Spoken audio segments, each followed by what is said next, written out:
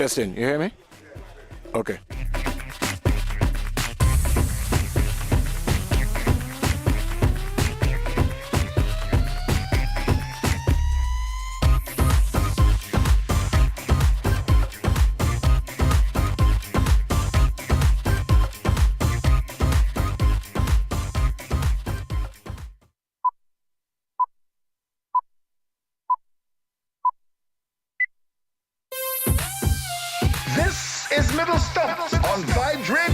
Champion station as we bring you ball by ball commentaries of the CG Insurance Super Cup being played in Antigua. The action is about to begin. And now, for all the excitement, let's join our commentators on location.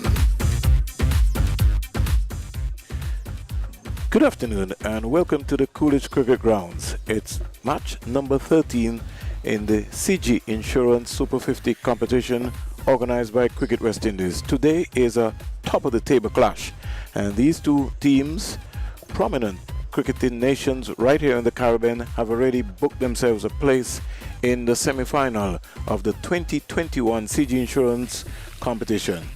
If we look and we see in terms of what has been happening so far, Trinidad and Tobago Red Force have played 4 games and they've won all 4 games under Captain Karen Pollard. Today, the Trinidad and Tobago Red Force has decided to rest the Trinidad and Tobago captain, and Darren Bravo will captain the team today. So the Trinidad and Tobago team will see Darren Bravo captain, Jason Mohammed, Dinesh Ramdin, Evan Lewis, Imran Khan, Kejan Otley, Nicholas Boran, Jaden Seals, Anderson Phillip, Akil Hussain and Carrie Pear.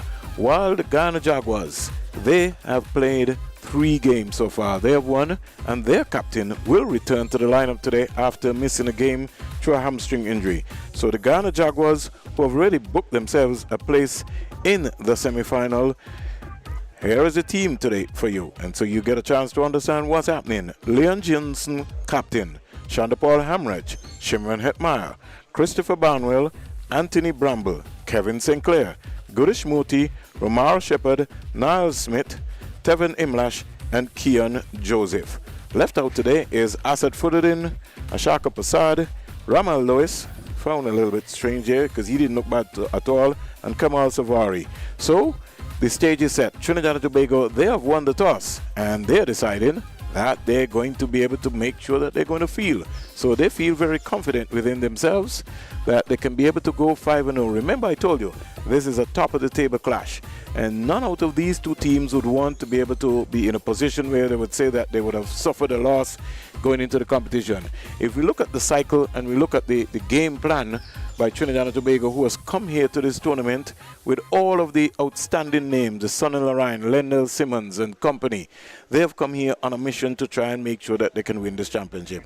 Outside of that, Guyana will feel that they're in with a chance to be able to try and make sure that they can upset the apple cart, because they would not have won the CPL, but they would really want to make sure that they win the CG Insurance Super 50. So it is going to be pretty exciting, and trust me, it's going to be mouth-watering. So if you're looking for action, you got to make sure that you stay right here to ball by ball commentary, which will be going right throughout the entire Caribbean and through the West Indies Cricket YouTube channel. So we'll be going all over the world. Let's first of all take some time out and salute Vibes Radio in the Commonwealth of Dominica, the Caribbean Broadcasting Network, the Caribbean Superstation 90.9 FM, British Virgin Islands and US Virgin Islands, The Wave in St. Lucia, NCN in Guyana, VOB in Barbados, CBC in Barbados, GBN in Grenada, Real FM in Grenada, KLS FM in Jamaica, and bringing it to you live here from the Coolidge Grounds, right here in St. John's, Antigua and Barbuda, ABS Radio. And I'm telling you, we are in for a real treat in this exciting game. Real treat. We're just waiting on the umpires. The on-field umpires today will be Leslie Reefer and Carl Tuckett, former West Indies one-day player from the island of Nevis. TV will be Gregory Brathwaite, fourth will be Patrick Gustard, and the match referee will be Rian King. You would know that Rian King is someone who is from Guyana and would have made a huge contribution in some form, shape or the other to West Indies cricket. Played some 19 test matches with 53 wickets. Won 5-wicket haul, best of 5 for 51. Played 50 ODIs, 76 wickets. is an International Cricket Council match referee. So Ryan King from Guyana, he'll be the man who will be holding down the fort here in terms of what is be happening. We are just seconds away before we give you the idea in terms of what's going to be happening. But for the folks who've just tuned in, we'll give you an idea to give you the teams for the Trinidad and Tobago Red Force. The teams for the Trinidad and Tobago Red Force. Their captain, Karen Pollard, is resting. Received instructions from the management team that everything is okay. So at least in this tournament, you want to be able to give yourself a little break. And with the depth of the Trinidad and Tobago Red Force team, they can afford to accommodate their captain being resting. Son and Ryan is also out today. So the team, Darren Bravo, who missed a couple of games, is back in. Darren Bravo will captain the team today, Trinidad and Tobago Red Force. Jason Mohammed, Dinesh Ramdin, Evan Lewis, Imran Khan, Kejan Otley, Nicholas Puran, Jaden Seals, Anderson Phillip, Akil Hussain, and Carrie Pear. So you understand in terms of what's happening. For the folks who just tuned in and wants to find out what's happening with the Guyana Jaguars team, well, their captain, Leon Johnson, he's back into the action and he'll be leading the Trinidad and, not the Trinidad, but the Guyana team today. While Trinidad and Tobago, they're resting their captain, the Guyana captain is back into the fore right here. So Leon Johnson is back in. Shimon Hetmeyer would have captained the team in the last game. Shanda Paul Hamraj, Christopher Barnwell, Anthony Bramble will keep wicket today for the Guyana squad. Kevin Sinclair, really great prospect. Gudish Moti, Romara Shepherd, Niall Smith. I've got some time for this young man. He's really got a big talent. Tevin Imlash and Keon Joseph. Keon Joseph is a fast bowler who's been around the setup for some time. The umpires are walking out. Leslie Reeve Jr. and Carl Tuckett from the island of Nevis. So it's Barbados and Nevis. In the meantime, all of the players from the Trinidad and Tobago Red Force, they're winding their way out. I think that we'll have the Black Lives Matter movement knee ceremony today, so that's something that we'll be sort of looking forward for.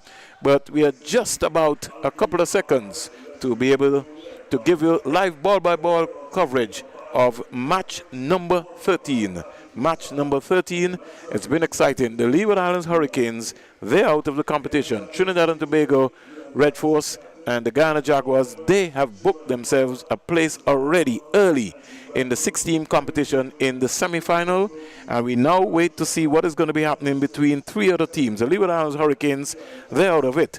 We had a loss yesterday to the Jamaica Scorpions, which is certainly hurt almost everyone in the Leeward Islands, all the Leeward Islands cricket fans. But we are back here with the action, and we have a game on hand. It's match number 13 of the CG Insurance Super 50 Cup, and we're live here from the Coolidge Cricket Ground. And the opening batsmen for the Guyana Jaguars team, they're already out there. They're ready to go. And Trinidad and Tobago Red Force in their red. You would know that. Very strong red. And their black pants, they're ready to go. So this is going to be a real exciting game, and we're looking forward for a good contest. And one of the things which I would love to see today is how DM Bravo handles this team. It would have been maybe interesting. I think they maybe might have had a toss-up as to whether Jason Mohammed, who would have captained the West Indies team on the tour to Bangladesh, maybe give him the opportunity. But the selectors have gone for Bravo. And so I'm looking forward to see this lovely contest. And I'll be looking forward to see who they're going to start with, whether it's going to be Hussein or Carrie Pear. Shanda Paul Hamraj looks like he'll be facing the first ball. He's got like 250s, 200s, and he's really way below par by his standards. Tevin Imlash is the opening batsman. He's got 150, average of 38.5, some 5 innings before, best of 57 not out. So he's coming in for his first game. And so this is promises to be an exciting time here at the Coolidge Cricket Ground. We are seconds away. Trinidad and Tobago Red Force captain today, Darren Bravo, having a chat here with his bowler. Looks like it's going to be Akil Hussain. Leslie Reefer is just checking to just make sure. He's in his 53rd list day game. Carl Tuckett is in his 27th. So this is a good opportunity here And starting from the CIUN, in fact, Carl Tuckett has just collected the ball from the Citizen by Investment Unit N here at the Coolidge grounds. Akil Hussein will start for the... But before we do that, we'll have the ceremony for the knee ceremony. So we'll also raise our fists here in the booth. Hussein, best list day figures have been 5 for 26. And the players, umpires, officials, even the groundsmen and all are participating in this important ceremony here in terms of raising your fist and supporting the Black Lives Matter movement all around the world. That is completed, and Carl Tuckett now hands the ball to Akil Hussein, who will bowl to Chandapal Hemraj.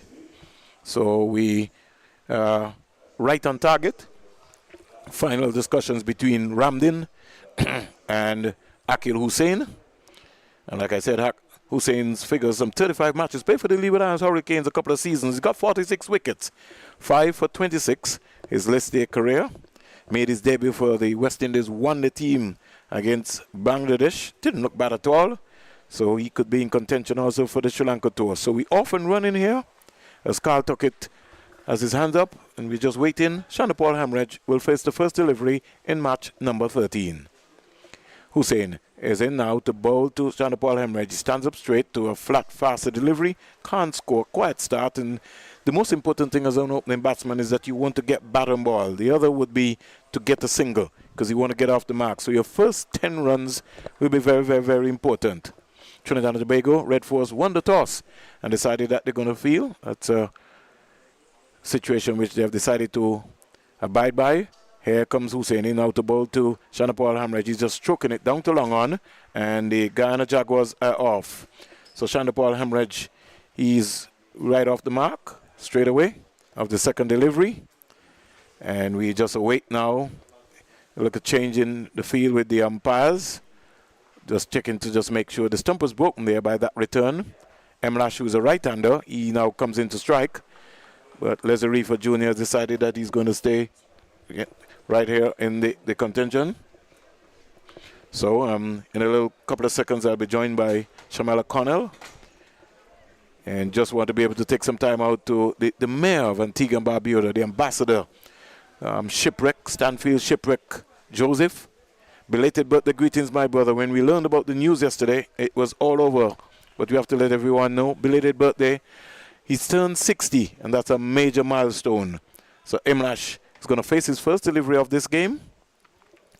Hussein is going to come in nicely. He's going to glide in now to bowl to Emlash. Into bowl to Emlash. He comes quietly forward and cautiously just playing it right up to Jason Mohammed, who's right there cover. Puran clapping away at slip. And Trinidad and Tobago with a pace offside field as Hussein has started well. One run off his bowl of this over so far. He's just not getting his rhythm right, but he's a guy who can't. Let's see what is going to be happening with this delivery. Comes in now to bowl to Emlash. Emlash is back and punching it but can't score. Chandapal Hemraj is not even interested in the single. And Anderson Phillip coming in nicely. It'll be a good go today between Seals and Anderson Phillip. I'm looking forward to that. Shamela will give me her own thoughts and what you think that contest will look like. Ravi Rampal rested also for this game. One without loss. Guyana Jaguars inserted by Trinidad and Tobago Red Force. Here is Amlash playing around his pad right there. Was appealed for a leg before, but umpire Carl Tuckett is not interested. And so the score remains on one without loss. Carl Tuckett, who is also a coach in the Ministry of Sports Department in Nevis, one of the top coaches on the island, waits as Hussein is going to bowl to Emlash with a high backlift. And now to bowl to him, he's back and looking to turn this onto the onside, gets a single. Evan Lewis comes around but can't stop the single. So both batsmen are off the mark. And the completion of over number one, it's two without loss. Chandapal Hemraj is one, and Tevin Emlash is one. Two without loss at the end of over number one. Let me say good afternoon to Shamela Connell. Good afternoon. Good afternoon, Vernon. And how are you doing? I'm okay, you? And I'm also joined by Mr. Darwin Telemax. So it's a pretty, what's this, ammunition time? It's good to see those guys. Thank you guys very much. Two without loss. Darwin Telemac will be part of the team today. So, and you know, Darwin would have, you heard the name Darwin Telemac, right? He was good enough bashman. He could have played for the West Indies senior team, but he decided to go and study. But he played West Indies under 19 cricket, played for a little while. had some shots. Very, very, very accomplished player. I think he's one of the first players to have played for the Leewards and Windwards, and will join Shane Julian and company. We'll talk a little bit more about that when Darwin gets into the hot seat when time comes around. 2 without loss. And Seals, you must be looking forward to see Seals and Anderson Phillip today, Shamila. Yeah, very much so. Especially on this track. It's fairly new. Yeah. Yeah. So from the media center end, Darren Bravo with a young team today. So this is good. This is real good for West Indies cricket. Some fast bowlers on show. Anderson Phillip and Jaden Seals, and trust me, they've got some talent between them. They've also got some pace. So we're looking forward to see Seals. Number 33 on his back. He comes in now to bowl to Imrash, into pitched up straight away, bang on target, and Imrash is coming down nice and straight and playing that ball right up to mid-off. And the score remains on 2 without loss. 2 without loss. This is a good start here so far. I like the look, Shamila. Not for 17 against the Leeward Islands, and this is just only his second game, made his debut against the Leeward Islands Hurricane. Now 6 overs, not for 17. A 19-year-old with a bright future ahead of him from Trinidad and Tobago. Seals comes in to bowl to Imrash, Imrash is working this onto the onside, picking up an easy single, and comfortably played up to the captain Bravo at mid-on, and the score goes up to 3 without loss. Imrash goes to 2. Shandapal Hemraj, the left-hander, he now comes in to strike. Trinidad and Tobago Red Force won the toss and decided that they were going to bowl first here. And that is an exciting time. 3 without loss. We wait for a moment in terms of what is going to be happening. Shandapal Hemraj. He's won. He's the left-hander. He's faced 2 deliveries so far. And Imrash 2 from 6. And Shandapal Hemraj, by his standards for a tournament of this nature, he's really not gotten off and really lit the Coolidge ground at the Sir Vivian Richards Stadium as yet. Maybe today could be his day. Shandapal Hemraj waits for his first delivery from Seals. Into bowl to him, he's back on the cross, punching it up to Bravo. He can't score, and the score remains on 3 without loss. Trinidad and Tobago would have won the toss and decided that they were going to field as usual. Their captain and their most senior bowler in Ravi Rampal is resting today. Kyron Pollard is also resting, and Sunil Narayana. So Trinidad and Tobago, they're looking for the business end of this tournament, giving the players and a nice rotation between the players just to make sure this is a tight tournament. Bravo and Lendl Simmons was out for injury. Simmons is not playing today. He's still being rested. Seals comes in to bowl to Shandapal Hemraj. He's back and just working this, but can't beat the fielder short mid-wicket in Evan Lewis. And the score remains on 3 without loss. 3 without loss. Match number 13 in the CG Insurance Super 50 Cup. And if I told you, this might be the second time that I've seen Darwin Telemark for 2021. That's not a good sign. I don't understand this at all. I mean, I'm accustomed to seeing Darwin almost all over. So you must know that, boy, he's really working hard. 3 without loss. Trinidad and Tobago dressing room just looks so relaxed. They're really into the semi-final. And so there's really no pressure. And they want to win all the games. There are 7 games, and they've come here with a mission. They want to go 5-0, and then head into the semi-final and then the final, hopefully. Seals to bowl to Shandapal Hemraj. He's in now to bowl to Shandapal Hemraj. He's back. He's playing at a naughty shot, a shot that he really didn't need to play at. The left foot didn't get across there where he could have been able to punch that past Kerry Pierre backward point. But good link delivery there, Shamila, from Seals. Very good link. We've been hitting those links consistently over the last couple of balls. And Shandapal Hemraj is really, by his standard, below form. And you really want to get cracking, get moving. Trinidad and Tobago Red Force, as you would call it, a powerhouse team in regional cricket. And they seem to be on one mission to win this championship. Seals comes in to bowl to Shandapal Hemraj. Gets a back of the length delivery. Can't beat Carapay at backward point. And over number 2 comes to a completion. And the score is 3 without loss. 3 without loss. The Guyana Jaguars. Tevin Imlash is 2. Shandapal Hemraj is 1. Very good over for the Trinidad Red Force. Both teams already qualified for the semi-final, so it's just about giving each player opportunity today to get a full blow. So 3 without loss, as we now see Akil Hussain, who will look to start from the CIU end here at the Coolidge grounds.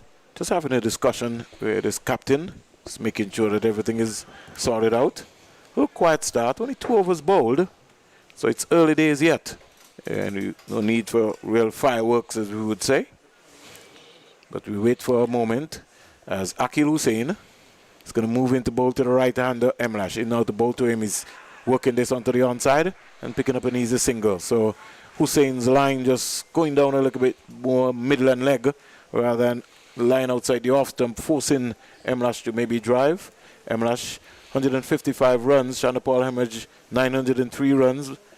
And really by his standards, Chanderpaul Hemorrhage, who now comes into strike, some 37 matches, you'd really need to be able to kick on today and get a big one. Goes into his stance and waits for the left-hander Akil Hussain as he comes in now to bowl to Chanderpaul Hemorrhage. There's just an adjustment being made by Bravo, making sure that everyone is in place. As he comes in now to bowl to Chanderpaul Hemorrhage. He's down the wicket, and when he gets there, he hits this straight down the ground, over long on for 6. That's a good straight hit. So a confident shot. He has already made his mind up that once he was going to bowl that ball, that he was going to be advancing, and that's how he plays. He tries to freeze himself. He quickly goes up to 7. Nice use of the feet there, Shamela. Good, straight, clean hit. Very much so. That's a very clean hit from Hemorrhage. He used his feet nicely and got to the pitch of the ball and straight back along. Now to long one for 6. So the pressure now goes on Hussain, and the score is 10 without loss. Chanderpaul Hemorrhage goes to 7. Scores this season have been 35, 24, 8. He's got 7 here. So you really want to get a big one for the Guyana Jaguars. Hussain is into bowl to Chanderpaul Hemorrhage. He go back and he pulls that over mid-wicket. 6 more. That's huge. It's gone over the restaurant area. So that was short. He just put the pressure back on Hussain, and he pounced on that quickly and hit that really over mid-wicket. That's a lovely shot by Chanderpaul Hemorrhage. Yeah, very lovely shot from Hemorrhage. As you can see, he premeditated over outside the all-stump, and Akil Hussain pulling it down a bit too early. Yeah, look at pressure there. That's what happens, especially in the power play overs. And this is something that I don't think that we have seen consistent enough, Shamela. We've been here for most of the games. This is Darwin's first game. The teams who are batting in the first power play, the first 10 overs, we have not seen the aggression. And it's just, if you look at the first 10 overs, I mean, yesterday, Leewards and Jamaica Scorpions, they scored maybe between 20 in the first 10 or 30. But most teams tend to come out, especially in the first 10 overs, and you really want to get anywhere between 60, 70 to sort of put the pressure on the opposition. And Guyana maybe has come out with a plan, and they decided that they're going to target Hussain, who's into his second over, none for 15 so far. Very much so. You look to maximize that first ball player with only the 2 feeders out. You look to get as much runs as possible on the board. So they've had to find a new ball, a replacement ball. And Patrick Gustard has brought that box out. They've selected. And we're ready to go again. 16 without loss. And Chanderpaul Hemorrhage quickly, how quickly you can just shut up. He's 13. Tevin Imlash is 3 on the non-strikers end. He just looks on. And we wait to see what's going to be the approach still of Chanderpaul Hemorrhage. Waits now, he's just working this and getting an easy single. So already Hussain is gone offline, and that maybe should have gone again. Really, it was right there for the taking. And I think he was a little bit generous and casual. But what do you think, Shamela? I believe it's very sensible batting. You already done got 13 already, so just rotate and get a single. Darwin doesn't believe that. Does it? No, Darwin feels that should have gone too, either for 4 or maximum. 14 to Chanderpaul Hemorrhage. Emlash is in space now. He's 3, and he's coming stylishly forward. Can't beat Jason Mohammed in the covers. 17 without loss. The run rate now 6.00. Hussain put under immense pressure. His only second over, none for 16. And let's see how Imlash will deal with him. Here comes Tevin Imlash. He comes in quietly. In now to bowl to Hussain. Can't score. So, ends good. All that starts, but, at least he ended well. Whether Hussain will continue is another scenario, but we'll wait and see if Darren Bravo will have some confidence in him. The end of over number 3, the score is 17 without loss. The run rate is 5.67. Chanderpaul Hemorrhage is 14 with 2 maximums, and Imlash is 3. Yeah, very good over for the Jaguars. Hussain there just being a bit offline a bit. He's the first time in this tournament that he wasn't consistent. Going for 16 in that, 15 in that over. Yeah, so he will have to get his bearings going. And you know what happens when you have competition, Jamila? Because Carrie Pierre, he's also not been talked about lately. It has been Akil Hussein who they've been talking about. So Carrie Pierre now has maybe got Hussein maybe under some pressure in terms of... So the competition for places is good. It's all good. And that's what you want to see. You know, even the team coming back from Bangladesh, you know, there's big major talk as to who should be the captain for the test team, who will make the wonder team, who will make the T20 team. 17 without loss. Seals comes into bowl to Chanda Paul Hemorrhage down the onside and the signal wide. And Seals certainly would not want to start that way. He's got to get his radar going. And umpire Leslie Reefer Jr. from Barbados, his hands come out to signal wide. Trinidad and Tobago team clapping away to Seals, telling him, let's go, let's keep going. Jaguars and Red Force, some 31 matches have been played. Trinidad and Tobago Red Force, they've won 18, Jaguars 9. Seals comes in to bowl to Chanda Paul Hemorrhage. Leaves alone a good length delivery, that's a good leave, and he was really moving there. There's a Reefer Jr. just coming to just inspect the area to make sure that Seals is not running in the danger area. He's quite satisfied, so there's no need for him to say anything to the young man. He's just looking again just to make sure, and he's quite confident. He comes back, and he just takes a couple of steps, looks down, makes sure that everything is okay, and he goes back into his position here from the media center end. 18 without loss. The run rate is 5.68. Seals glides away beautifully. He's in now to bowl to Chanda Paul Hemorrhage. He stands up and spanks that square for 4. That's a lovely cricket shot. Got on top of that. And Pierre will only just pick it up to retrieve. That's a lovely cricket shot by the young man. Stood up tall on it and just hit it square. And when you see left-handers in this sort of mood, you know, you just enjoy a nice high elbow. And that was a lovely shot, Shamela. Yeah, very good shot from Hemorrhage. Just staying back on the back foot. Not a bad delivery from Seals. Just perfect execution from Hemorrhage. Lovely shot. And when he's on the go, he really looks pretty, this young man. He's 18. The score is 22 without loss. The run rate 6.60. The Guyana Jaguars inserted by the Trinidad and Tobago Red Force. Seals comes in to bowl to Chanda Paul Hemorrhage, into bowl to him. Oh, that squared him up, beat him all ends up. That's a good comeback delivery by the young man. The length was different. And Chanda Paul Hemorrhage just more or less didn't get right out there. But he said to you that I left that alone. Rightfully he was it. That's what he would say to you. So this has been a good searching area here, a good contest. Seals not for 6. And let's say good afternoon to the folks in Trinidad and Tobago. Ruskin Mark and company, all of my colleague journalists. Even Anthony Gray, who was glued to either his television or his YouTube channel.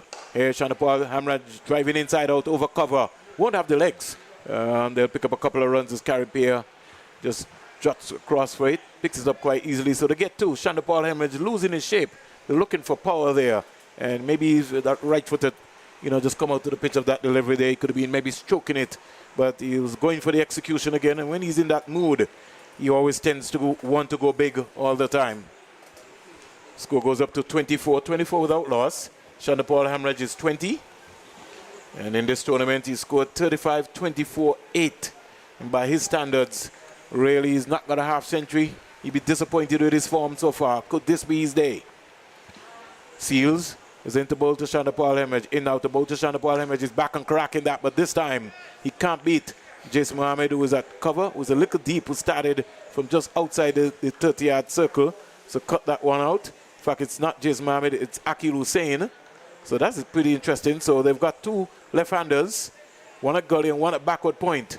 And saying to Chanda Paul Hemorrhage, I think they're competing because they're both 2 very good fielders. They're saying, let's see if you're going to be able to beat us again. So what they've done this time, they're starting from outside the 30-yard circle before they get in, because Chanda Paul Hemorrhage in this mood, he's looking to play shots. He's going hard. Waits for Seals, who comes in now to bowl to him. He's back and across and defending. Goes up to the captain at mid-off. And so rehearses the shot that he wanted to pull that one. So completion of over number 4, 24 without loss. And the latest score here at the Coolidge Cricket Grounds is Chanda Paul Hemorrhage is on 20 from 15. Tevin Imlash is on 3 from 9. And that's the latest score here, scoring at 6.00. Very good start again. 24 from 4. They're going at 6 runs and over. This is very good going from the Guyana Jaguars. They haven't been quite a start like this before. So let's see how they can continue this.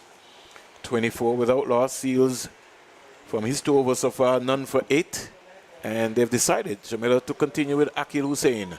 So to come next, Shimon Admire, who scored 18 in his first game and has really not come to the party since then. Leon Johnson, as one of the real leaders, he got 100 to get them across the line against the Leeward Islands Hurricane. A very important knock for him. And Akil Hussein will continue, not for 16. He comes in out the ball to Imraj. Imraj is getting there, using his feet, getting down the wicket. And when he got there, he had to check his shot. And he realized he was not there, so he didn't try to give his hand away. But he maybe could have looked to just stroke that down to long on and get a single. If you got that far, you've got to be able to get your wrist working and hit that down to long on to be able to get a single.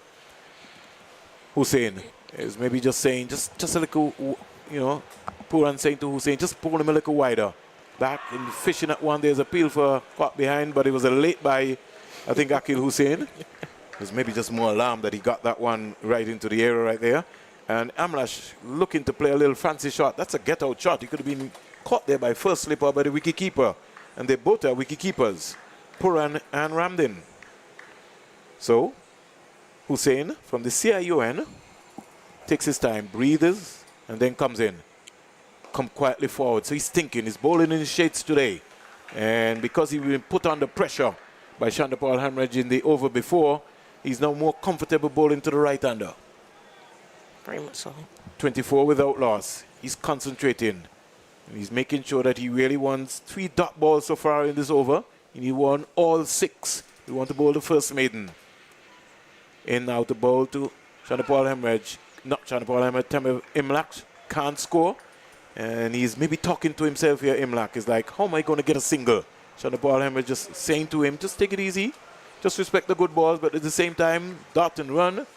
Akil Hussein, 1 for 46, 2 for 25, 2 for 44. So he's got 5 wickets so far in the CG Insurance competition, not for 16 here in his 4th game. He's back and cracking that. Ooh, and one bounce there to Seals, almost carried. And he really just, the right foot just needed to come back and get down and hit that with some power. Now Chandapal Hamraj sees something and comes down to him to say, come on, we've got a good start. You can't give your hand away. Just keep batting, just respect the good balls.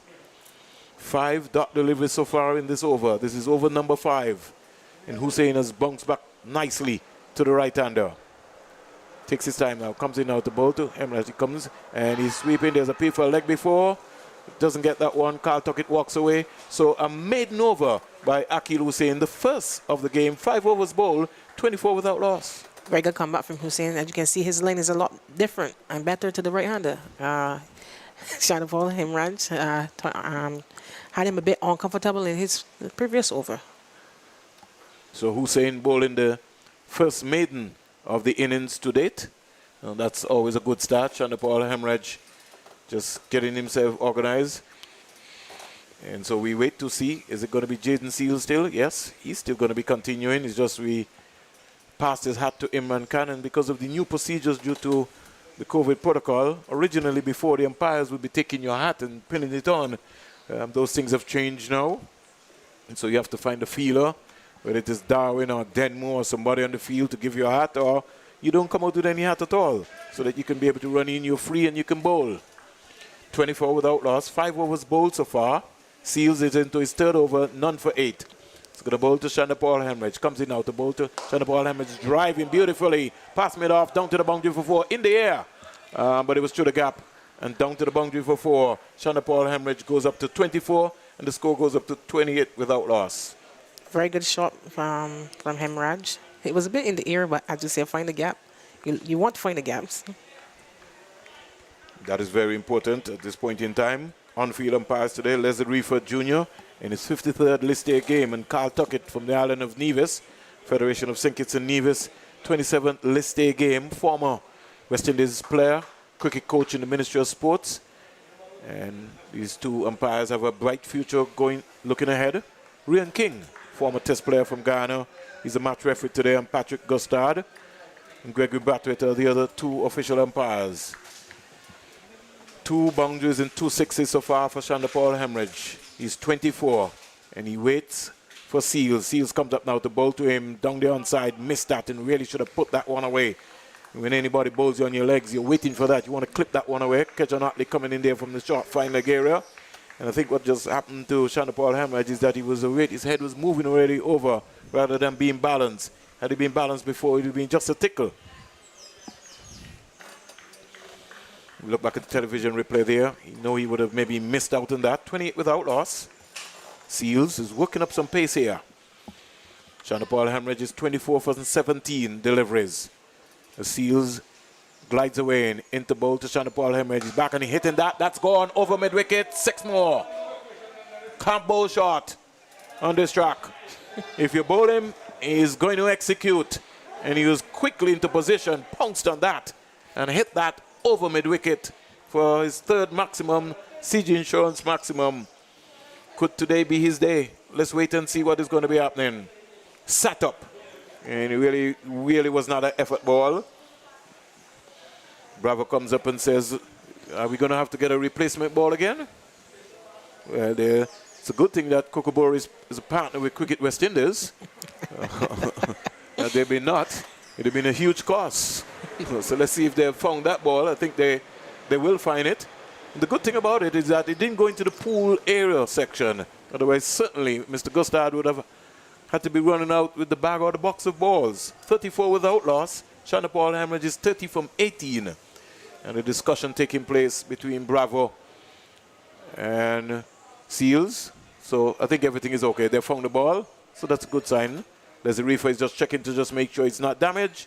He's satisfied, is it? Yes, and he lobs it back to the Trinidad and Tobago Red Force captain. So 34 without loss. 34 without loss. Shonda Paul Hemorrhage is on 30. Been waiting for a little while. And it's building up here. Real fast and furious, as we would say. 34 without loss. Shonda Paul Hemorrhage is 30. Seals around the wicket now to bowl to Shonda Paul Hemorrhage. That tucked him up. Looking for a single, certainly not on. And this is a good comeback delivery. And I think the reason why that tucked him up is because he really, his left foot didn't get in line. If he got in line, he would have been able to just tuck that one away. 3 maximums and 2 boundaries in this 19 knock, 30 knock by Shonda Paul Hemorrhage. And this is what I think the folks in the Caribbean have grown accustomed to with Shonda Paul Hemorrhage. He plays shots. He's a shot maker. He's a boundary hitter. And don't want boundaries today. He wants a big score. Some 11 dot balls in his innings to date. He just retakes his guard just to make sure. And Seals would want to end strong in a very big way. Weighing the number 33. 19 years old from Trinidad and Tobago. He's in now to bowl to Shonda Paul Hemorrhage. He's now to bowl to him and he's squaring him up and staying this down to 3rd man. He'll only get 1 run. And I was talking to you about the assertiveness there.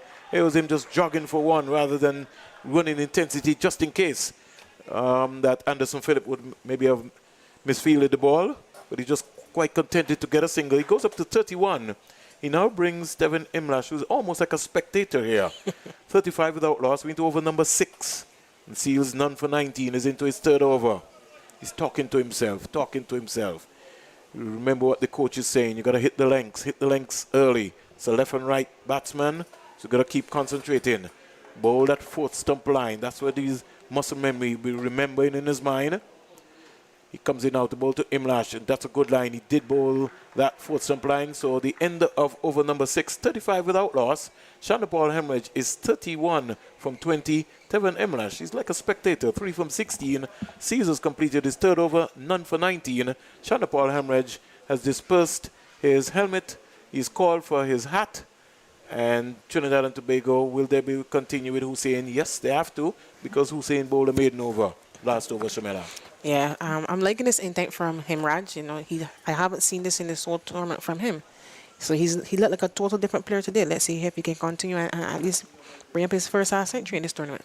Denmore Roberts will be the voice coming up from Antigua and Barbuda in a little while.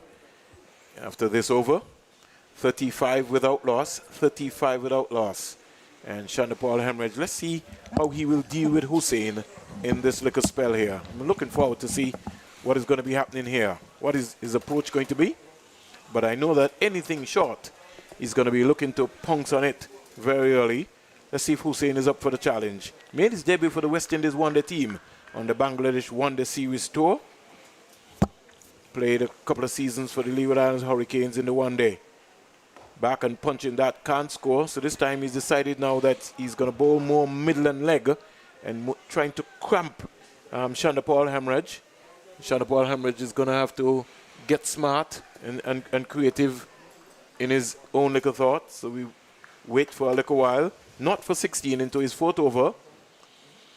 Here comes Hussein into bowl to Shandapal Hemorrhage. He missed out on a sitter there. Really should have stayed over that ball and hit that down to long on.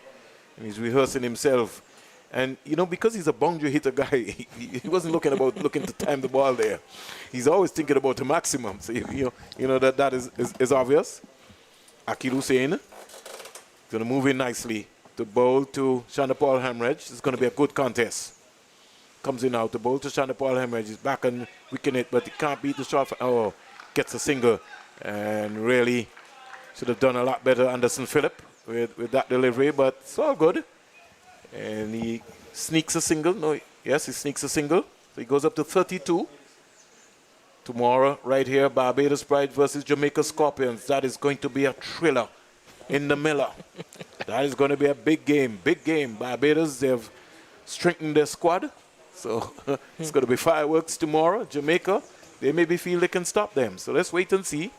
Hussein is into bowl to the right-hander. He's sweeping beautifully. Once he beats the short fine leg, he goes down to the boundary for 4. Offline by Hussein, and he just lost his radar there. Imlash goes up to 7. The score goes up to 40 without loss. And Shandapal Hemorrhage is on 32.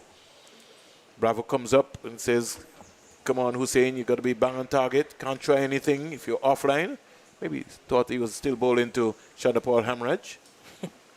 He was offline, and quickly, Emrah's eyes opened up, and he really pounced on that very quickly.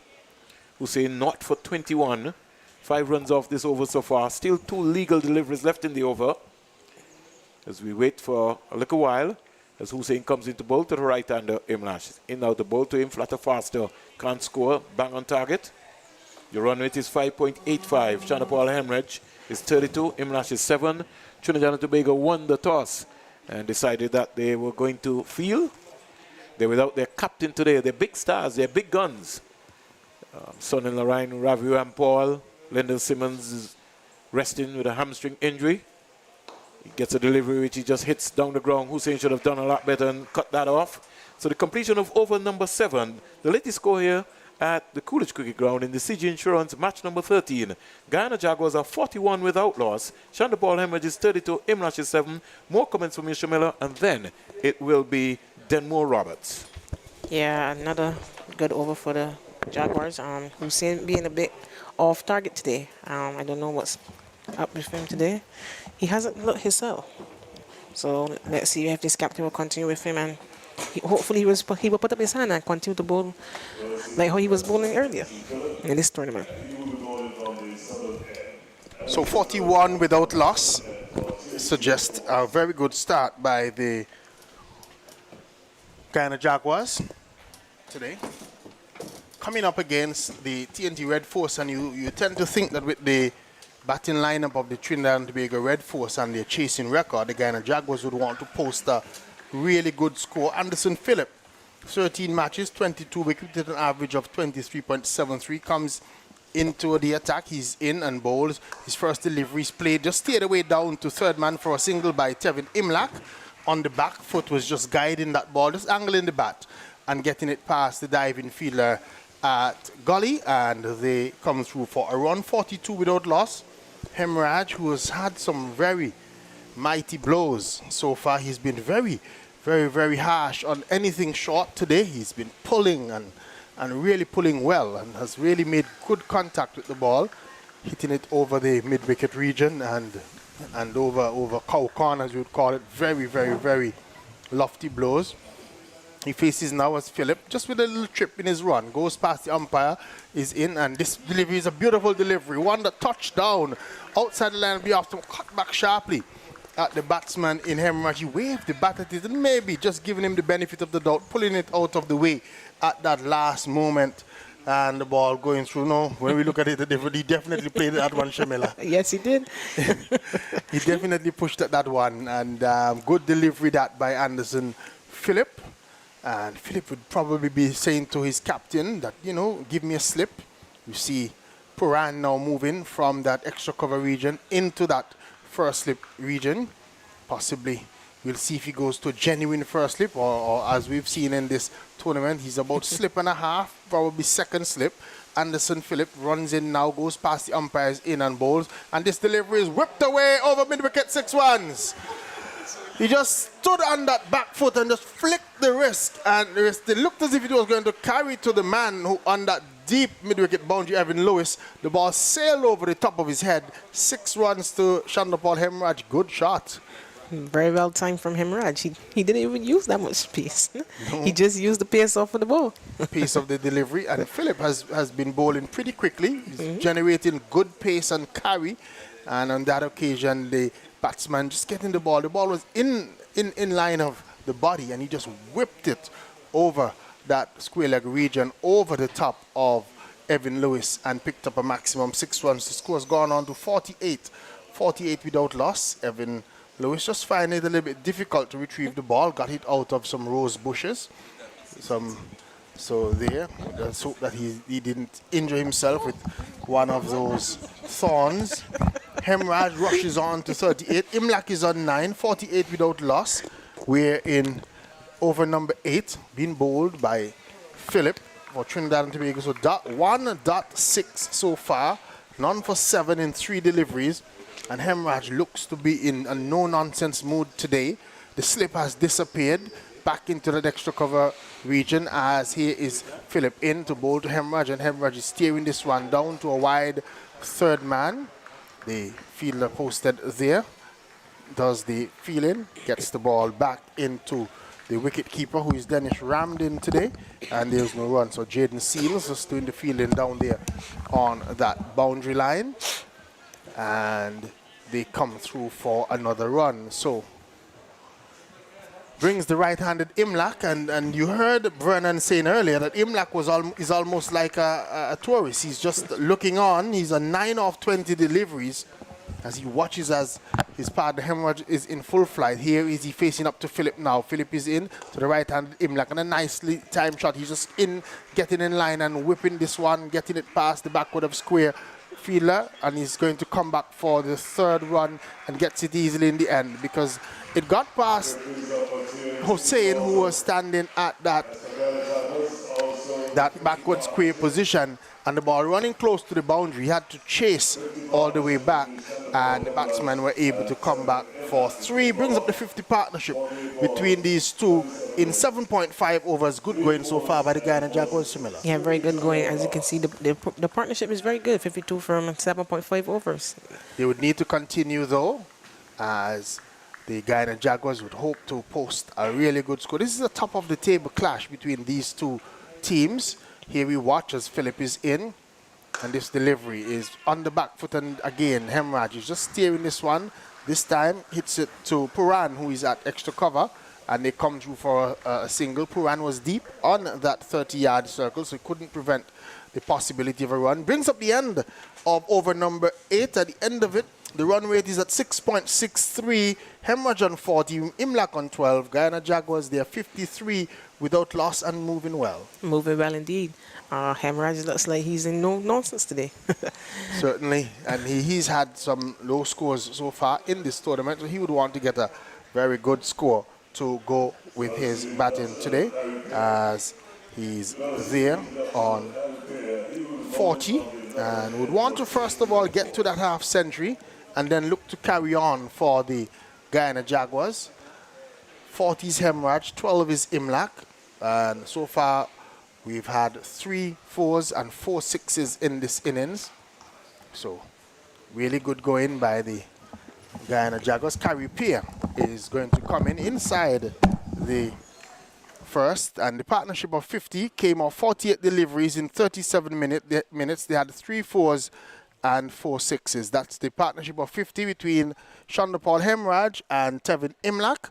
48 deliveries, 37 minutes, 3 fours and 4 sixes, as it's going to be Hemraj to face Carey Pierre. Pierre is in, and this delivery just bringing the batsman forward, jumping out of his crease, coming down the track slightly and pushing it back to Pierre, who fields his own bowling, and there is no run. So he has a man at point, cover is square, extra cover mid-off, a man at long on as Pierre is in, and this delivery is cut away, but finds the fielder at backward point, and there is no run. Then he has a long on, a man at short mid-on, deep mid-wicket is on the boundary, and then there is a man at backward square and a short fine leg. Here is Carey Pierre in, and Hemraj looking to give himself room, trying to force this one through the offside, only manages to get the ball back to Carey Pierre, who fields to his own bowling, and there is no run. So the teams today, Trinidad making some changes. Imlak is in for the Guyana Jaguars.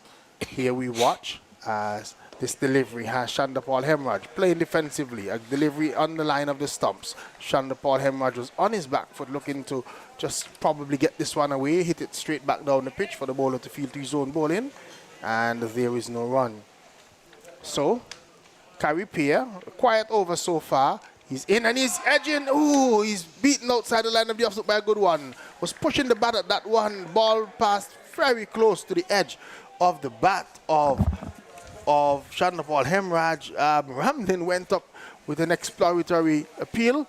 Not out, says the umpire. Here is Carey Pierre once more, and Hemraj has to play defensively. And maiden over, bowled by Carey Pierre, coming on and having 6 dot deliveries to start, keeping Hemraj quiet. He remains on 40. Imlak remains on 12 after 9 overs.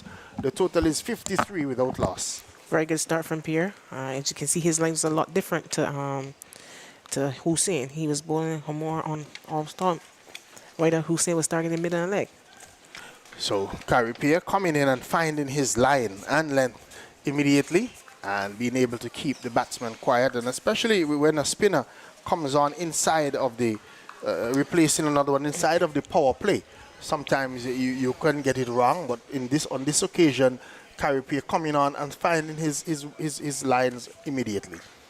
We're going to watch as Philip is going to continue. Here is Anderson Philip in, and this delivery is turned away into the onside, and there is no run.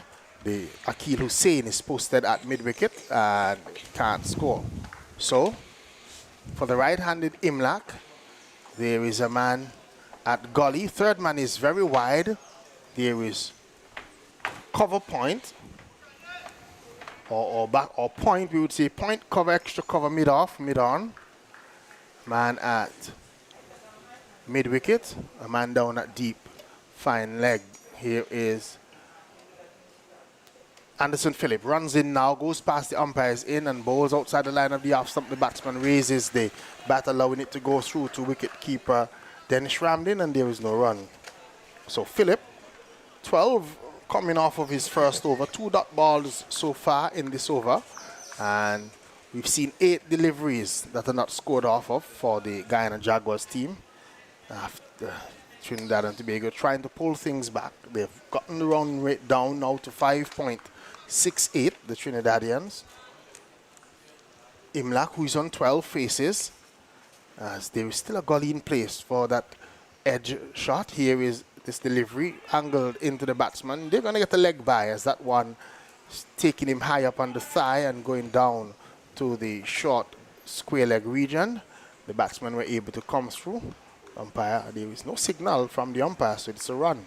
Probably just got an edge onto that one, onto his thigh pad, and the ball coming down into that short backward square region, and the batsmen were able to cross for the 54th run of the innings. Imlak goes on to 13-40 is Hemraj. We see Kyron Pollard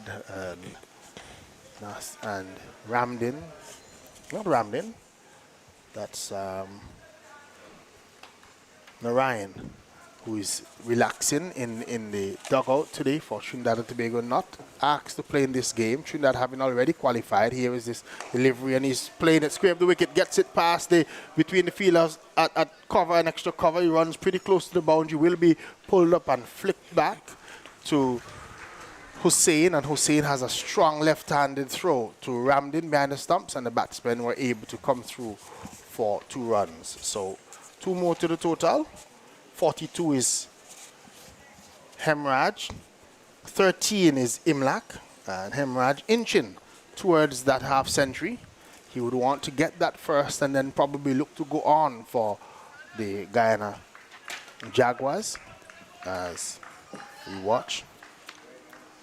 As here is Philip, runs in, goes past the umpires, in and bowls to Hemraj, and Hemraj is playing an almighty swing, gets it off the inner portion of the bat, it beats the short fine leg field and down to the boundary for 4, but that was a risky shot, could have played it on to his stumps, and he got away with that one.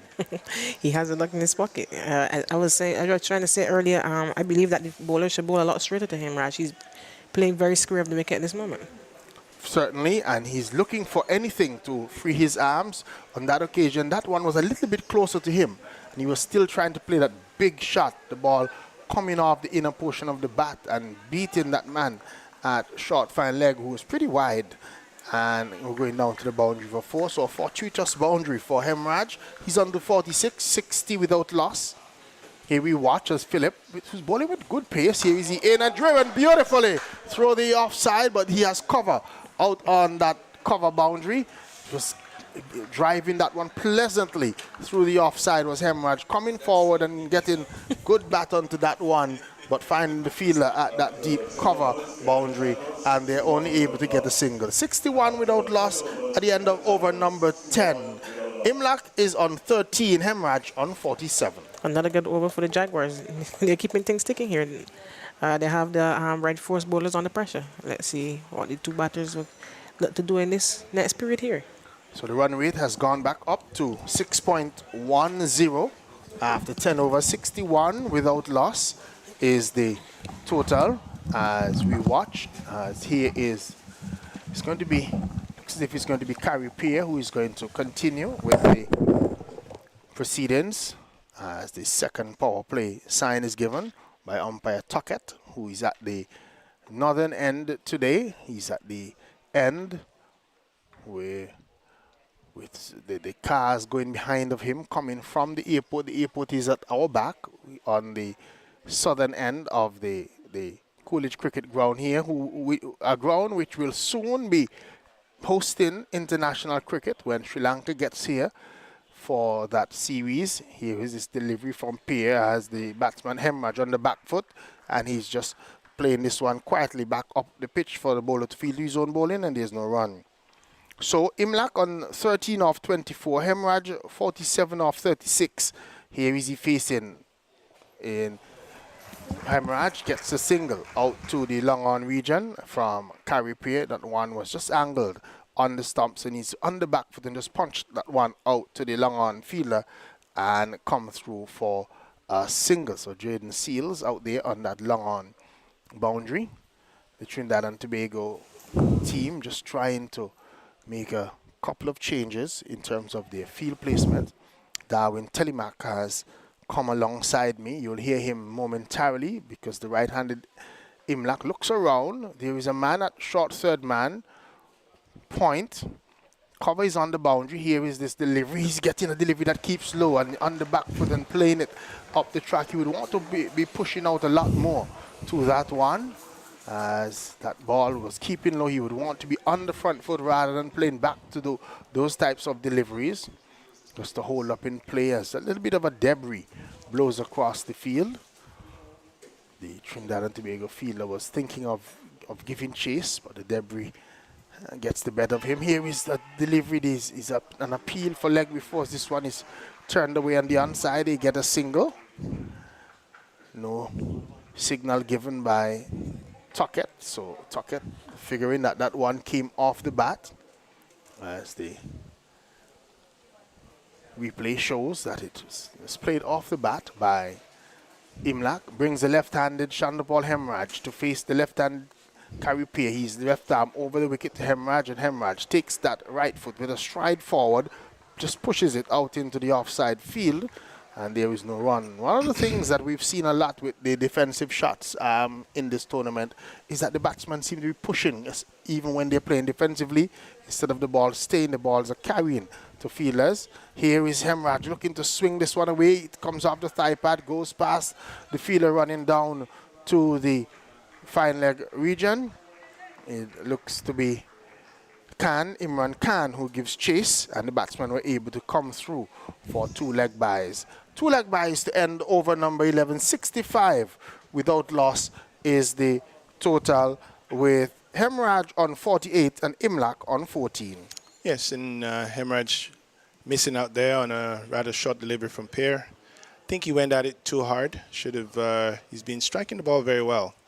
Would have done himself a whole lot of good had he just caressed it a little bit, just behind square, and he would have gotten possible 4 runs. But he's in good touch. The Trinidad bowlers are certainly wanting to see him leave the crease. He's middling well and putting some pressure on the Red Force. I think Jaguars are trying to build up the run rate, try to get ahead of the game with these power plays, and it's all in their interest to do so. The Trinidad batting is extremely exciting and powerful, and so they have to get some runs on the board to challenge this Red Force team. So Philip is going to continue. He's in. His first delivery is down the leg side and just glanced away by Imlak down to the fine leg boundary for 4. So he just glanced at it. It bounced before it got to Ramden, who was tumbling to his left, and the ball raced over the outfield and into the fine leg boundary, 4 runs. Yeah, he tickled that one away, and he's been playing the anchor role. In the one-day games, you want everyone to be blazing, but he's been supporting Hemraj very well, and I'm sure he's welcome in this boundary. Certainly would be welcome in the boundary. He's on to 18 of 27. Hemraj on 48 of 40 deliveries. As this is Philip, begins to move in now. Has a nice stride in, and this delivery having the batsman coming back on the back foot and playing defensively out into the mid-off region. Looks to be Jason Mohammed who does the fielding, and there is no run. So Anderson Phillip, off his 2.2 overs so far. He's been a bit expensive. 24 runs off of his bowling so far. This over so far, 4 and a dot ball. The score has gone on to 69. 69 without loss.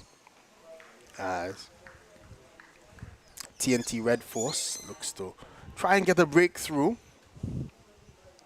Here is Philip now. Goes in, past the umpire, is in and bowls, and this delivery is steered away off the outer portion of the bat down to third man for a single. And so 1 more to the total, 1 more to the Guyana Jaguars total. 70 without loss in over number 12. As the Guyana Jaguars team would be hoping that they can get a really big score today to really put pressure and see what pressure does to the Trinidad and Tobago batting. The Trinidad and Tobago so far batting has been able to overhaul any total that has been posted against them. So we will see how they react. Here we watch as this delivery, Hemraj is steering the square of the wicket, gets it past backward point. The fielder at the wide third man position having to do some work to come around, and he gets his 50. 50 for Shandapal Hemraj of 40 deliveries. Guyana Jaguars 72 without loss. Yes, and very, very well played. I must say that was quite a confidence-building inning. He's middled the ball well, and he's played some exquisite shots. I think he's not really come to the party in a big way. I'm sure he wants to impress, and he's taken the opportunity here against a very good Red Force team. Well played.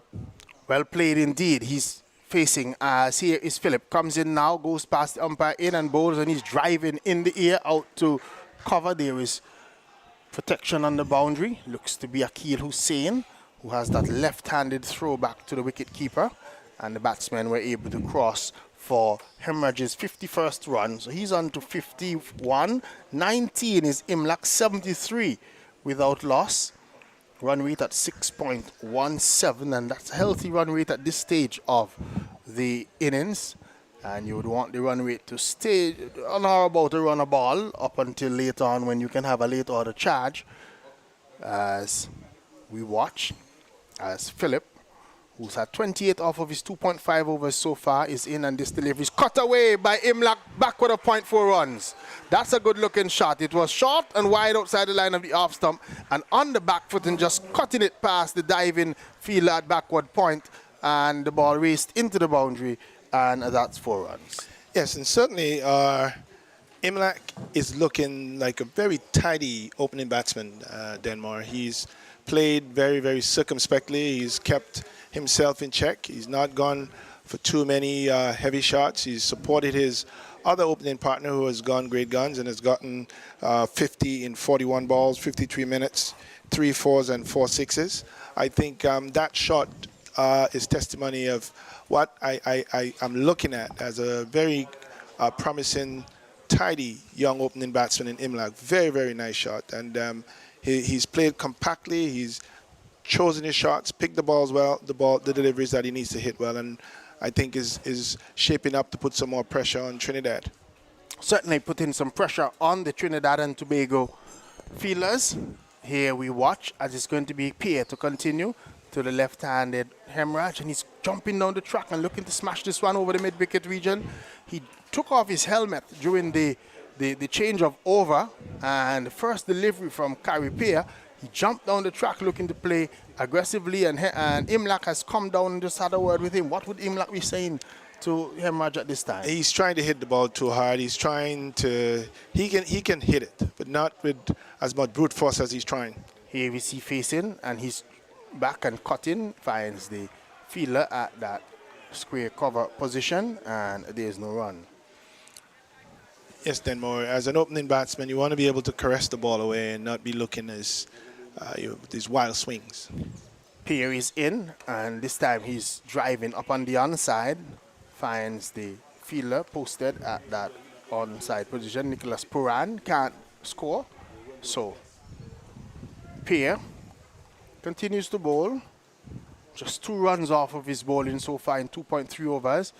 Here is he getting a single. Finally is Chandapal Hemraj as he gets this one out to Seals, who is on that long on boundary. His throw comes all the way back to Danish Ramden, and the batsmen were able to cross for a single. 78 without loss. 52 is Hemraj. Imlach is 23. Remember, Trinidad and Tobago won the toss and inserted the Guyana Jaguars today. Here we watch as this delivery is played defensively by Tevin Imlach out into the offside field, and there is no run. So the Guyana Jaguars 50 came up off 48 deliveries in 37 minutes, and Hemraj's own personal milestone, his 50, came off 41 deliveries and 53 minutes, and he had 3 4s and 4 6s and in his innings. Here we watch as this delivery is played away quietly out into the offside field. The fielder is quickly around in Nicholas Puran. Puran looks as if he's put on a little bit of size since I've last seen him. No damage done. The end of another over, just a single from Carrie Pierce over. The end of over number 13. Hemraj is on 52, Imlach on 23. Guyana Jaguars 78 without loss and going well. Yes, and your comment on Puran might just be muscle. He's obviously hitting the ball well, so no doubt he must be getting all built up and getting stronger. But certainly Darren Bravo has to be quite a little bit concerned. The score rate is at 6. He hasn't had a wicket.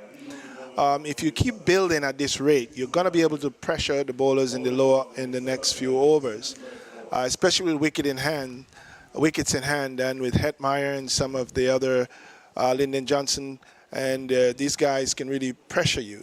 So if he's not able to bring the run rate down and get a few wickets, a very, very interesting evening here for the Red Force. Could be lead to a very interesting evening here. We see another change in the bowling. Looks as if it's going to be Jason Mohammed, who's had 104 matches so far in his career. So far in this, 3 for 50 being his best against the Windward Islands. Mohammed is in. This delivery is driven by Hemraj. He's going to get a single as he gets it out to Akil Hussein, who's on deep cover. Comes in about 20 or 30 yards off the boundary. Has a left-handed throw back to the wicket keeper, and they come through for a run. 79 without loss. None for 24 against Jamaica. 3 for 50 against the Windwards. None for 22 versus Barbados. And 1 for 15 versus the Leeward Islands. So those are Jason Mohammed's bowling so far in this tournament. Just making a change in the field. He's moving that man who was at forward of square into a backward of square position, and he's asked the man who was literally at a short fine leg to come just about square of the wicket, maybe just slightly backward of the umpire. Here is he flighting and driven up on the onside by Tevin Imlak out to Seals, who has a good throw all the way back to Ramdin, and the batsmen were able to come through for a run. As a matter of fact, it looks to be Philip who fielded that one instead of Seals. Anderson Phillip was the fielder. Hemraj, who was sent in his helmet, so he's now just wearing a cap, stands up left-handed as there's just an adjustment being made to the field. Akil Hussein is being moved to his left at that deep cover boundary, and here is Hemraj driving, but straight to the fielder, standing at short extra cover, and there is no run. Imran Khan looks to be the fielder in the way. Imran Khan has been around for quite a while, playing for that Trinidad and Tobago team as well.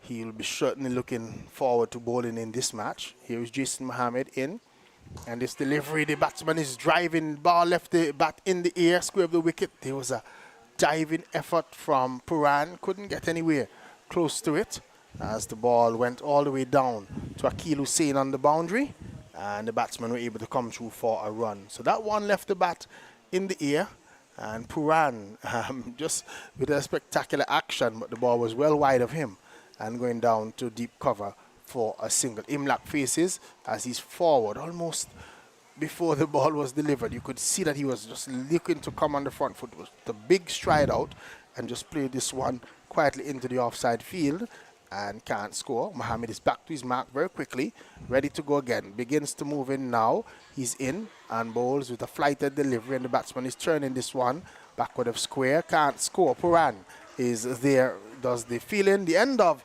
another over has come up. Hemraj is on 54. Imlak is on 24. Guyana Jaguars, they're 81 without loss. Yes, and Denmark, the intent here by Bravo, if you can't get wickets, to bring the scoring rate down.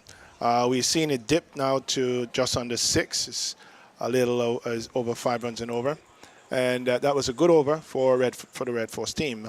What I'd like to say here, though, is that while these teams have made changes and some of the senior players for the Trinidad Red Force team are off the field, this is an important game for both teams. They know they may meet again. And so whoever wins this game is going to have an edge. So believe me, these players out there are trying to ensure that they apply the pressure in both directions.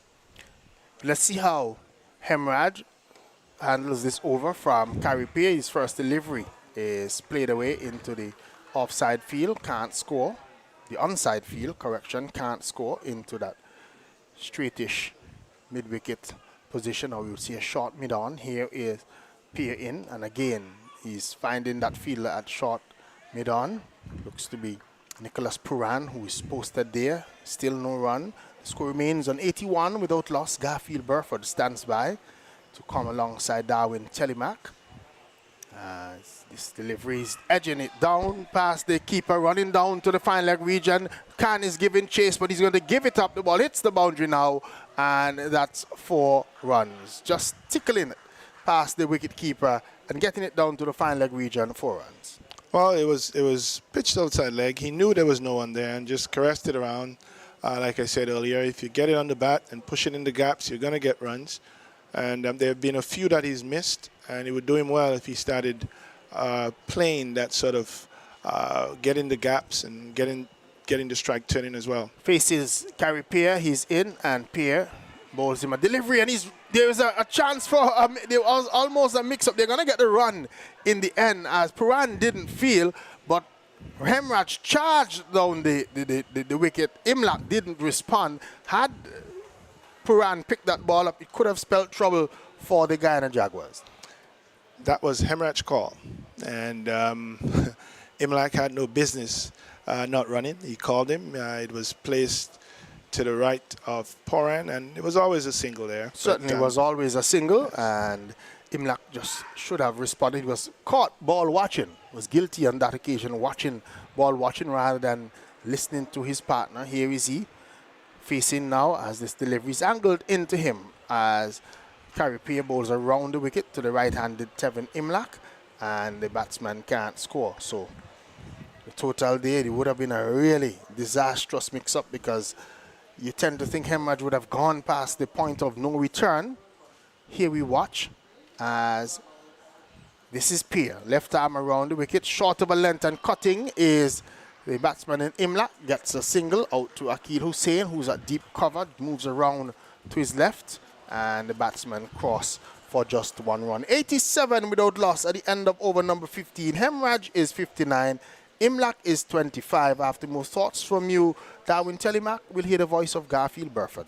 Yes, and Pierre must be disappointed. His skipper needed a tight over.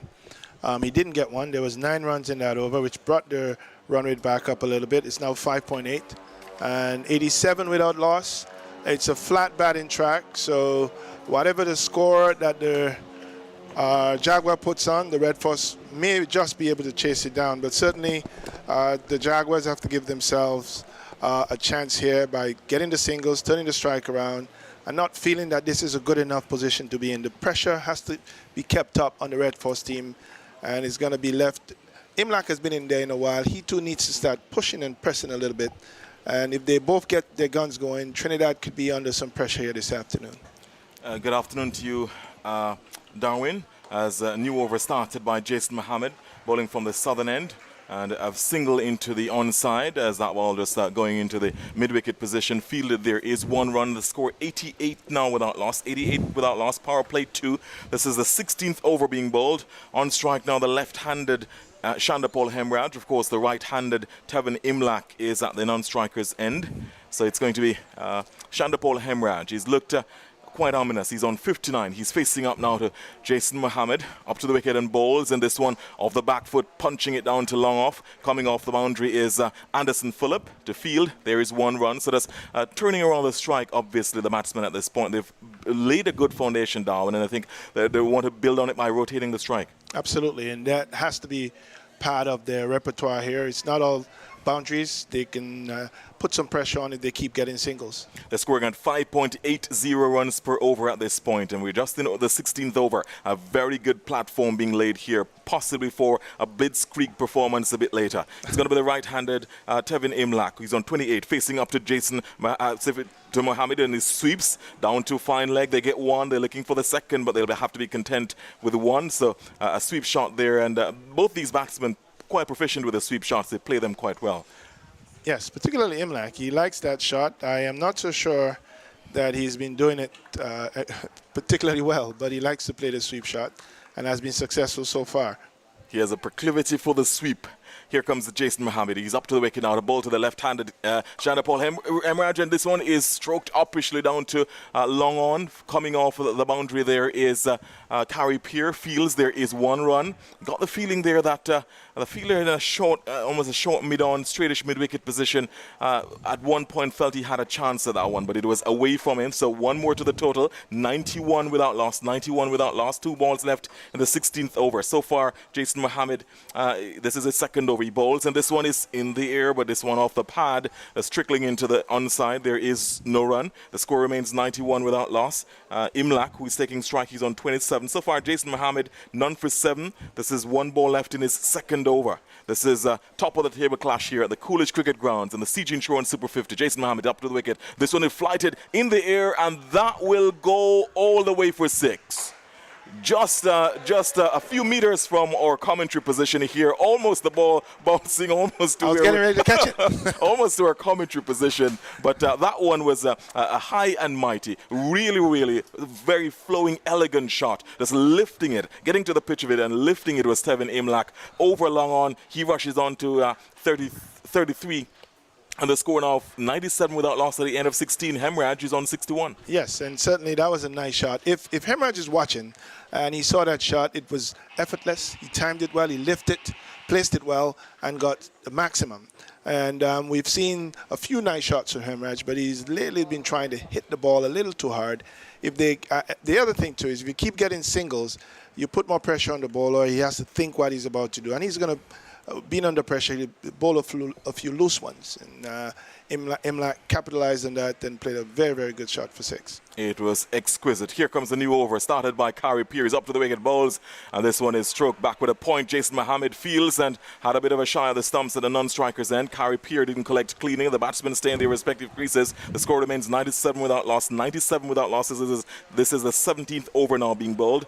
Power play 2. Kari Pierce so far, none for 9. This is his 5th over. He's kept things tight, but he's yet to make a breakthrough. Here comes that bowls, and this one back along the pitch. You got the impression there that the ball almost stopped on Chanapol Hemorrhage as he was looking to play it into the onside, and the ball ended up trickling back along the pitch to be fielded by Kari Pierre of his own bowling. 97 without loss. Here he comes from the northern end. He's up to the wicket and bowls, and this one, this time he gets it down to long on. They amble through for a run. Chanapol Hemorrhage doing it in singles here. He's now on 62 on the score, 98 without loss. 98 without loss, power play 2. This is the 17th over now being bowled. We remind you that, of course, both these two teams already qualified for the semifinals. In fact, qualified from very early.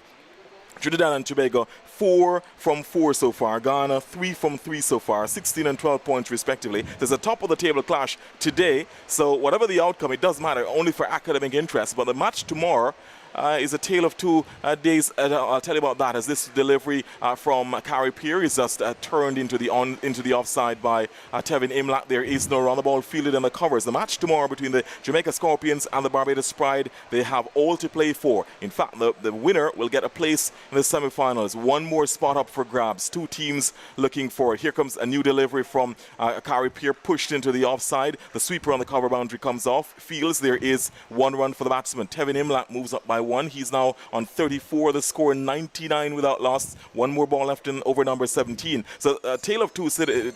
Almost said a tale of 2 cities, but a tale of 2 matches. Darwin, I'll get your comment after this delivery from Kari Pierre. The final in the 17th over. Power play 2. They're scoring at 5.88 runs per over. He's up to the wicket bowls, and this one is for a backward defensive shot. Was Chanapol Hemorrhage pushing it into the offside of the pitch, fielded by Kari Pierre of his own bowling. No run. 99 without loss after 17 overs. 99 without loss. Hemorrhage on 62. Imlach on 34. That's the latest score at the Coolidge Cricket Grounds after the Guyana Jaguars were put into bat by the Trinidad and Tobago Red Force, who won the toss. Yes, and certainly Pierre would be happy with this over. There were two runs in that over. Darren Bravo would be happy with that over as well. Hemorrhage is going out better than a run a ball. Imlach is not too far behind. If you are the Trinidad Red Force, that should be quite an alarming sign. No wickets, almost 100, quite a few overs and a nice track. They seem to be hitting the ball well. If they stay in and they continue to build the way they're doing, we could see a pretty ominous score here at the Coolidge Cricket Ground. Now, you mentioned, Garfield, that these teams have qualified. The fight between Guyana and Trinidad never stops. Indeed. Indeed. None of these it is the stuff of legend. Yes, none of these teams want to lose to the other team.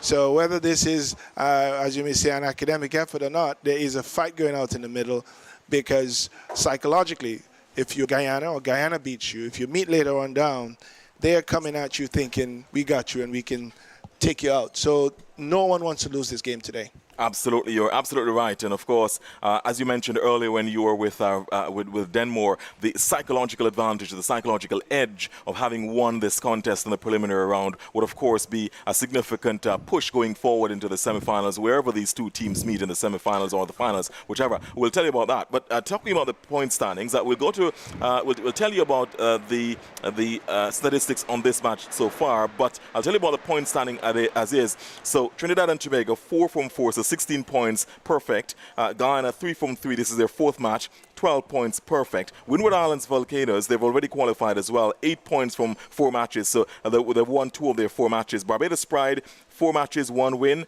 for 4 points. Jamaica Scorpions, 4 matches, 1 win for 4 points. Barbados Pride narrowly ahead on net run rate. They are plus 0.57. Jamaica minus 1.2 in terms of net run rate. Of course, that doesn't matter. Whoever wins tomorrow will get the 4th and final spot in the semi-finals. Leeward Islands Hurricanes out of it. 5 matches, 1 win for a net run rate of negative 0.73. So a look there at Leeward Islands Hurricanes, bad luck for them in terms of how they handled especially the match yesterday against the Jamaica Scorpions. There was a sting in the tail of the Jamaica Scorpions yesterday, and Javor Royal was an absolute brilliant yesterday as we're looking at some of the action from today's match on ESPN's coverage. We should tell you that so far, as we've indicated, if you're just joining us, the Trinidad and Tobago Red Force winning the toss and choosing to field. They've inserted the Guyana Red Force in the bat. Chandapol Hemraj, 62 of 59 delivers, 4 fours, 4 sixes. He's striking at 105. Tevin Imlak, the batsman, coming in today,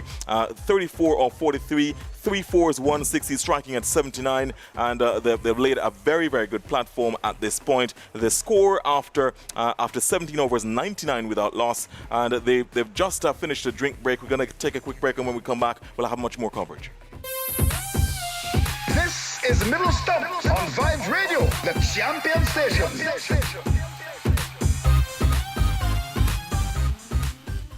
Regents Hotel welcomes you for an unforgettable stay in Dominica. Come taste the traditional dishes of Dominica in our gourmet restaurant. Enjoy a tour of the island, take a dip in the hot springs, a scenic horseback ride, or water sports for the adventurous. Make your reservations today. Call 767-275-3539 or 767-615-6221 or email info@regents.com.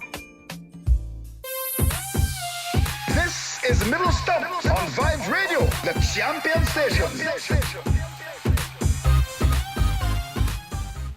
Welcome back here. You're just in time to have the resumption after the drink break. Jason Mohammed will be bowling from the southern end. He's bowling to the right-handed Tevin Imlak. He's up, and this one is on the back foot, just playing from his crease down to long on. Anderson Phillip comes off the boundary. They get one. That's the 100 up for the Guyana Jaguars. 100 without loss. 100 without loss. That's the 35th run for Tevin Imlak. He's on 35 from 44. Chandapol Hemraj comes back into the strike. He's on 62 from 59. This is the 18th over now being bowled. Jason Mohammed bowling 2.1 overs, no maidens, 14 runs, no wickets. Kari Pierre, 5 overs, 1 maiden, 11 runs, no wickets. Anderson Phillip, 3 overs, no maidens, 32 runs, no wickets. Jaden Seals, 3 overs, no maidens, 19 runs, no wickets. Here comes Jason Mohammed. Up to bowl now to the left-handed Chandapol Hemraj. That was outside the off stump, left alone. But I suppose subliminally, Chandapol Hemraj was hoping possibly for the extended arms of the umpire there to signal a wide. As it was, the umpire kept his arms to his side. 100 without loss. Here comes Jason Mohammed from the southern end. Up to bowl to Chandapol Hemraj. This time he punches it square on the offside. Well fielded by Nicholas Puran, fielding at backward point. Well done. He's had his challenges in the field, Nicholas Puran, in previous matches, but this time he's looking very sharp. So we're seeing Chandapol Hemraj remaining on 62. He's scoring it better than a runner ball. He's facing again from Jason Mohammed, this time left alone outside the off stump. The other bowler who I didn't mention tell you about his stats. Akil Hussain, 4 overs, 1 maiden, 22 runs, no wickets. The Anderson Phillip has been the most expensive bowler, 10.6 his economy. Jason Mohammed up to bowl now to Chandapol Hemraj, and this time off the back foot, looking for the shot, wasn't there. Taken by a very exasperated Danish Ramdin as the ball flashed past the outside edge. Dangerous shot there, a little bit of a low percentage shot, because there's a short third man in place. He was looking to beat him fine. Here comes Jason Mohammed, and this time he turns it down to the short third man. There was a shot at the non-striker's end, and Tevin Imlak is back here. I was talking about, and that's the end of the over there. The end of 18 overs, 100 without loss. 100 without loss. The Guyana Jaguars put into bat by the Trinidad and Tobago Red Force. They're scoring at 5.56 runs per over. Chandapol Hemraj on 62 of 64. Tevin Imlak 35 of 44. A low percentage shot being tried there by Chandapol Hemraj. Yes, and Darren Bravo is certainly quite happy with Mohammed. He's bowled that last over for 1 run. And what he did is pretty much just use some experience. Hemraj is liking the ball coming at him, and he's decided to move it just outside off, drifting further away, and we can see the trouble that is causing. And I think that's pretty smart. And I also believe that with the score rate going from 6 6.18 to 5.56. At least not getting wickets is a challenge, but if you're bringing the score rate, the run rate down, that certainly is in your favor. So overs with Pierre bowling very well, that may very well continue. Terry Pierre, the aforementioned, up to the wicket, now the ball to the right-handed Tevin Imlach back along the pitch as he comes forward, and defensive fielded by the bowler on its follow-through. In terms of the players out for the two teams, for Trinidad and Tobago Red Force, Lendl Simmons, Kyron Powell, the captain, Ravi Rampal out, not playing this match. And I'll tell you about for the Guyana Jaguars in a short while. After this delivery from the left-handed Carrie Pierre bowls, and this one is turned backward of point, fielded by Anderson Phillip at backward point. There is no run. The score remains 100 without loss. Asad footed in, Akshaya Prasad and Ramal Lewis all out for the Guyana Jaguars. And it comes back in the captain, Leon Johnson. He had missed 2 matches. This one is stroked nicely, elegantly down to long on by Tevin Imlach. The score moves on by 101 without loss. 101 without loss. Imlach goes up to 36. You get the feeling that some of these, there might have been injuries, but they're also resting some players as well. Well, yes, there's no need if someone has a niggling injury to put them in a game that has some value, but certainly not going to impact the situation in terms of points and where your standings are. Indeed. So, we're going to tell you about the two 11s shortly. Here comes Gary Pierre. He's up to a ball to the left-handed. Ashana Paul Hemraj goes back into his pitch and just turns this one down to long on. Nicholas Purano is trying to prevent the single. Can't do it. They get 102 without loss. Hemraj moves to 63. Brings Tevin Imlach, his batting partner, on 36 back on strike. For the Trinidad and Tobago Red Force, the captain is Darren Bravo today. Jason Mohammed, Danish Ramdin, the wicket-keeper. We'll talk to you about that after this delivery from the left-handed this one almost yoked himself there, Tevin Imlach. He was advancing down to look at the plate on the onside, and the ball just trickles out square in the offside. A good delivery there from Carrie Pierre. I mean, certainly there was some variation there on the length on that one. I'll tell you about the other the 2-11s shortly as in brilliant, glorious sunshine here, the Coolidge Cricket Grounds. Here comes the left-handed Carrie Pierre. He's up to the wicket balls. This time Tevin Imlach comes forward, elaborately forward, bat and pad close together. That's the end of 19. After 19 overs, power play 2. The Guyana Jaguars put into bat by the Trinidad and Tobago Red Force. 102 without loss, with Hemraj on 63, Imlach on 36, the latest score at the Coolidge Cricket Grounds. Yes, and certainly the power play overs were certainly in favor of the Jaguars. Maybe not to the extent they would have liked to, but they were scoring a lot freer. With the insertion of Mohammed and Pierre, that has certainly brought in the strike rate. It has brought it down, and I think that's certainly what Bravo would like to see. He would like to get a couple of wickets, but certainly they are keeping things very, very tight and bowling some overs here rather quickly as well. Indeed, very quickly indeed. Jason Mohammed starts the 20th. He's up to the wicket and bowls, and this one is played into the offside through the past cover there, past Kijon Otley. He was trying to stop that one, that ball piercing the cover field, and they get one as Akil Hussain, the sweeper on the cover boundary, comes off. Chana Paul Hemraj moves up by 1. He's on 64. The score 103 for 2. The right-handed Tevin Imlach comes back on strike. So Darren Bravo, Jason Mohammed, Danish Ramdin, Evan Lewis, Imran Khan, Kijon Otley, Nicholas Puran, Jaden Seals, Anderson Phillip, Akil Hussain, and Carrie Pierre. That's the 11 for the Trinidad and Tobago Red Force. Here comes this one is swept, but straight to Nicholas Puran there at a square leg position, fielded. There is no run. Eventually, he didn't quite pick it up cleanly, but at least he stopped the run. 103 without loss, the score remains. 103 without loss. For the Guyana Jaguars, Chana Paul Hemraj, Shimron Hetmar, the captain Leon Johnson comes back in, Christopher Barnwell, the wicketkeeper Anthony Bramble, Kevin Sinclair, Godekesh Moti, Romario Shepard, Niall Smith, Tevin Imlach, and Keon Joseph. This one is turned into the leg side. Here comes looking to pick up quickly was Nicholas Puran, but in the end he didn't quite get to pick up the batsman, get a run comfortably. So Keon Joseph is the other player who comes in. So that's the 11 for the Guyana Jaguars. Out for them, as we said, Assad footed in, Akshai Prasad, Ramal Lewis. We should, of course, remind you that if you had missed our earlier coverage in previous matches, Shivnarine Chanderpaul, the most successful batsman of all time in this format, is the assistant coach for the Guyana Jaguars. This one is short and punched into the leg side, coming off the deep mid-wicket boundary to field. They get a 1 run. That's Evan Lewis as the left-handed Chanderpaul Hemraj just pulling that into the onside, and now Evan Lewis is coming off that bound. Well, he's coming now into the ring for the right-handed Tevin Imlak is coming to a cover position on the circle. Here comes Jason Mohammed. He's up to the wicket and bowls, and this one is turned off the legs. Can't score. Nicholas Puran is lurking there and does very good work. Just whips the return back into the wicket keeper. They have to stay with their 105 for 2. 1 ball left in the 20th. Jason Mohammed has been quite impressive. None for 17. This is his 4th over. 1 ball left in his 4th. 105 without loss. They're scoring at a shade under 5. They're scoring at 5.29. Here comes Jason Mohammed. He's up to the wicket, bowls. This one is flighted and just easily turned down to long on. Anderson Phillip comes off the boundary to field. That's the end of over number 20. So after 20 overs, the Ghana Jaguars put into bat 106 without loss, 106 without loss. Chanapal Hemraj on 65, Tevin Imlak on 38, the latest score on the Coolidge Cricket Grounds. Yes, and certainly they're in a very good position. They've got all their wickets in hand. They have another 30 overs to go, and they've got 2 batsmen in.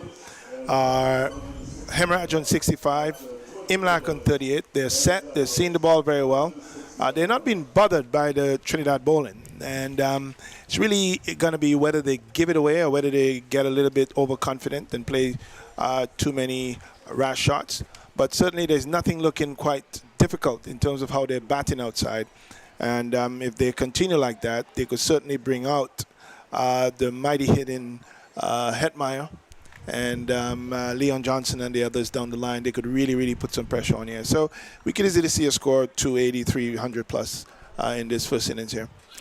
Indeed, Barnwell and Bramble were explosive in the previous match for the Jaguars. A new over now to be started by Carey Peer from the northern end. Bowls, and this one looking to cut was the right-handed Tevin Imlak. Hit the ball hard into the turf. It rolled along into the covers. Fielded. There is no runners.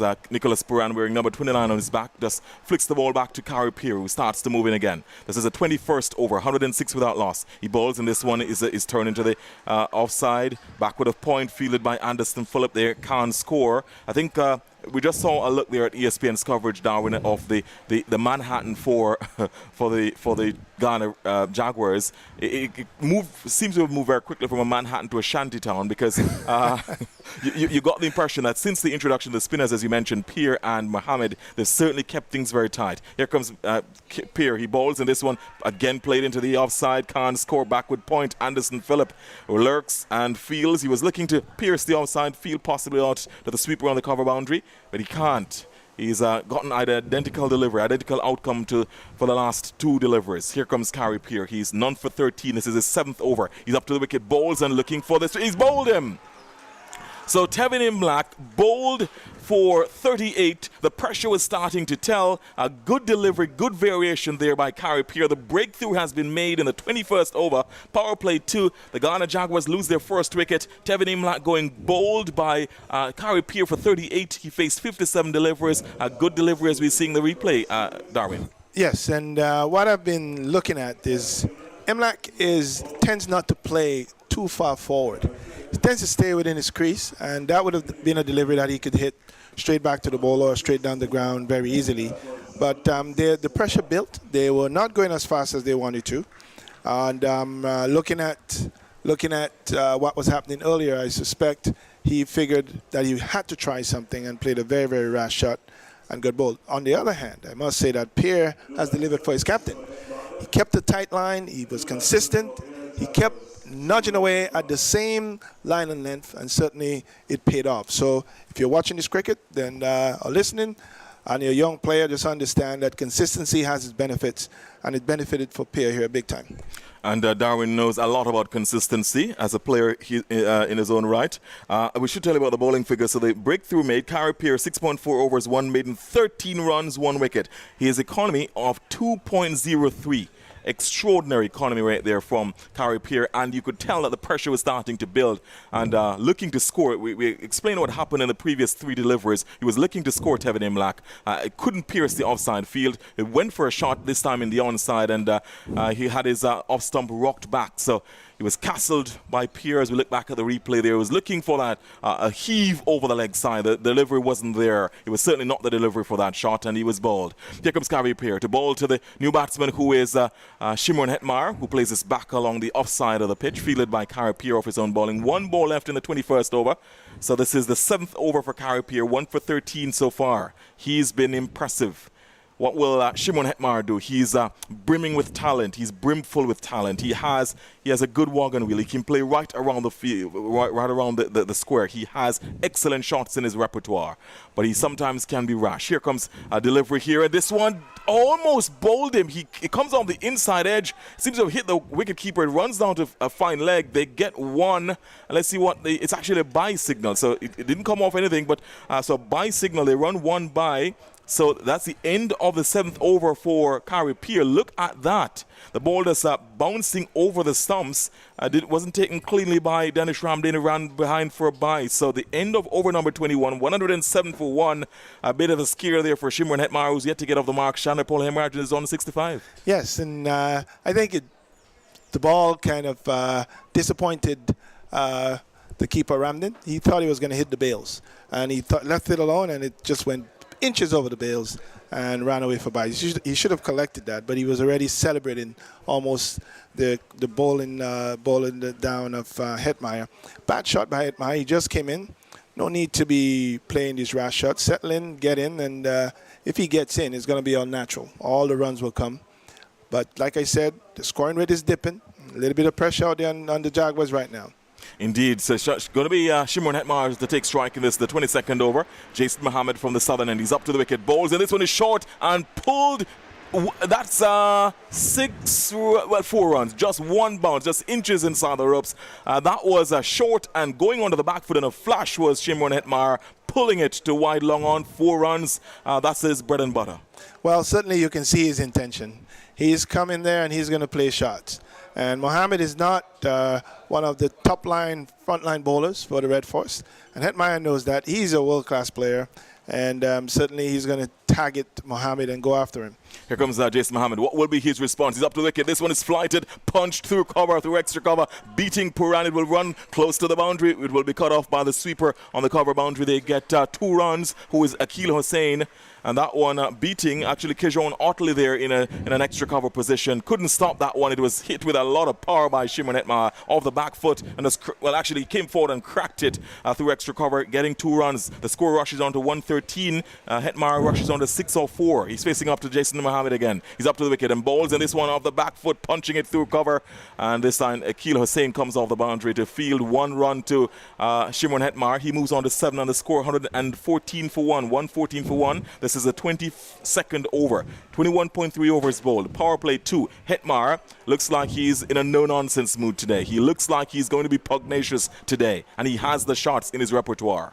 What will Trinidad and Tobago Red Force, how will they respond? How will Captain Darren Bravo respond? Here is another delivery by Jason Mohammed, bowling this time to Shana Paul Hemraj, just leaving that one to be taken by the wicketkeeper. No signal. 114 for 1 the score remains. Shana Paul Hemraj has been kept a little bit quiet. He's trying to rotate the strike, Darwin. We'll get your comment on that after this delivery from Jason Mohammed. He's up to the wicket and bowls, and this one off the back foot punches it through cover. Akil Hussain comes off the boundary to field. They get 1.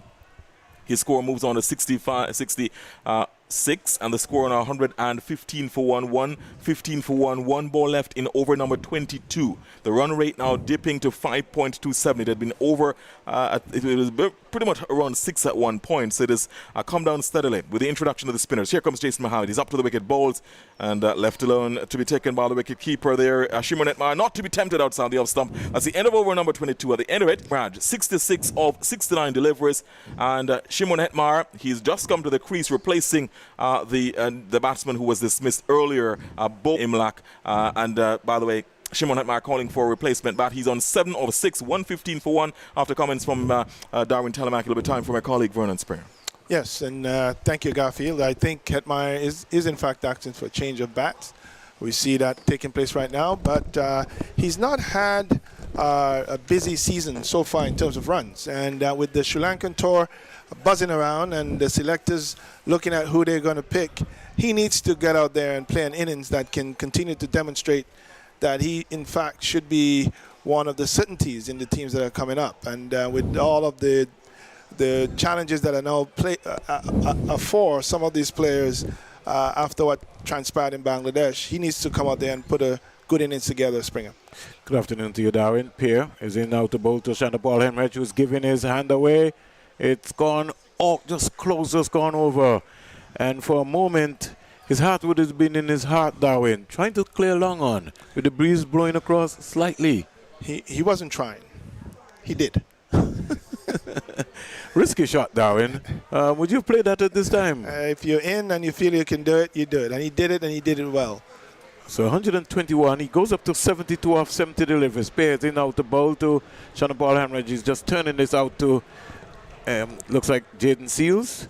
No, it's Anderson Phillip. One bounce throw into 8 fours and 6 sixes, Darwin, in this innings here so far. Yes, and like I said, he's been hitting the ball well. He's not very aggressive against the spin bowlers. And I also realized that the Red Force realized if you put it outside off stump, he has some difficulties there. Here comes Hetmeyer waiting for his first delivery from Pierre. He's just punching that onto the leg side, picking up an easy single. Hussein coming in. So as you said, Hetmeyer just needs to be able to spend some time at the crease and get himself a good score. His first innings score here in this championship was 80, and he's gone off the boil since that time. The 100-pounder shape came off 104 balls, 72 minutes, 7 fours, 5 sixes. And Shannon Paul Henridge is on 73 from 71. Waits for Carripier, who's into his 8 overs. He now bowls to him, stands up straight and punches it down to long on, gets a single, and he goes up to 73. Carripier before this over would have been 1 for 22, 8 overs. He's quietly gone about his job, Darwin. Yeah, before this over, he would have been 1 for 17 or 18, somewhere there. So he's been bowling very, very well in 7 overs.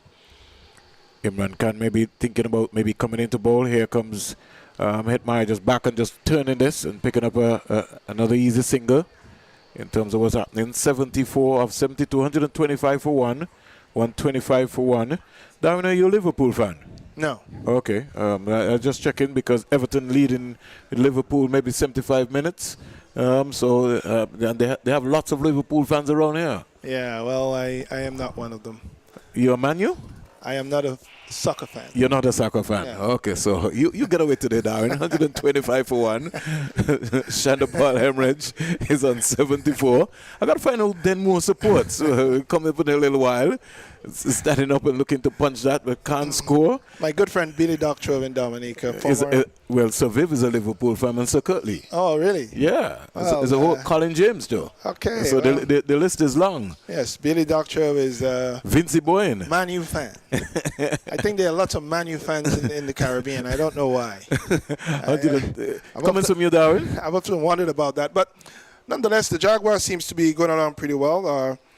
Hemorrhage is set for a big score, and Hetmeyer needs to have a big one. The bowling is not troubling any of the batsmen, so it's going to be left to young Hetmeyer as to how he settles in. He has to impress the selectors.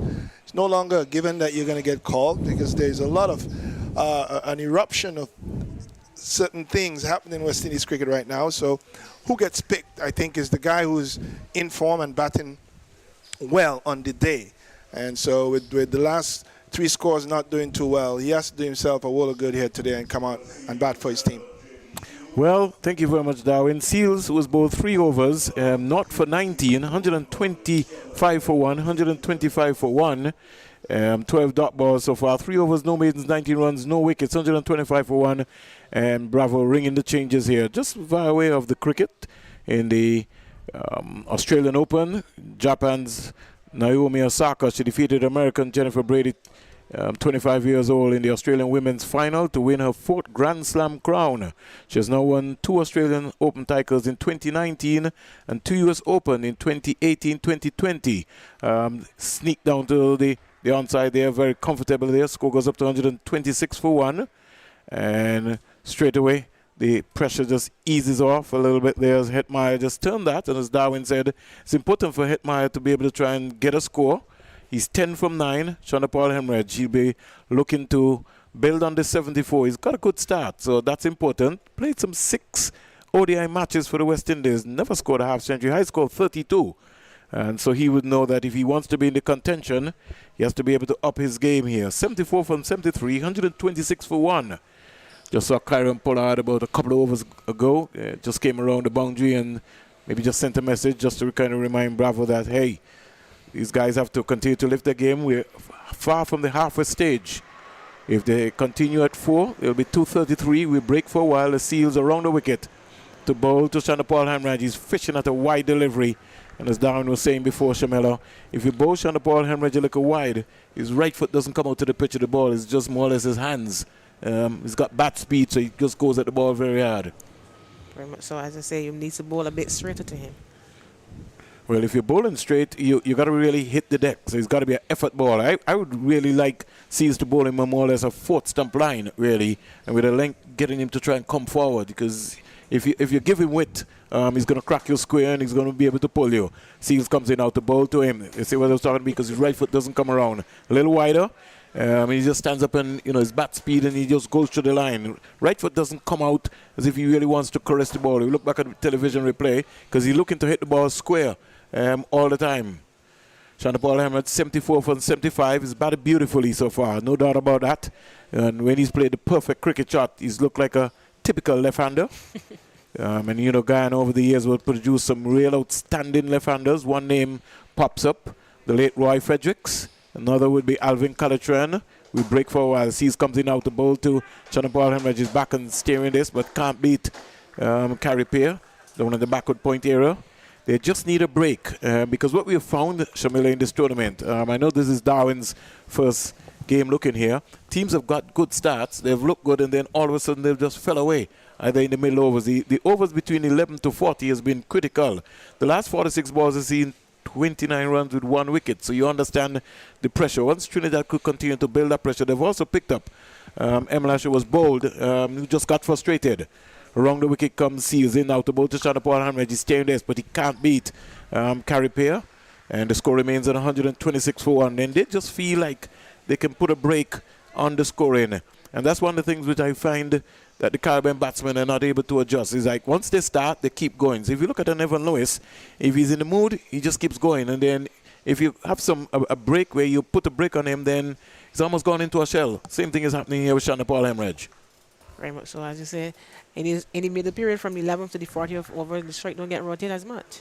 Here comes Jaden Seals as he lines away from the meter center and in out the ball to Shonda Paul Hemorrhage. He's going hard at the ball. It goes down to long on.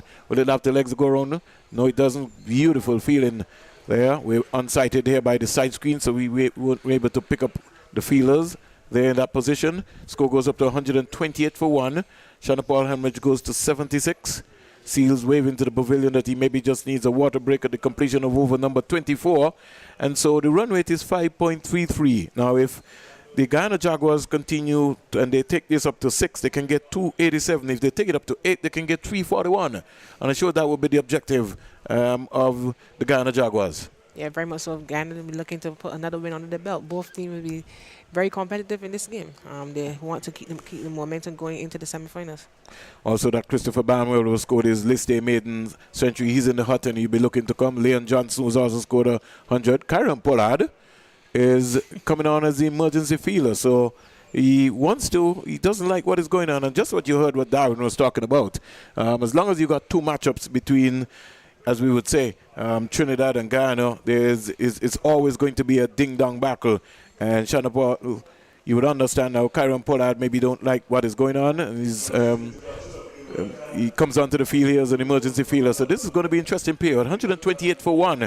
Imran Khan will come in to replace Carrie Pear, who bowled beautifully. Yeah, very well bowled from Carrie. He's been bowling well in this whole tournament so far, and this is his second game, I believe. 8 not 23-1. Jason Mohammed 5 not 26 not. As Khan comes in out the ball to Hetmeyer. He's fishing at one outside the line of the off stump. Shonda Paul Hemorrhage on the non-strikers end. He's just walking around. He too has called for his floppy hat. Not his floppy hat, his normal cap. Shimon Hetmeyer, once the spinner comes on, he doesn't need any hat. You could just pick him up with his blonde hairstyle. Waits for Imran Khan. He's driving beautifully in the air. Is he going to be out caught? Yes, he is. And Shimron Hetmeyer gives his hand away, caught a long off. The trap has been set, and there was no need for that shot there. A brilliant catch there by Carrie Pear. And why was Shimron Hetmeyer going for a big shot like that? I would never understand, my dear. No need for that. This is just his second delivery. The right foot never came out to the pitch of the ball. It was just more or less he didn't get onto the ball, set up, and a brilliant catch by Carrie Pear down a long off. And the breakthrough that they really needed. The man has provided that. Imran Khan. The Guyana Jaguars 128 for 2. and Hetmeyer comes back for 10. Very disappointing again for Hetmeyer. He hasn't been producing this tournament. He's been getting up very soft, looking to attack the iron bowling. I just said no need for that shot. He could have just worked the ball down to the ground for single. Well, if you get to the pitch of the ball, Jamila, the most you can do is just stroke it. Because you got all these overs. You're almost halfway there, which means, and I keep saying, if Shimon Hetmeyer bats 25 overs on this ground, he's going to get 150, 160. He's going to be massive. Yeah, he's very capable of doing that. And I don't understand why he's not producing at this stage. Well, one man who knows and wants to get into the West Indies team is Christopher Barnwell. And he showed in the last game that he's still capable as one of the genuine all-rounders around the Caribbean. He's come to the crease. He's not facing. Shana Paul Hemorrhage is on 76, and he would decide that he wants to be able to get some runs. Christopher Barnwell is scored his list 100, 107, 10 50s, and he'd want to be able to get some runs here today. Can comes in to bowl to the big man himself, Shana Paul Hemorrhage, and he goes to cover down to the boundary for 4, just giving some width. A little loop into the air, and Shana Paul Hemorrhage, bat speed, and he just leaned into it and just cracked it to cover and down to the boundary for 4. 132 for 2, 132 for 2. And to get into this West Indies team, it is going to be tight. People are going to have to fight for their places to get in. There are no more stars because there are some players who are in and they don't want to get out. Here, Shana Paul Hemorrhage back and hitting this one. That's gone over mid-wicket, 6 runs. So he got a sharp ball pulled down there by Imran Khan, and he punks on that. And 9 4s and 7 6s so far. So he's really, really, really... the Ghana innings just motoring along. Shana Paul Hemorrhage goes to 86 off 80. He's really trying to make a statement here, Hemorrhage. I just say 86 from 80. He's looking the part here. Well, he knows that he has to stay there for Guyana. He still has another 25 overs to go. Leon Johnson is coming back off of an injury, which means that it's going to give him some time before he can be able to get his hand in. We realize now that there is another break because Shana Paul hamstring is gone. And I think that this has been a problem which has been affecting him over the years. Kyron Pollard gets into the discussion, and you know what is happening, right? He's playing mind games right here. Shana Paul Hemorrhage goes down at a critical time. I don't know. It doesn't look good at all. Doesn't look good. 138 for 2. He's 86 off 80 deliveries. And this is key. Yeah. In the meantime, Kyron Pollard is standing mid-pitch trying to have a conversation with Christopher Barnwell, who's not interested. He's just moving around. No mind problem. games, Yep. mind games. He walks away now, and I'm sure he would have been yapping in the air there, but Christopher Barnwell is not interested. So, 138 for 2. We're halfway there. And like I said, if they scored 4 runs and over, they can get 233, 6, 287, 8, 341. They'll be disappointed if they don't get 300 with the start. Yeah, very much so. With the start you have now with 25 overs remaining, you have to get to the 341. Yeah, but the critical part about this is that if Shana Paul Hemorrhage is in a little bit of trouble here, then it could maybe kind of slow down the scoring because you'll be expected to a conversion rate of turning 1s into 2s. And he might maybe just decide that he will want to continue looking to hit boundaries. I believe so. So he comes into strike after that break. We would get a little feel in terms of what's happening in the English Premier League. Just to let you know, they're 50. Ghana's 50 came off 48 balls. Their first 50, 37 minutes, 3 4s, 4 6s. They're 100, 72 minutes, 7 4s, 5 6s, 104 balls. Imran Khan is in his first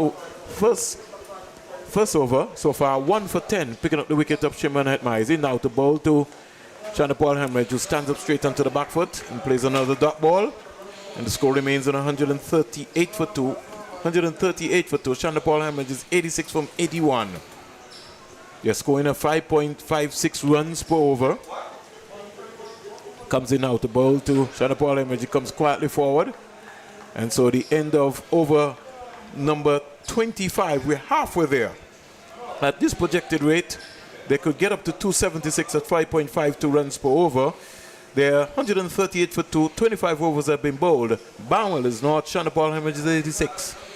Yeah, I just say the projected score is 276, but they will be looking to get more than that. I believe they should. The foundation is already set. Hemorrhage is set quite brilliantly, so he'll be looking to push that score past that 276 if he stays there. Seals 4-0, 22-0, and he will continue. And you know, the Guyana Jaguars, they're going to really need to consolidate and get a partnership going, motoring on. It all depends on, you know, how well Christopher Barnwell, he's looked good so far in the innings that we played in this tournament. These two top of the table clash, where it doesn't matter whether they've qualified for the semi-final or not. This is going to be a blockbuster game, one for the television, one that you could be able to look back and see. 138 for 2. Seals will start his 5th over. And he glides away to bowl to Christopher Barnwell, who's on north. He faces his first delivery from Seals. He's in now to bowl to him, short delivery. And he had to get out of the way very quickly. That's a good bumper. Good effort ball there by Seals. And normally, very early in his innings, Christopher Barnwell doesn't handle the short pitch too well, but good positioning right there. And his eyes opened up because he realized, well, hey, some music to the ears, to the chin. We wait for a while as Seals turns. Comes around now from the media center end. Bounding away now to bowl to Christopher Barnwell. Short delivery, stands up straight. Pangsy can't score. Up to the skipper at mid-off. The score remains on 138 for 2. It's all right to entertain, Shamela. But it's also, you got to look at the team concept plans. Guyana batting with Leon Johnson injured coming in. It'll be important for Hetmeyer to bat as deep as possible. Very important. And he has to go soul searching in his mind and figure out, what am I doing wrong? Am I not spending enough time at the crease? Seals comes in to bowl to Christopher Barnwell. He's back and turning it down to the fine leg area. Kajan Otley comes off the boundary there and just lobs a return into Dennis Ramdin. The score goes up to 140, 139 for 2. And Barnwell is quietly off the mark with 1. Just turn that. And very relaxed. We look into the dressing room and Hetmeyer is beating himself up. 89-110. Not good at all by his standards. 80 against Barbados, 9 against the Leewards, 1 against Jamaica, 10 against Trinidad and Tobago. Shana Paul Hemorrhage. He's got a list A, half century so far. He'll be looking to maybe try and get 100 here. Wait for Seals is squeezing this one down to third man. Kajan Otley comes around. Lovely throw back in. And so the score goes up to 140 for 2. Shana Paul Hemorrhage goes to 87. Christopher Barnwell comes back into strike. Seals none for 24 in his 5th over so far. 2 singles off the over. Yeah, very good over so far from Seals. He'll be looking to apply the pressure here to the new batter, Barnwell. Barnwell is in good touch. Scored his maiden list 100 in his last game. Seemed like a long time ago. And so he will be thinking to just get some more runs here. Put his name in contention. Seals comes up now to bowl to Barnwell. Barnwell's driving. Look a bit in the air, but he's going to race away down to the boundary. Mohammed will pull it back. That's a good effort chase. And they're thinking about coming back for 3, and Barnwell says no. Good call, I must say, in the end. And so someone has been shouting that should have been 3 runs. Barnwell goes to 3, but those are the guys that are out there. Shana Paul Hemorrhage is 87. Very good stop from Mohammed. Yes, real big effort. Wait for a while. 142 for 2. 142 for 2. Barnwell's 3. Waits for Seals in out to both of him. He's driving beautifully up to mid-off. Can't score. And Jason Mohammed coming around nicely. Cutting that off quickly. The run rate is 5.50. It goes on to 5.46 at the end of over number 26. 142 for 2. Shana Paul Hemorrhage is 87. Barnwell is 3. Seals completed his 5 overs. None for 26. 4 runs coming off that over. Yeah, I believe that's a fairly good over for Seals. He'll be looking to pick up his first wicket in this Super 50 tournament. And his first in this league. Barnwell will just be looking there to stare and support Hemorrhage at this stage. He still has some time he can get himself in. Just look to rotate the strike and give Hemorrhage a strike. Well, Karen Pollard is coming off the field now as Nicholas Purran, he took a break for Nicholas Purran. And wondering what's happening around the world. The Pakistan Super League T20 started today. It wasn't good news for Chris Gale, who batted at number 3 today for Kuwait Gladiators. His team lost 121 all out of 18.2 overs. Gale top scoring with 39. 24 balls, 42 minutes, 4 fours, 2 sixes. And Karachi Kings getting home by some 7 wickets. Joe Clark 46 and Mohammad Nabi 13 not out. So the Pakistan Super League has started. And Chris Gale not in the winnings today. Imran Khan is going to come in now to bowl to Shana Paul Hemans. He's in out to bowl to him. He's back and he's out caught behind. Imran Khan has struck. Imran Khan for Trinidad and Tobago has struck. A loose shot by Shanda Paul Hemraj pulling away. When he could have been able to just stand up and punch the ball up in front of him. Looked like he got tired, and after that hamstring injury, Shanda Paul Hemraj misses out on a big 100 here. Yeah, very much. He'd be disappointed with that. He was set, so he should have carried on. Very disappointing. He's back in the rear trying to give himself room to play through the offside. And one of the things which I figure out when you look at the biomechanics and his position in there, his toe was really pointed more or less to extra cover and not down to point. He comes back for 84. Brilliant catch by Ramdin, and Imran Khan all of a sudden has picked up 2 important batsmen. Shana Paul Hemraj limping off, and I sure he would be in a mind game in his back of his mind with the hamstring. 2 important wickets by Khan. And trust me, Trinidad and Tobago, they've just put the brakes back on now on the Guyana Jaguars. Yeah, very much so. They will look to squeeze things straight to here. But as you say, these 2 batters at the crease are in form. So hopefully they'll be looking to build a partnership and just take things over. Well, what's happening here is that Leon Johnson is coming back from an injury, which is also a hamstring injury. So he'll be out for some time. So there's going to be a little hesitation in terms of, how well, I don't know, healed it is. So, he's going to have to take some time to start. Shanda Paul Hemraj really just should have batted. It's halfway time. It's halfway. 25 overs. Just reconsolidate and look to get yourself organized. Leon Johnson, 76 innings, 13 half centuries, 2 list A centuries, the best of 102. And you want to, as you look at the warm-up there, you realize that, he tried not too many stretches right there. So that hamstring might be really well banded. And Bravo looking and feeling like, hey, this could be the time. Pressure mounting here, 142 for 3 after Imran Khan has struck from the CIU headquarters end in. And this has been real good comeback, Trinidad and Tobago. It now brings Leon Johnson to face his first delivery from Imran Khan. And Christopher Barnwell is 3. Khan is in now to bowl to Johnson. Johnson stands the tray quietly and just plays it right up to his opposite captain today. Bravo, Darren Bravo, who just lobs the ball quietly to Imran Khan. Trinidad and Tobago feeling that they're going to sense a prey, moving quickly. Khan is in now to bowl to Johnson. Johnson, people caught behind, but I think it was just more academic to try to put umpire Carl Tuckett under a little bit of pressure. Carl is as cool as anything. He doesn't get ruffled, doesn't even smile. So Carl will just say not out, or he might not say anything at all. And so they'll have to go back and bowl again. 142 for 3, but that was a good flighted delivery there. And had Johnson coming forward. Is in now to bowl to Johnson. Johnson is turning that around the corner and picking up an easy single. Anderson Phillip comes around there from the final gear halfway there. This is over number 27. Khan so far in his second over, 2 for 11. 2 for 11. The run rate is 5.36. 143 for 3. And if they maybe can just pick up Christopher Barnwell, then it now brings in Anthony Bramble and company. Bramble scored a half century so far in this list A game. So he'll be in the hut, looking on to see in terms of what has been going on. Trinidad and Tobago. They won the toss and decided to field. Guyana 143 for 3. Here is a delivery from Imran Khan, steered down to vacant third man. Nicholas Poran maybe could have done a little better there. He's diving, but really went under him. And maybe had he just maybe executed and moved a little bit more alert, he might have kept Barnwell on 3. Barnwell is 4. Johnson is 1. Run rate is 5.37. 144 for 3. Khan comes in out to bowl to Johnson. Johnson is pushing at the delivery.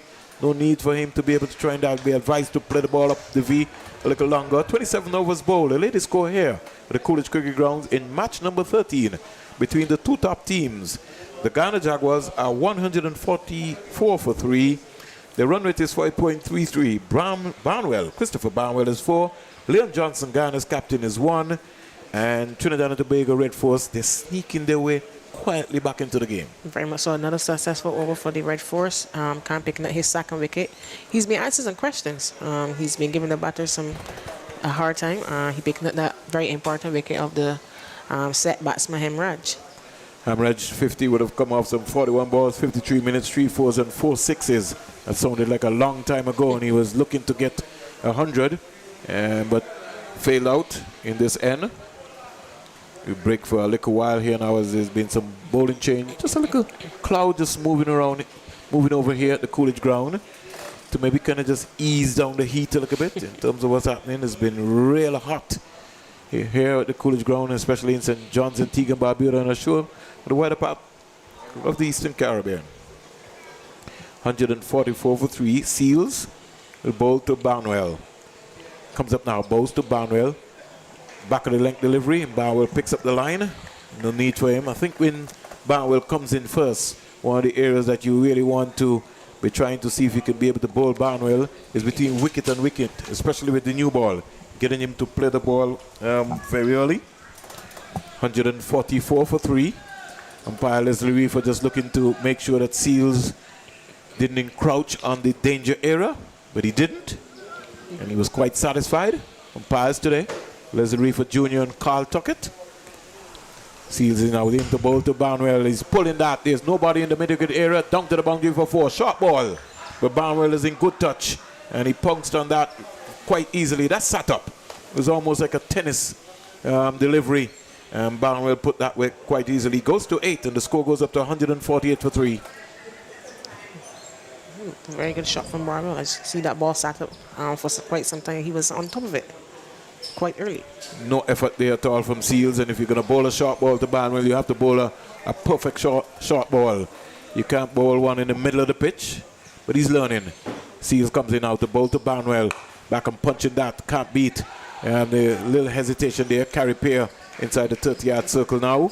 He came around nicely. He's an excellent fielder, both on his left and his right side. He's going to put his body on the line for Trinidad and Tobago all the time. Pear wearing the number 18. Barnwell is 8 from 9. Leon Johnson 1 from 4. 5.38. Their projected score, if they continue this way, could get them up to 269. Will it be enough for Nicholas Puran and company? We don't know.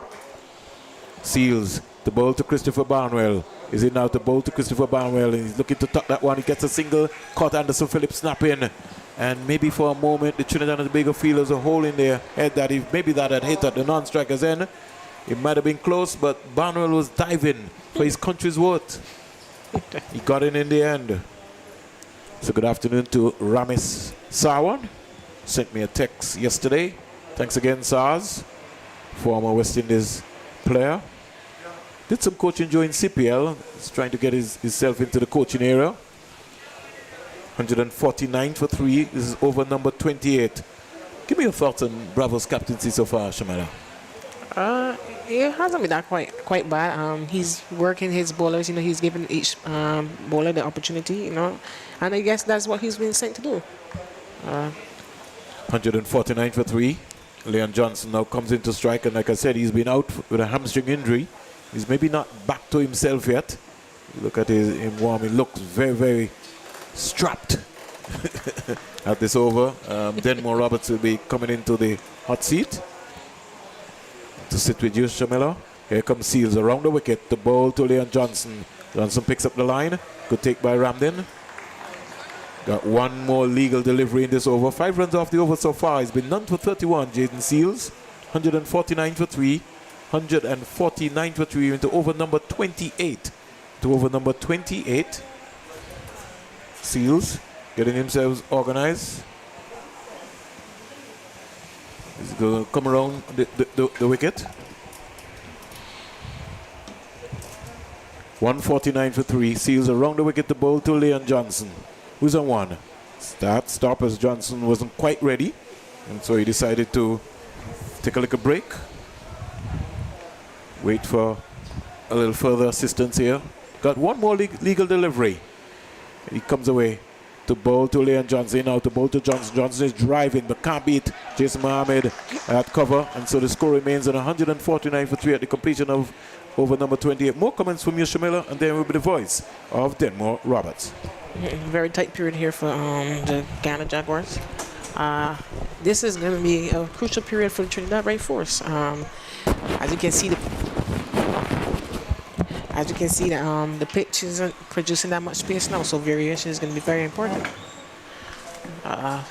Let's see how the Guyana Jaguars batters build this foundation and help the score get over the ticket.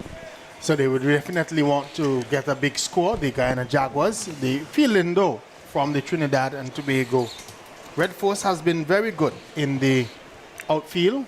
They've been throwing their bodies around. Here is Khan, starts a new over. His first delivery is driven out onto the offside, just driven back to the bowler who feels his own bowling. Barnwell, the right-handed batsman, he's there. He's on 9. 1 is Leon Johnson.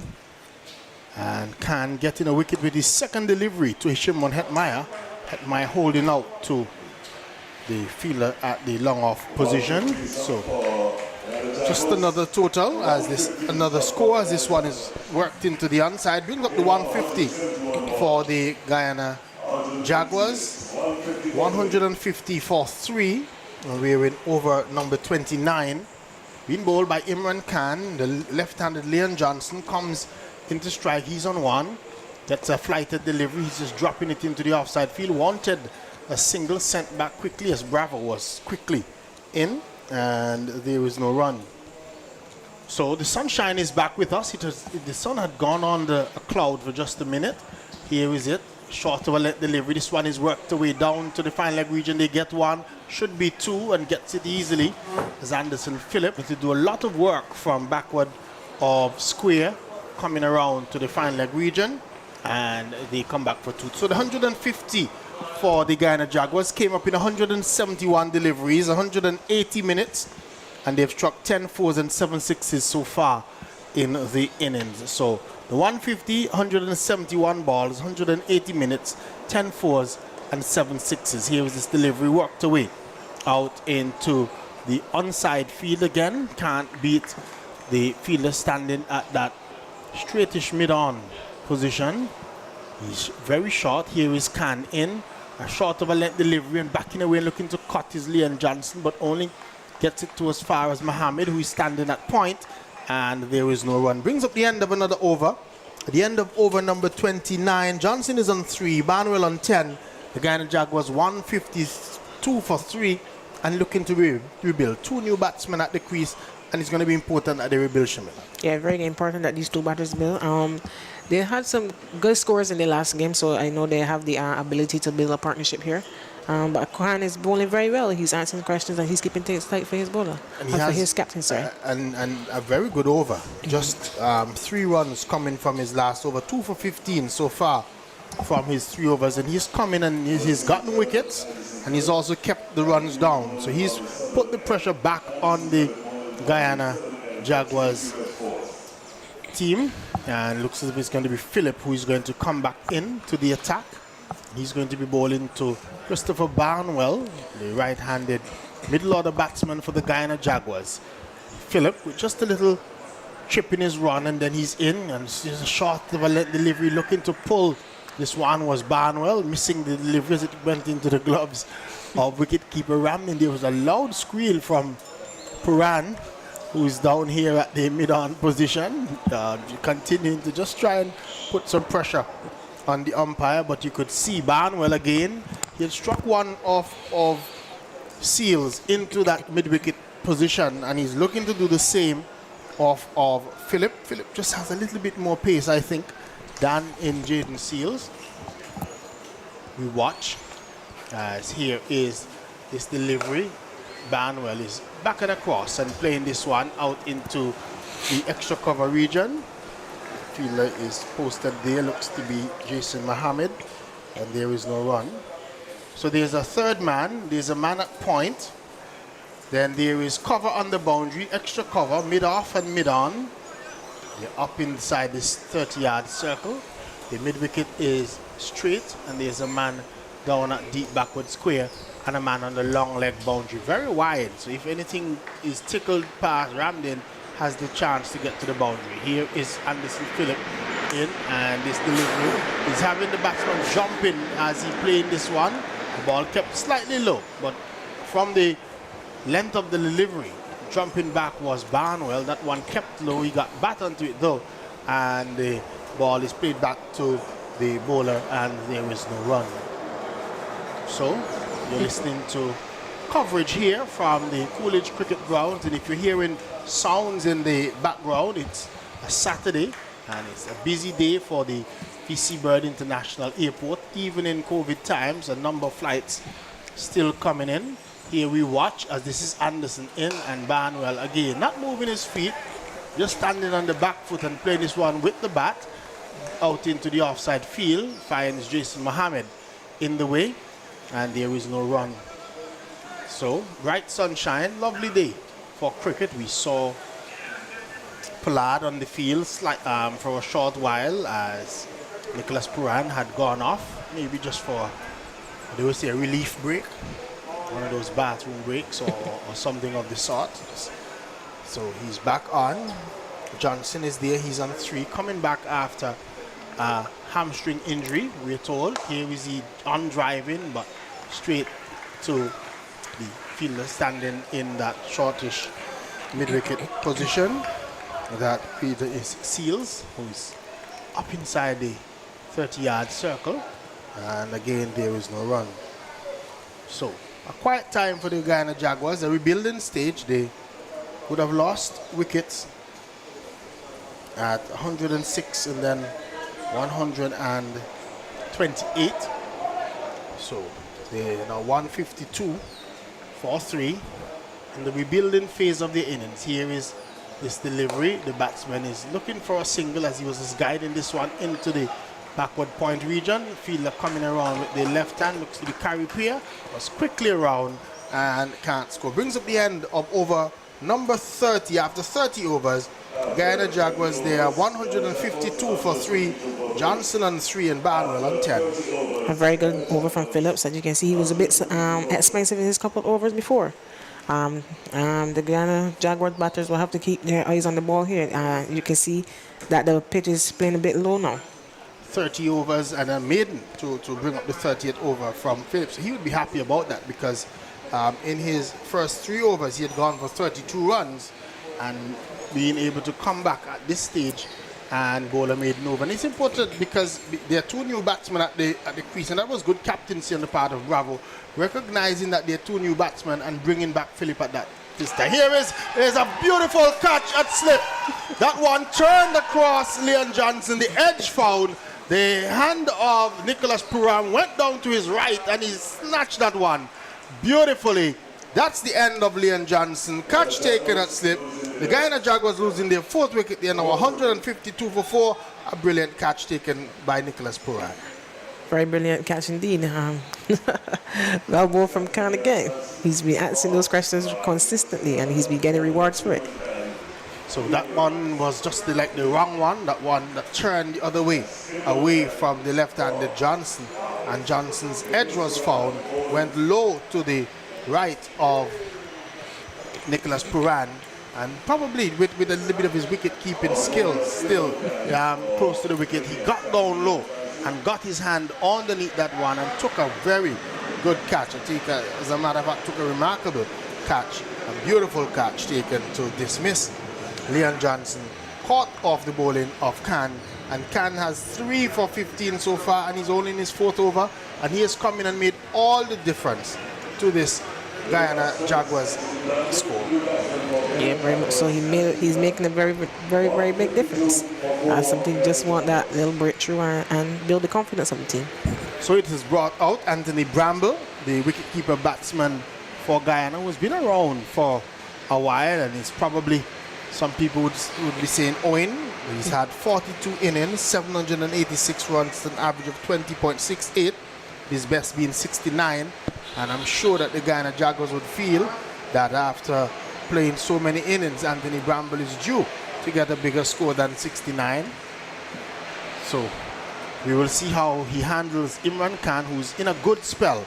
Imran Khan comes in to bowl to Johnson, and Johnson to Bramble, and Bramble is driving. Should get a run as the fielder, who is Utley, out Seals at that short mid-off position, doesn't feel well, and the batsmen were able to come through for a run. So Bramble is off the mark with his first delivery. 10 is Barnwell, 153 for 4 is the Guyana Jaguars total. Barnwell without a cap on, faces up now to Khan, and he's turning one on the onside into the square leg region. Will get a run. The fielder comes in off the boundary. Evan Lewis looks to be, and Evan Lewis has been out on that boundary since the start of the game. We haven't necessarily seen him anywhere close to the bat. He's patrolled those boundary areas. Khan is in, and here is he edging, getting it past Purana, slipping, is running down to third man. Fielder's giving chase. Picking it up is Philip. Gets a good strong throw alongside the stumps of Ramden, but the batsman rushed back for a second run. 156 has gone on 2 for 4, but again we see that edge found, and that one he was lucky in that occasion, Barnwell, to get that ball away from Puran, who is at that slip position, and picked up 2 runs. So there's a slip, there's a man at backward point, cover is on the boundary, there's a short extra cover, long off and long on, as Khan gets a delivery that's sliding on to the batsman in Barnwell, who's coming forward and playing it quietly into the onside field for Bravo to do the fielding, and there's no run. Then there is a straight mid-wicket and a man at backward square. Here we watch as Imran Khan is in, and this delivery is out, stumped. He ran past it, Christopher Barnwell. The umpires are going upstairs, but I think that they have their man. Barnwell came down the track, missed it. Bramble, correction, came down the track, missed it completely, ran past it, as we would say in local parlance. That's the end of Bramble. Stumped off the bowling of Khan for 3, and Guyana Jaguars, they're sliding. They're 156 now for 5. Another good delivery from Khan. He's been really bowling well this innings. He's been really bowling well, has been pitching, and it's saying pending, but Bramble definitely knows that he was not in his crease. We watch as it's a legal delivery from the bowler in Imran Khan, and Bramble just coming down the track and missing the ball completely, and the Ramden had the bails off in a flash. His bat was outside of his crease, and he's back in the pavilion, and Guyana losing their 5th wicket. They're now 156 for 5 and sliding away. They're falling away. And I was saying that he should have looked to come in and play a big innings, but he didn't do so on this occasion. Very much so. He was at the stage that he came in. There was a stage for him just to rebuild. No need for you to jump down the wicket and try to play that shot. Hemraj caught Ramden, bowl Khan 87. Imlak bowled Peer for 38. Hetmeyer caught Peer, bowl Khan for 10. Barnwell is not out on 11. Johnson was caught Puran off Khan for 3, and Bramble, just the last man out, stumped Ramden off Khan. He also made 3. There are 4 extras, 156 for 5.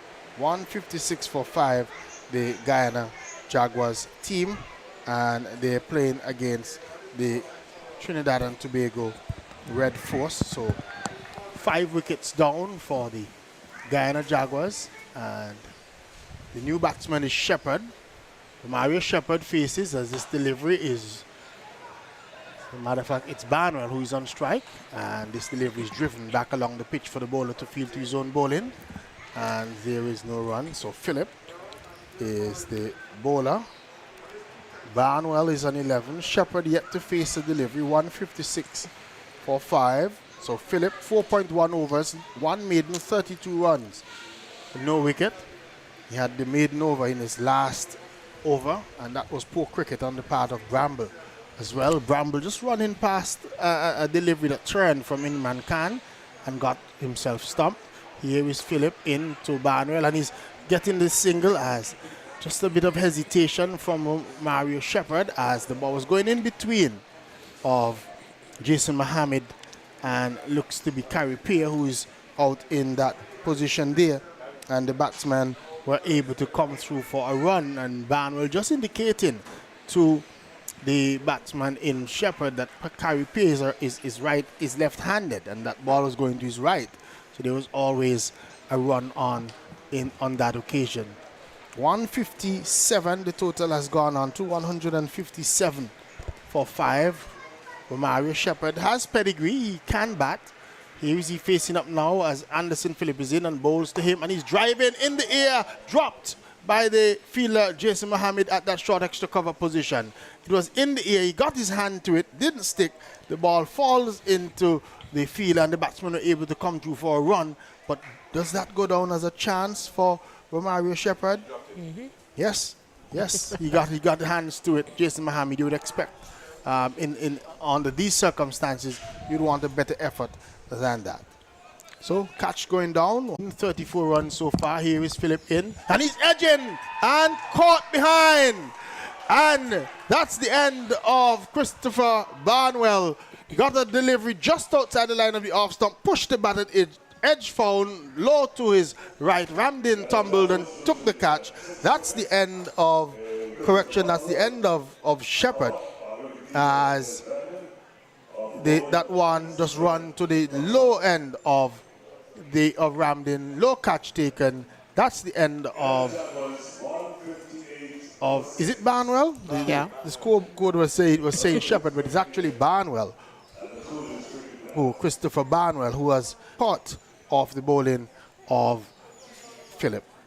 Yeah, very poor period here for the Jaguars, losing 5 wickets in a quick succession. It has to be a bit more game awareness here at this stage, and there's no need for you to be playing all those kinds of things. So he's caught, rammed in off the bowling of Philip for 12, 100 for 6. So they've lost wickets at 106, 128, 142, 152, 156 and 158. That's the fall of wickets for the Guyana Jaguars team, and we're in over number 30 being bowled. So there are quite still a number of overs to go. 18 overs and 1 ball still left to go in this match, but the guy losing wickets at regular intervals. Let me just bring you up to date. If you're just joining us, Hemraj was caught rammed in off Khan for 87. Imlak was bowled by Caripay for 38. They had a 100 partnership between them. The first wicket fell when the score was 106. Hetman. It started off with rather lackluster shot from and cricket is an interesting game. When you give up the momentum, it's pretty difficult to get it back. And his hit, especially the straighter boundaries, they're very short. Here is a delivery down the leg side. The Trinidad and Tobago team went up into an appeal, probably just to try and stop the umpire from signaling wide, and they were successful. No signal coming from umpire Tuckett. Maybe that one just brushed the thigh pad or also on the way through. Imran Khan, who's having a good spell, he's bowls a looped delivery, one with a little bit of flight, and the batsman came forward and pushed it down to the mid-on fielder in Romario Shepherd, and Imran Khan just receiving the ball from Darren Bravo. Bravo, who's looking a lot happier now with 6 wickets down for the Guyana Jaguars. His head was hanging slightly earlier on. Here is his delivery, driven up on the onside by Romario Shepherd. He gets a single as the ball goes out to the fielder who is on that boundary over there in Caripay. Caripay, who took that beautiful catch to dismiss Shimon Hetmeyer, because it was hit hard and it was hit to his left. He had to make up some ground, and the ball was dying as it got to him, but he was able to get both hands to it. Here is Khan in once more, a flatter delivery, driven hard, but good stop by Khan, just falling away right and preventing Sinclair from scoring. He was driving, looking to push that one down to the long on position to get some runs. Good feeling to his hand. Khan is in again outside the line of the off stump, and this delivery is cut away, and they're going to get a single as it was to the left of Mohammed, around to his left field, and the batsmen were able to cross for a run. So just one more to the total, one more. Guyana Jaguars, they're 160 for 6 at the end of over number 33. yes, and Khan has bowled some 4 overs. No. For 5 overs. 5 overs for 24 for 21, sorry. That too is a problem for the Jaguars because he's bowling extremely well. At least he's getting wickets. And if he is the strike bowler, putting them under pressure, they get an additional 5 overs from him. So he's not even that deep into his bowling spell. So it speaks a problem if they can't seem to get him off the pitch or stop it, like it could be an early afternoon for the Jaguars. Here is Philip in, and this delivery is played defensively by Sinclair. In one that just angled back into the stumps from outside the line of the off stump, and he was playing a defensive shot on the back foot, just getting playing that defensive shot, and there is no run. So 160 for 6, much less than what the Guyana Jaguars would have been thinking. Opening partnership of 106 between Imlach and Hemorrhage, but Imlach playing a terrible stroke. His stumps knocked down as he just lost concentration. Here is this delivery driven by Sinclair. He's going to get a run as it goes to the right of Darren Bravo at that mid-off position. He comes around, has an underarm throw back up to wicket keeper, and with a cross for a run. 161 for 6. So Guyana Jaguars would really need to there and bat out the remaining overs, and you tend to think that Shepherd is going to be an important factor if the Guyana Jaguars are going to. Leguera picking up 2 runs quite easily. So that one was pulled down, and Shepherd really in the all-round orthodox way just made sure that he got bat onto ball. He goes to 12, and he's looking around. He would know that he's got some overs, and he maybe can still get his team up to 270, 280, 179 for 6. So Hussein is into bowl to Shepherd. Shepherd is back, sort of cramped him. He really didn't have the room and the balance to be able to bisect between Mohammed and Caribbean, and even Imran Khan. He'll be concentrating. 4 deliveries in this over so far. We'll break for a while. Hussein just takes his time, walks first, and then moves into his rhythm. He's in now to bowl to Shepherd. Shepherd is beating all ends up. And he will say maybe that he left that around. Beautiful land ball there. He didn't. He played at it? He was beating all ends up. He played and missed. And you see him searching for that delivery there.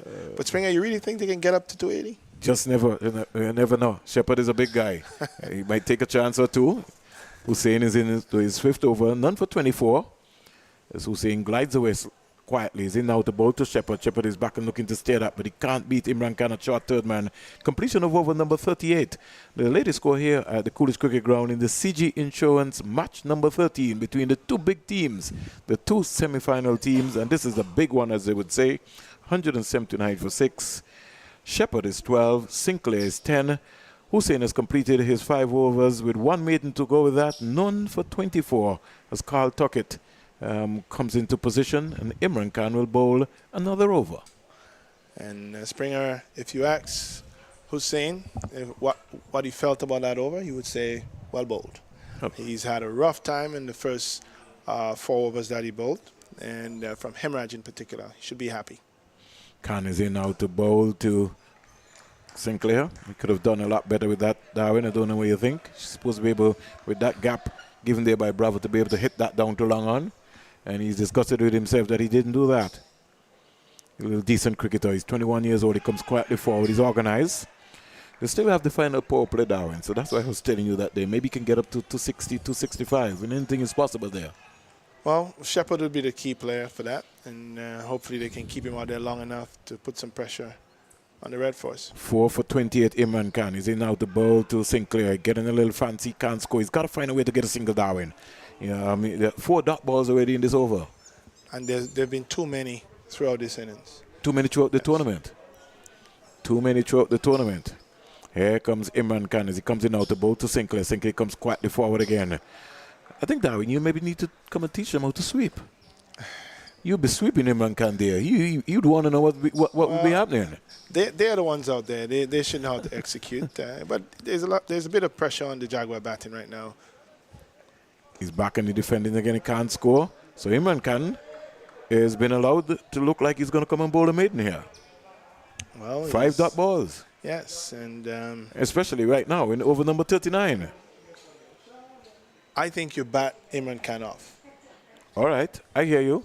Here comes Khan in now to bowl to Sinclair. Sinclair is going and pulling this one. 1 bounce down to Evan Lewis. And just for a moment, Trinidad and Tobago thought that they had their man, Kevin Sinclair. So the maiden over was spoiled. 4 for 29 is into his 8th over. 180 for 6, over number 39 completed. Yes, and there you go. You're seeing it. You think about how that over was played. There was 1 big shot. He got 1 run. There were 5 deliveries that he could push the ball just a little off the track, and he would have gotten 3 or 4 singles. So I'm not so sure if the track is playing as true as we seem to have seen Hemraj started off doing, because he really started playing shots. But somehow it just seems to have transformed itself into a totally different pitch. They were guessing, they weren't playing the same. And with the spinners here now, they don't seem to be middling the ball and hitting it very well. So I don't know if over time the pitch has changed. The thing about it, Darwin, is that when you get in here, you have to stay in and be able to make sure you capitalize on it. Hussein is now the ball to Sinclair, who comes quietly forward. He's 11. Shepherd would maybe want some strike here. And he would know that the final power play, you have 60 balls. And if he stays there, he could be able to get some fireworks happening here. This ground is small enough. In fact, he scored his 58 right here. And so he'd be eyeing his time on the final 10 overs.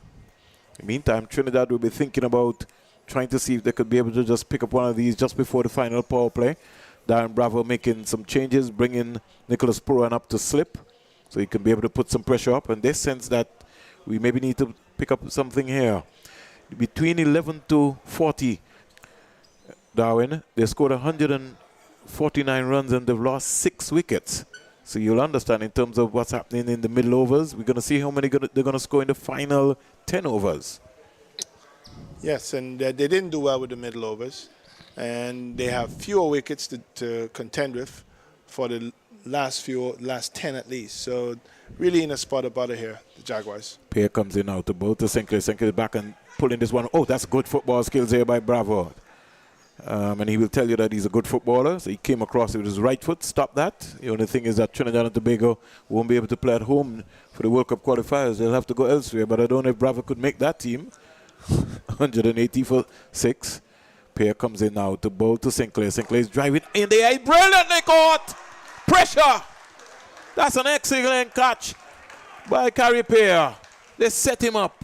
And all of a sudden, the pressure mounting, Darwin. Well, you can see the Red Force is thinking. You saw Bravo made that change. He moved Pierre a little bit towards extra cover position instead of being a little bit square. And you watch him take that catch there, and it's all set up to go that way. He encouraged Hussein to put it outside the off stump, toss it up. He's a left armer. He's going to turn away from the batsman. And Sinclair had no control over that delivery. And there he goes. Quite dejected. He stayed in long enough. Should have been the one that stayed with Shepherd. And now you go back to the question of whether or not they can consolidate themselves out there, which is going to put a lot of pressure on Shepherd now, because he might have to start thinking that it's time to step it up, because he has fewer batsmen to come. The batsmen to come may not be as competent as Sinclair and beyond him, and certainly and before him, sorry, and certainly now it's going to be up to Shepherd to handle the balance of this innings, and he might have to take most of the strike and see how he can cope with the challenge of the Red Force. But the Red Force putting under pressure here. Well, Gudish Moti is no rabbit. Even though his best score is 17, he still maybe can hang around and he maybe can give some support. I think it's going to be critical in terms of how the rotation of the strike goes here to make sure that Shepherd faces as much of the deliveries as possible as we come up for the final power play. 180 for 7. Moti comes out to face his first delivery. Hussein picking up his first wicket. And it's always good to get one in the column, especially in a tournament of this nature. Made his debut for the West Indies in the Bangladesh series. Here's Moti just turning this down to the final era. Imran Khan will have some work to do. Are they interested in 2? No. There was a lazy run in there. I think Shepherd maybe wanted to strike. I don't know what you felt, Darwin. Well, obviously Shepherd wants to. As a matter of fact, Sinclair should have known that he should have been putting Shepherd on the strike and trying to get out and let the better player handle the bowling. Nonetheless, he kept it going. He faced too many deliveries. And I don't think that Shepherd is going to take the chance with his other batting partner. He's 12 from 21. Hussein is in out the bowl to Shepherd. Shepherd comes quietly forward, looking for a single, certainly not on. Ran out from slip there was Puran, and coming around from the short third man was the man himself, Imran Khan, who's bowled beautifully so far. Imran Khan, 8-0, picked up 4 important wickets, in the big 4, as you would say. Yes, ripped the middle order just right out. took them out of the whole control. And you said the presence of Kyron Pollard on the field, I don't know what triggered it, but it was certainly an inspiration. Here comes Hussein. It's going to come in now to bowl to Shepherd. Is it now to bowl to Shepherd? Shepherd is he's out caught. He's ball and caught. So the pressure mounts on Romaro Shepherd. He was thinking whether to go, not to go, hesitated. Check drive straight back to Hussein, who took an excellent catch. 2 for 25. Hussein claims one here, and Shepherd comes back a disappointed man, Darwin. Yes, and cricket is a game of glorious uncertainties. When you saw the start of Hussein at the beginning of this match, you thought he would never bowl again. He's come back this afternoon and picked up 2 wickets, and his figures has changed. And that's a beautiful thing about this game called cricket. It's not over until it's over. Stay working at it, and you'll get rewarded. And Romario Shepherd leaves. He's disappointed. He would have probably dispatched that delivery on normal circumstances. But he had to play for himself and his team. He had to play with the conditions as they were, and a bit too much, and he has to leave. So all of a sudden, Darwin, from 106 without loss to 181 for 8 in over number 40 coming up. Yes, and in fact, 40 overs bowled, so it really shows you that they've just fell off the boil. Yes, and Springer, when you're an opening batsman and you go in and you give your team a good start, you expect them to build on it. And being a former opening batsman myself, I would like to say when you do it right, yeah, you expect the other guys to come and support it. Because most of the times when you don't, you get a lot of flack. But the openers did well. They built an innings. I did not think that the wicket of Hitmar? No, Imla was necessary. I think that shot was a really atrocious shot. And had it not happened, and Springer, they're taking the power play right now. Final power play? Yes. So, and you're coming in with 2 lesser batsmen in Moti and Niall Smith. But I want you to, when you join this game, to take a look at Niall Smith, young fast bowler from Guyana. He's got some pace. He's got something in him. Okay, we'll have a look. But tough time for the power play. 181 for 8. Khan comes into bowl to Moti. Moti comes quietly forward. And so Khan will be searching to try to get 5 wickets here. Already Akeem Jordan has picked up 5 wickets for the Barbados Pride, and Khan would want to maybe just put his name in the books there, even though he doesn't get into the team. Just wants to remind the selectors that, hi, I'm still around regional cricket, still trying something. He's back and punching that. That's a lovely shot by Goodish Moti. Evan Lewis will have some work to do chasing from cover, and he picked up a couple of runs. So not bad at all. Timing, he just got himself into perfect position and just eased it into the vacant cover area. Just looking back at the replay there and see Romaro Shepherd. He was thinking whether to go, not to go. And a brilliant bowl and caught by Akil Hussein. Khan comes in, out to bowl to Moti. Moti's driving down the ground into long off, an easy single. So he goes to 4. Let's see how Niall Smith will look with the bat. 184 for 8, 184 for 8. Moti goes to 4, and Niall Smith will face his first delivery. And now they're looking, Darwin, like they can't even get up to 220, 240. And really, 227 really on this track is really below par. Well, yes, if you're scoring at less than 5 runs and over, and 5 is very easily gettable, you're not giving the opponent any pressure. So Imran Khan will fancy himself against Niall Smith, and he maybe feel that he can get 5 wickets. He's now to bowl to Smith. He's up a leg before. Imran Khan gets a 5er. Niall Smith playing back, no bat, hit the pad, appeal for leg before the wrong honor. And it's all over. Imran Khan claims 5 for 32 here. What a spell by the young man from Trinidad and Tobago. Yes, that was the googly. It's going to dart back. There it is. It's cutting back. It didn't go the way Niles wanted it to go. And he didn't read it. But then again, Niles is batting way down the line. He probably is not expected to read that. But there you go. The idea of not batting off Khan, I think, was a mistake. Now, Springer, if you're the coach of the Guyana team and you are down 6 and you've got Shepherd and I think it was Bramble, and then Bramble goes, you're asking yourself, do you take the power play now? Because you have a few batters that can push things along. They didn't take it. Even when Sinclair and Shepherd were in, maybe that was the time to take it as well. But they had not settled in yet, so it wasn't really, they were thinking about it. I'm sitting here thinking, what a job the coaches have. So try to make those determinations as to when to do things. And they missed out, maybe by 1 over when Shepherd just got out. And a sad time for them, but that's the way the game goes. So all happening here, it's all crumbling here for the Guyana Jaguars, 184 for 9. 184 for 9. And Imran Khan has picked up his best listed career figures of 5 for 32. It's the first time he's picked up 5 wickets. He's got 65 wickets from 50 matches. What a celebration. They'll be celebrating somewhere in San Fernando. Khan comes in now to bowl to Kean Joseph, who keeps one out, as we would say, Darwin. Well, this is the latter part of it, and I'm sure Bravo, after seeing Hemorrhage go earlier this afternoon, is very, very, very happy with the outcome so far. Here comes Imran Khan with 32 dot balls in his 9 overs. He's put the pressure on. He comes in now to bowl to Joseph, and Joseph is turning this one and looking for a single. Is certainly not on. And so completion of this spell here. Imran Khan, 9 overs, no maidens, 32 runs, 5 wickets, 33 dot balls, Darwin. Yes, and he's bowled an excellent spell. Still has 1 over to go. He may well add to his take, depending on what happens with Hussain.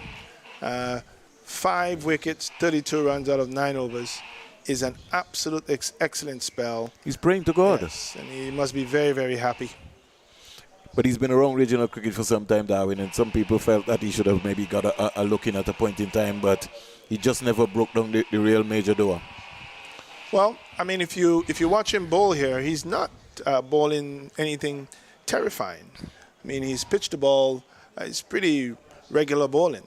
We've just had some poor batting, and that has to represent what happens to bowlers actually when they do get wickets. Today's batting performance made bowling look very, very easy, even if the bowling is mediocre. So I know Denmore Roberts was asking you a little question, and you were saying that, throughout this tournament, because Denmore has been here most of the matches, he's really not seen any young Caribbean batsmen that come through.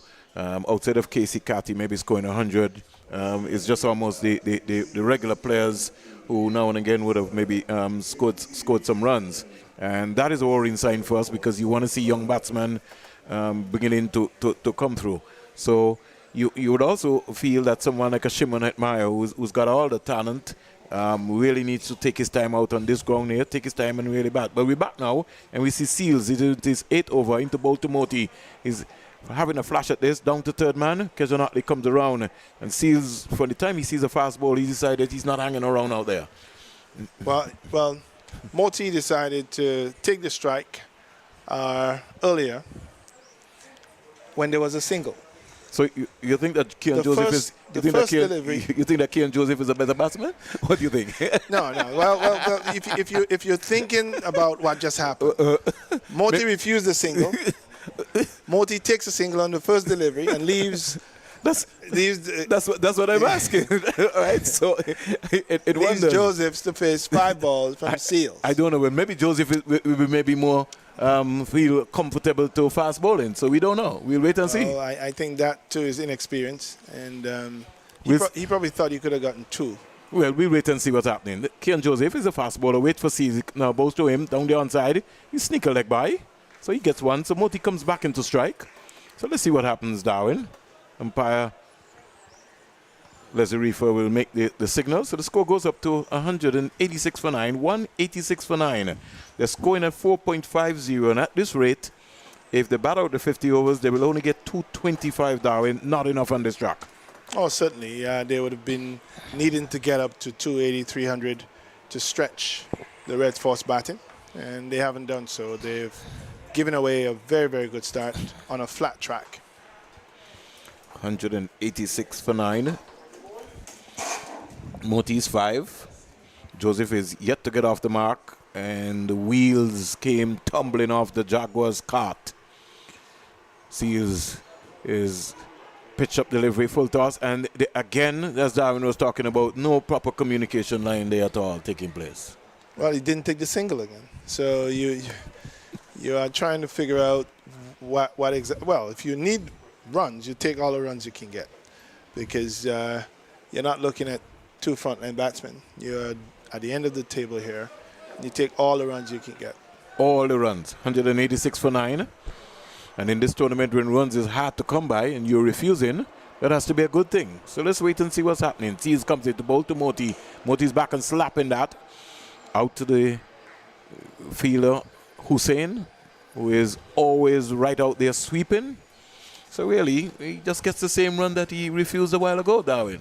187 for 9. Yes, and he's going to hope that Joseph, can withstand Seals. Seals has not really attacked the stumps throughout today. I've watched him bowl. He's outside the off stump. He's short. He's back of a length down the leg side. He's never really attacked the stumps. He needs to do so. He's in now to bowl to Kian Joseph. This time he's in plumb on target, as Darwin said. Once he bowls between wicket and wicket, it's all over. So they finally gets a wicket, and that would be a breather, Darwin. He must have heard you. Well, he was bowling at number 11. So if you're bowling at number 11, it would stand to reason that if you pitch it right, that you would certainly be able to challenge the batsman and make the breakthrough that your team wanted. So the Red Force, after being placed under pressure by Hemraj, have come back really, really strong here and bowled out the Jaguars for 187, and I think that is a bit short. You think it's a bit short, Darwin? It's way below par. It's short, very short. The scores in this tournament, Darwin, if you understand where I'm coming from, Barbados Pride made 301 and Leeward's chased it 305. Outside of that, Darwin, we on average we're struggling to be able to even get past 240, 250 consistently. So it shows you that there is a major problem when it comes in terms of the batting. So I think we really would have to revisit. But let's go, Darwin, and give you a comprehensive update in terms of what had happened today so far in this all-important clash, in the top-of-the-table clash, as we will call it. And it was between the two top teams who have already booked themselves a place in the semi-final. Imran Khan is asking Leslie Reefer for the ball, so he kindly obliged him because it's his best list day figures, and he deserves that, Darwin. Yes. But to let you know that the Trinidad and Tobago Red Force, without their captain, without the Lender Simmons, who is injured, and without Sunil Narayan, they decided to give Mr. Bravo the opportunity to captain today. They won the toss and inserted the Guyana Jaguars. Here is the scorecard. Shanda Paul Hamraj, who really was off and running on a train very quickly. He was finally caught. Ramdin bowled Imran Khan for 87, 84 balls, 5 fours, 6 sixes. Tevin Imla, he was bowled by Carripier for 38, 57 balls, 3 fours, 1 6. Shimon Atmire, he was caught. Carripier bowled Imran Khan for 10, 11 balls faced, 1 maximum, 1 boundary. Christopher Barnwell never looked himself today. He was caught by Dinesh Ramdin off Anderson Phillip for 12, 23 balls faced, 1 boundary. Leon Johnson, because of the injury coming back from a hamstring injury, he was brilliantly caught by Nicholas Pohan at first slip off Khan for 3. He faced 11 balls. Anthony Bramble, he was just outsmarted. And when I say outsmarted, he just ran down the track to a flighted delivery from him, and Khan, he was stumped. Dinesh Ramdin neatly stumped for 3 or 4 balls. Romara Shepherd, he was caught in no man's land. Caught and bowled Hussein for 12 faced, 23 deliveries. Hit 1 boundary. Kevin Sinclair, he, as Darwin said, he just faced too many balls. He was caught. Carripier bowled Hussein for 11, 26 balls faced. Gudish Moti was left not out for 4. And finally, Imran Khan had Niall Smith with a googly that he didn't know about. LBW to pick up his fiver, his best bowling figures. He LBW to Khan for North, and Kian Joseph, he was just completely deceived by one from Jaden Seals to just send him packing. The bowling figures, Darwin, when we look at it, and they have been impressive. In fact, the loss of wickets would see Tevin Imla, 106 for 1. Shimon Hetmire, 128 for 2. 142 for 3, Shanda Paul Hemraj, 152 for 4, Leon Johnson, 156 for 5, Anthony Bramble, 158 for 6, Christopher Barnwell, 180 for 7, Kevin Sinclair, 181 for 8, Romara Shepherd, 184 for 9, Niall Smith. Darwin, your thoughts on Guyana Jaguars batting in ours? Well, yes, I think we've gone through the batting with some details. I believe that Hemraj batted very, very well. He was capably supported by his opening partner, Imla. Yeah. And I think they actually set the tone for what could have been a very, very good total for the Jaguar. But I believe that Hetmeyer came in, and I think that his approach to his inning may have started what I believe was the downgrade. He did not go out there and look like he was interested in building anything substantive. He looked subpar. He looked almost disinterested. He was gonna just slug around, and that's not what you expect from a player of his caliber. As a matter of fact, he hasn't had some runs. He should be looking to impress the selectors. We didn't see anything of that today, and I think that pressure built. I think players were not expecting to be out there as quickly as they ended up being out there, and the Trinidadians, after Pollard went out and said something to Bravo and his men, they just upped the ante, and the Jaguars just could not fight it back. Can was brilliant. He got some wickets. Some of the players gave it away. Nonetheless, he kept it tight, and he bowled well and picked up 5. Hussein came back after a tough start, and he picked up a few. And Pierre, along with Mohammed, in the middle of the bowling there, they kept things so tight that the batsmen had to try to make adjustments, and that's when the pressure really built up, and that led to the downfall of what would have been an otherwise large total for the Jaguars to 187 all out.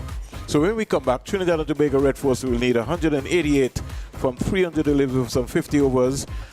Compliments of Denmore Roberts, Shamila Connell, Garfield Burford, and Darwin Telemark. We'll now go to a special interview with Garfield Burford and Dominic Warren from Cricket West Indies, and Marketing and Communication, Commercial Marketing and Communications Director from Cricket West Indies, Dominic Warren. So we go straight to that, and then when we come back, we'll be, trust me, bringing it to you live and in living color, ball by ball, live here from the Coolidge Ground, match 13, Guyana Jaguars versus Trinidad and Tobago Red Force.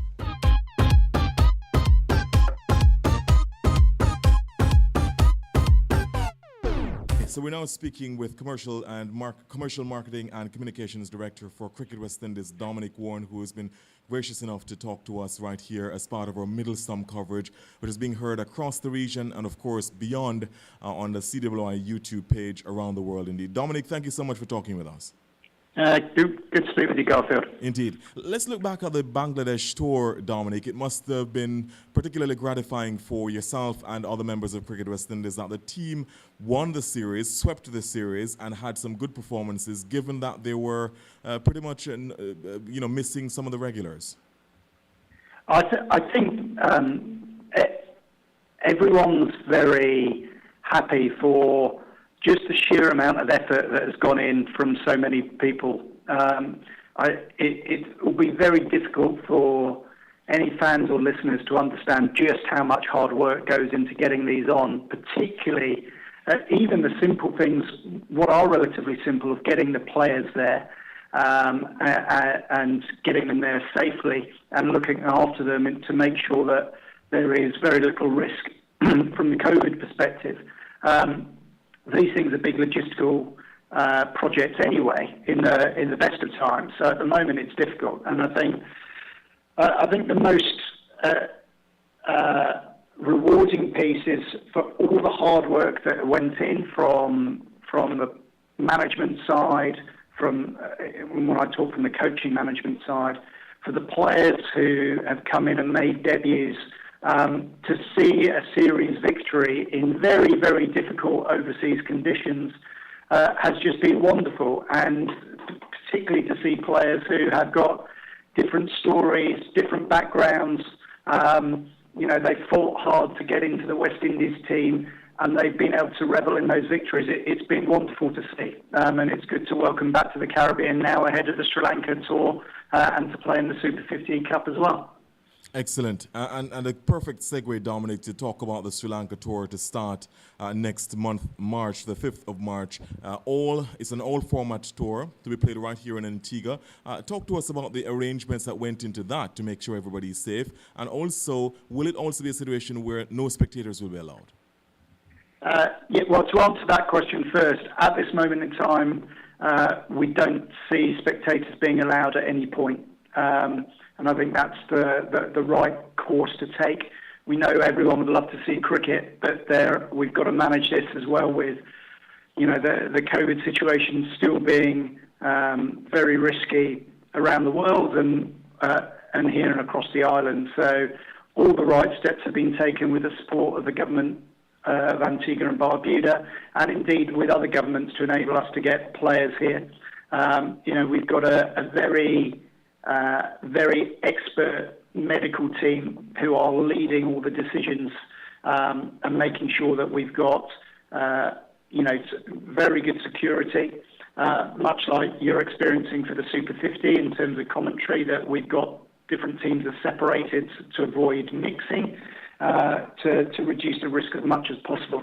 And therefore, for the Sri Lanka tour, the fact that we've got the first international West Indies cricket at home since January in 2020 against Ireland, the fact that we've got T20s kicking it off. It will be the first T20s to be played at the CCG, where a lot of the Super50 is happening. Then we got the three CG Insurance ODIs at Sir Viv Richards, and then 2 test matches. So all of the games have got importance, and whether you're listening on the radio with yourselves or watching on TV or just following on the internet, there's a lot at stake. On the T20s, it's vital preparation ahead of the T20 World Cup, which will take place at the end of the year. The ODIs are really important. So these CG Insurance ODIs are important for the team to qualify by right for the 2023 50-over World Cup. So every game there's a chance of winning points into the ICC Super League because we want to qualify by right.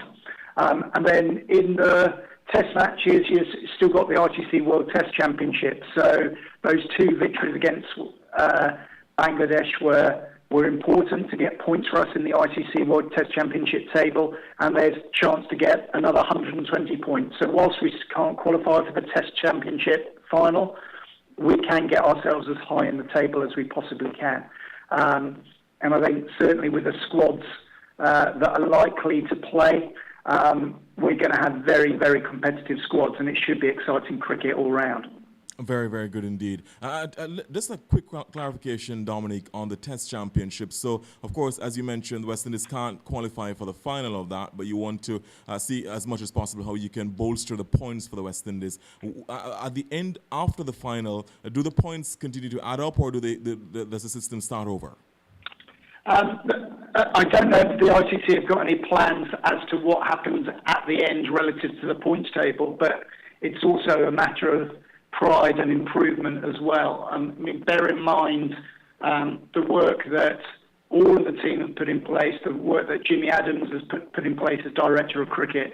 There's a long-term plan to improve performances, and essentially the key measure of performances is standing in the ICC tables or the ICC rankings.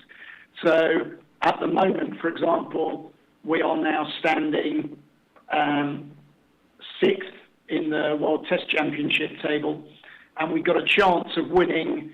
It's quite a complicated system, but we've got a chance of winning a further 120 points if we win both of our test matches, which puts us almost level with Pakistan, close to 5th place. So we will have essentially seen an improvement from the test perspective if we do that. We're currently in 6th place. So considering where we were, 18 months ago, we are seeing that improvement in the standings in all formats. And to be honest, we're coming from a low level. We know that. Jimmy's working hard. We got a lot of development plans in place at all age groups. We got a new coaching education manager involved. So these things aren't going to change overnight, but the right part of the Cricket First plan is in place to make sure that over the next 2 to 3 years, further improvements are seen. There's improvements in fitness, improvements in nutrition, improvement in decision making, and just general all-round play. So that's the cricket plan behind all of it, and the proof of that will come in terms of seeing us climb in those rankings and being competitive. Yes, let's go back to looking forward to the preparations or looking at the preparations, Dominic, for the Sri Lanka tour. Of course, it would have taken a lot of stakeholders coming together to collaborate on this. The health authorities, the government of Antigua and Barbuda, Cricket West Indies, and of course working alongside the Sri Lanka Cricket Board. Let's talk to us about that level of work that went into those preparations to make sure that the biosecure environment is safe for everyone. Yeah, it can't be emphasised enough how much work has to go in.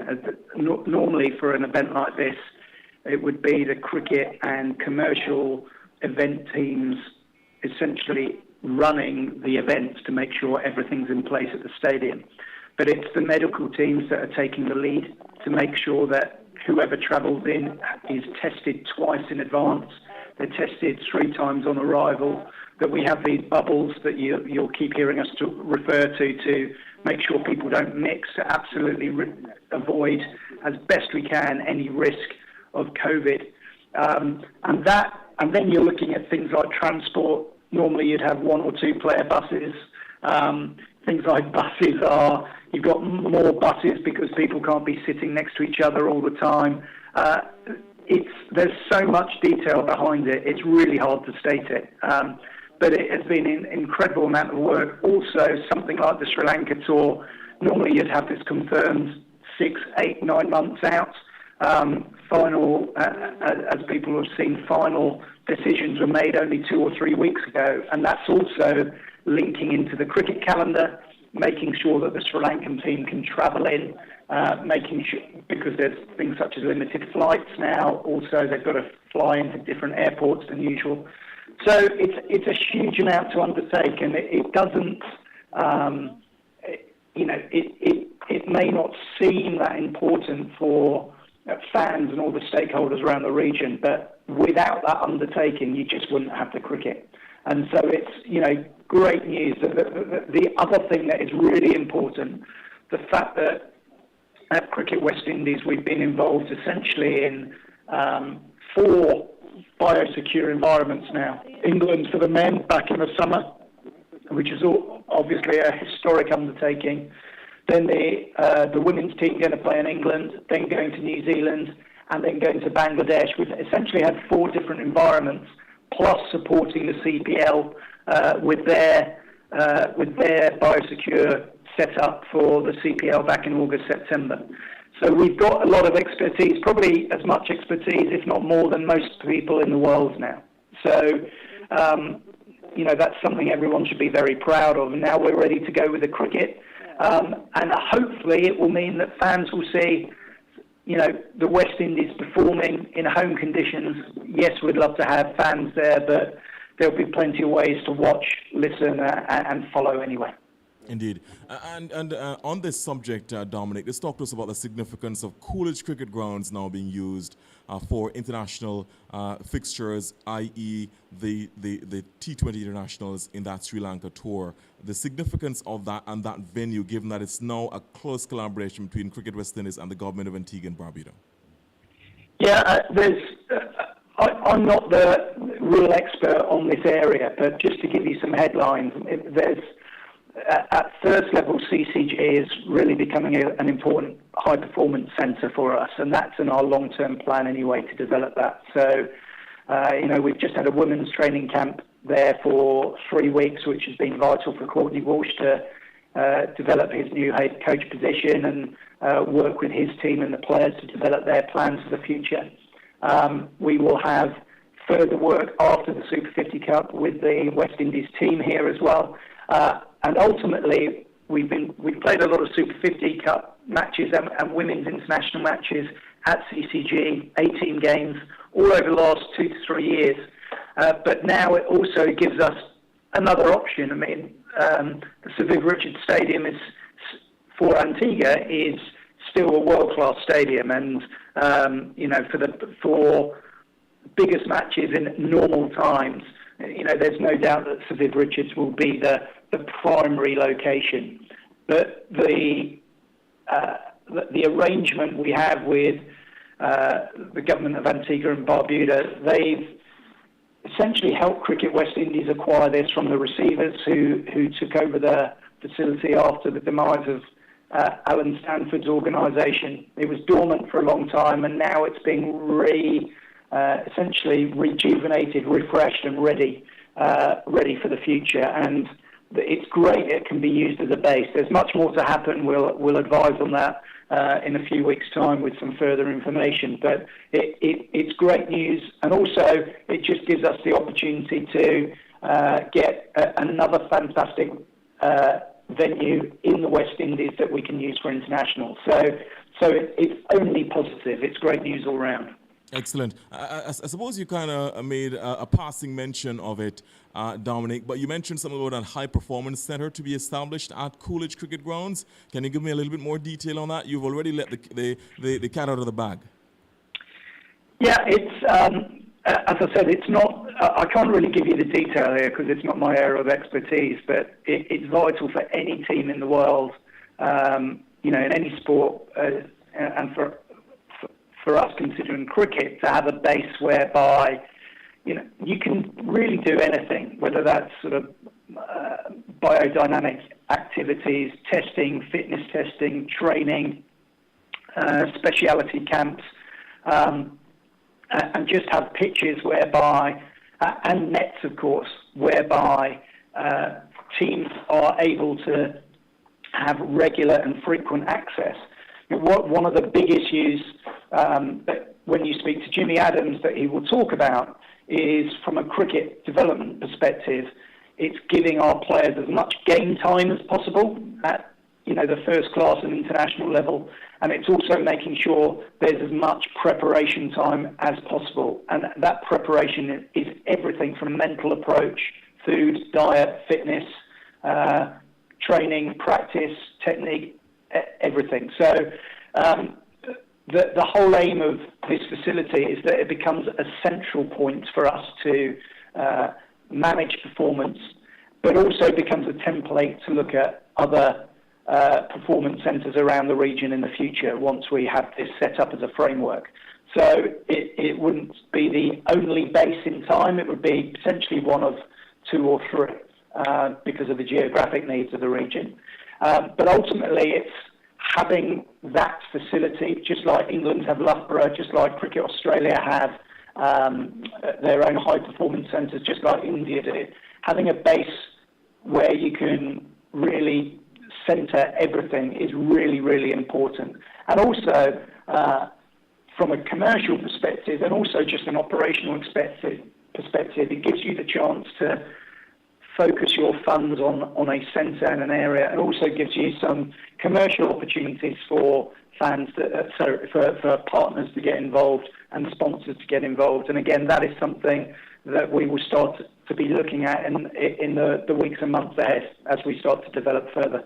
We look forward to hearing much more details on that, Dominic. That's a huge development because that has been clamored for a long time, a kind of a situation like that where we can incorporate the past greats into the game. And of course, we have quite a number of them here in Antigua, not least the four knights, Sir Vivian Richards, Sir Richie Richardson, Sir Curtly Ambrose, and of course, Sir Andy Roberts. All right, let's go on to the Super 50 now, the CG Insurance Super 50. What do you make of what you've seen finally? That's a final point on that one, Dominic. And how does Cricket West Indies plan to build on some of the positives out of this CG Insurance Super 50? Yeah, well, I think there's a lot of successes from the Super 50. Of course, it's still ongoing. It's getting down to crunch time. So both Trinidad and Tobago and Guyana are playing very shortly. That's a big matchup. They performed the best so far. Windwards have got 2 wins, and then there's essentially a race for that 4th semi-final spot between Barbados, Jamaica and the Leeward Islands, and looking like Barbados are in the box seat just about at the moment, but who knows with just a few games left. It's exciting because a lot of the senior players have played in the Super 50 for the first time in a long time. That's partly a factor of the cricket calendar of what's happened with COVID. So to have our white ball captain, Karen Pollard, likes of Jason Holder, who's obviously captained in the past, but has been doing well in white ball cricket recently as well, particularly in T20 as well. And a lot of the key names in there that would be recognised has been great in terms of the quality of cricket. It also means that the younger players coming through and the players who don't have that experience get to test themselves at the highest level. The other aspect, of course, is that it means we've had cricket going on pretty much every day on TV, on internet stream and on the radio. And it's vital for us to make sure that we get as much cricket to as many fans as possible. And then the third aspect has been from the commercial sense as well. And a tournament such as the Super50, no matter what you do, it's very, very difficult for it to actually generate funds. It's always going to be a cost to Cricket West Indies to create a tournament whereby people build their experience and build their technique and test themselves. And so commercially, it's wonderful to have the likes of CG Insurance as our title partner, who are investing across 50 over cricket across the region and more than that as well. But also our other partners with Sandals, who are working with us on the Super50 for the first time this year, having been involved as our principal partner on international cricket.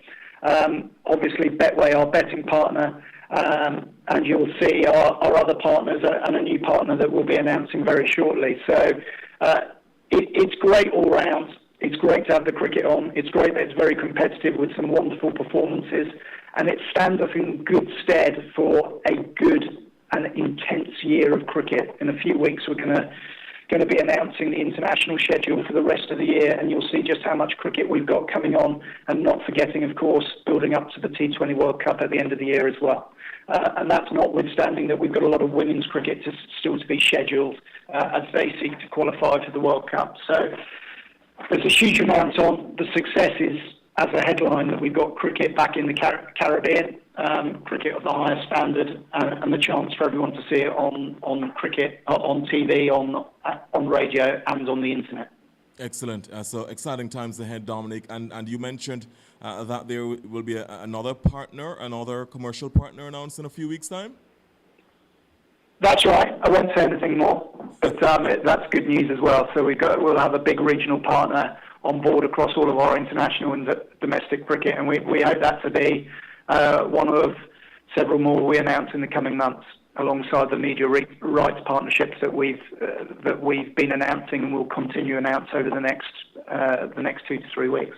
We look forward to hearing much more from you, Dominic Warren. Thank you so much for joining us as part of our Middle Stump coverage. Dominic Warren is, as we said, commercial marketing and communications director for Cricket West Indies, talking with us about, of course, looking back at the Bangladesh tour, looking forward to the Sri Lanka tour, and looking forward to what by all intents and purposes, looks forward to be a very intense and exciting year of cricket. Thanks, Dominic. Really appreciate it.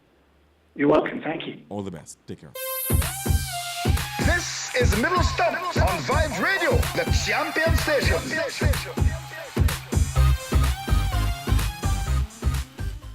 Regents Hotel welcomes you for an unforgettable stay in Dominica. Come taste the traditional dishes of Dominica in our gourmet restaurant. Enjoy a tour of the island. Take a dip in the hot springs, a scenic horseback ride, or water sports for the adventurous. Make your reservations today. Call 767-275-3539 or 767-615-6221 or email info@regents.com.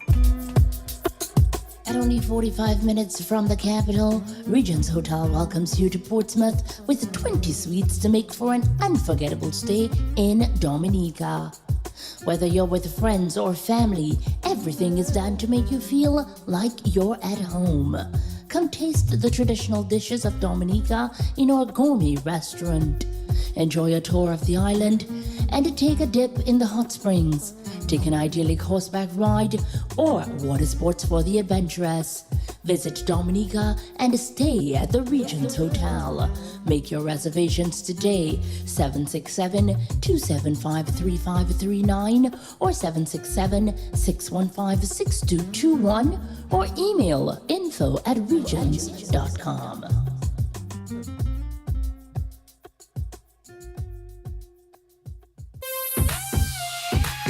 is Middle Stump on Vibes Radio, the champion station.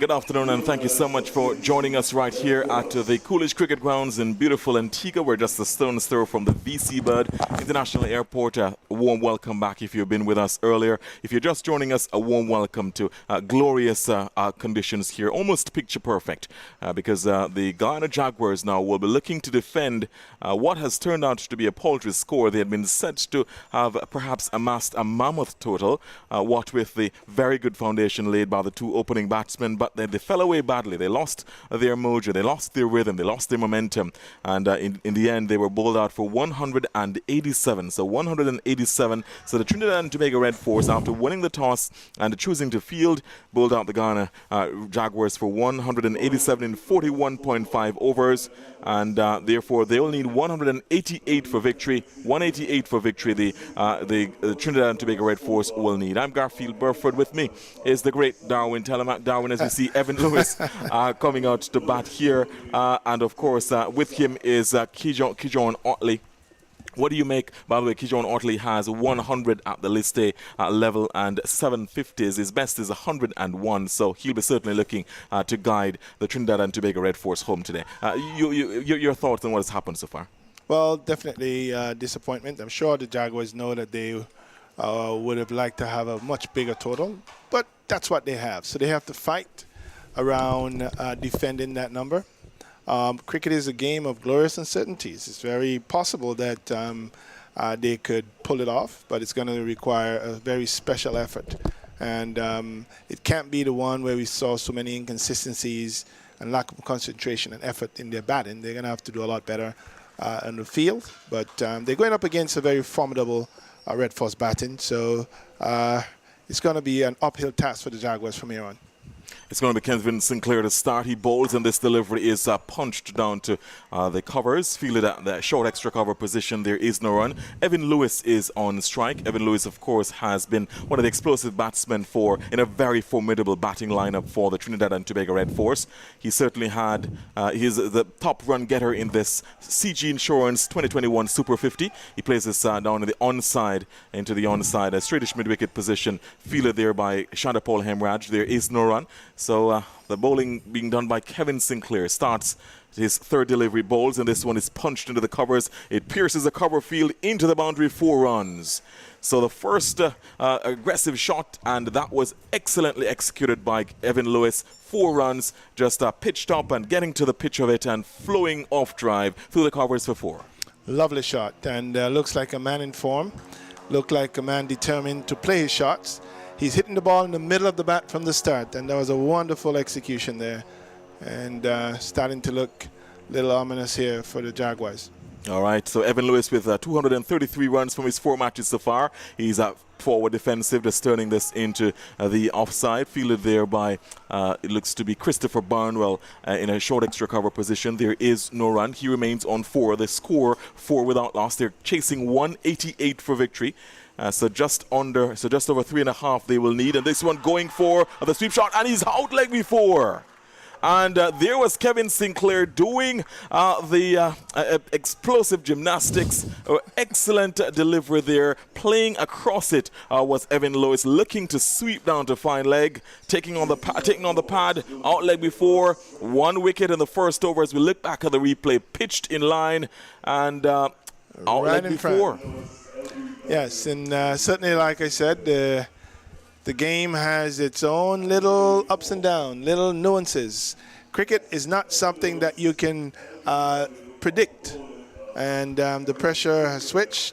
The most informed player on the Red Force team from the batting perspective, Evan Lewis, is walking off the field, having scored just 4 runs, and a disappointment on his part, but there's more to come from the Red Force, and we'll see what happens from there. In fact, the second highest run getter in the competition is Jason Mohammed, who is striding to the crease to bat at number 3. So wearing number 3 on his back, he's coming at number 3. Jason Mohammed, who has struck at least 1 century so far in this competition, comes to the crease to replace Evan Lewis, who was trapped leg before of the bowling of Kevin Sinclair, who did the somersault, which has been his signature celebration in this this competition, and he really deserves that somersault. One more ball left in his first over. So far, we've had a boundary and a wicket in the first over. Quite eventful. We've had an eventful match so far. This is extraordinary. You know, Garfield, you want to say that if you needed a little bit of encouragement, and the Jaguar has it, and Evan Lewis middled the first 3 deliveries very well. And I think there was a lack of concentration, not the kind of shot you want to be playing so early in your innings, and looked like he was plumb in front, and the celebration has begun. So the pressure is now still under Jaguar, but a little less. Well, let's see. They need 188 for victory. That's the target for them to win this encounter, pretty much for academic purposes. Both these teams have already qualified. Here comes Kevin Sinclair, bowls to the new batsman, Jason Mohammed, is forward defensive and plays this into the offside. There is no run. That's the end of the first over. An over in which there was a wicket of Evan Lewis. So an early breakthrough for the Ghana Jaguars. They'll need more of those. 4 for 1 after 1. Mohammed yet to get off the mark. Otley also yet to face the delivery. Yes, and certainly if the Jaguars wanted to start in the bowling, they got it. They had a start in their batting as well. They gave it up through just some little discipline and lack of concentration. So let's hope that even for just the joy of watching a beautiful cricket game, that they could put some pressure on the Red Force and bring this game into an exciting finish. Absolutely. Romario Shepherd will be sharing the new ball with Kevin Sinclair. He'll be bowling from the northern end. Just to give you the teams again, Captain Darren Bravo for the Trinidad and Tobago Red Force, Jason Mohammed, who's at the crease, Danish Ramden, Evan Lewis, Imran Khan, Kijon Otley, Nicholas Puran, Jaden Seals, Anderson Phillip, Akil Hussain, and Kari Peer. So we're going to be seeing Romario Shepherd bowling to Kijon Otley at this point. Is a left-hander. Then for the Ghana Jaguars, Chanapol Hemraj, Shimon Hetmar, the captain Leon Johnson comes back, Anthony Bramble, Christopher Barnwell, Kevin Sinclair, Godakesh Moti, Romario Shepherd, Niall Smith, Tevin Imlak, and Keon Joseph. It's going to be a slip, a gully. There is a backward point, cover, mid-off, mid-on, and a mid-wicket. Here comes this delivery and a turn down to mid-off. Fielded, there is no run for Kijon Otley, who stays on 0 at this point. 4 for 1. This is the second over. They're chasing 188, a rather paltry score, but we've seen what a rather modest score can do. This is a competition which has served up a lot of vicissitudes and a lot of vagaries and a lot of uncertainties. It has also been a competition which has shown that you can't put your money on something. You can't predict something that seems to be just very obvious. Here comes Romario Shepherd. He's up to bowl to the left-handed Otley, who's punching this off the back foot into the covers. Can't score no run. It's fielded in the covers, and the score remains 4 for 1. So you can't really say that, well, 188, that's a winning, that the Trinidad and Tobago Red Force should overhaul that easily. We saw what happened with the Leewards Hurricanes chasing 220 yesterday by the Jamaica Scorpions after the Jamaica Scorpions had a sting in their tail, and eventually it proved to be a winning target. It's a cricket game. The game of glorious uncertainties. Scores on the board. Scores on the board. Here comes Romario Shepherd. He's up to the wicket and bowls, and this is short and turned off the legs. They will get one as Kevin Sinclair runs in off of the deep fine leg boundary. The field there is 1 run. So the batsman off the mark. Otley is off the mark. The score now pushes on to 5 for 1. 5 for 1 as Sinclair goes back onto that deep fine leg boundary. 5 for 1 as Jason Mohammed comes into strike. He's scored 6 List A hundreds and 20 50s. So Jason Mohammed is a formidable player and a batsman who is certainly looking to be in perhaps not a purple touch, but he's certainly in form. And he'll be taking strike now, the right-hander. So there are 2 slips in place for him. 2 slips, a gully. As there's a cover in Shimron Hetmar, mid-off. There's a backward point. Here comes Romario Shepherd into bowl, and this one left alone to be taken by the wicket-keeper. There is no run. Anthony Bramble, the wicket-keeper. So rather attacking field. 2 slips, a gully, a backward point, cover, a short cover, and a mid-off.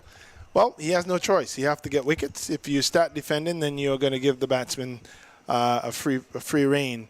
Right now, it's still in a power play period, but you're not really worried about that. You have to get wickets.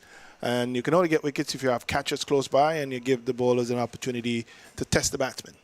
Of course, there is a third man and deep fine leg. Those are the two fielders out. As here comes Romario Shepherd. He bowls in this one.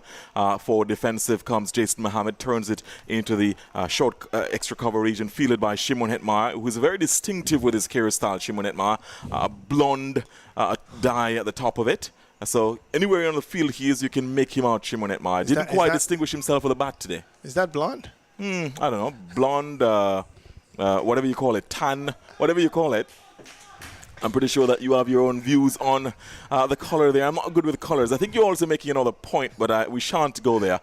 So 2 slips, a gully, backward point, cover, as well as a mid-off and a third man on the boundary. Here comes Romario Shepherd bowls, and this one is turned down to mid-off by Jason Mohammed. He can't score. He remains, he's still yet to get off the mark. That's the end of the second over. So after over number 2, 5 for 1, the Trinidad and Tobago Red Force chasing 188 for victory. Shepherd, that was just one leg by in that over, by the way.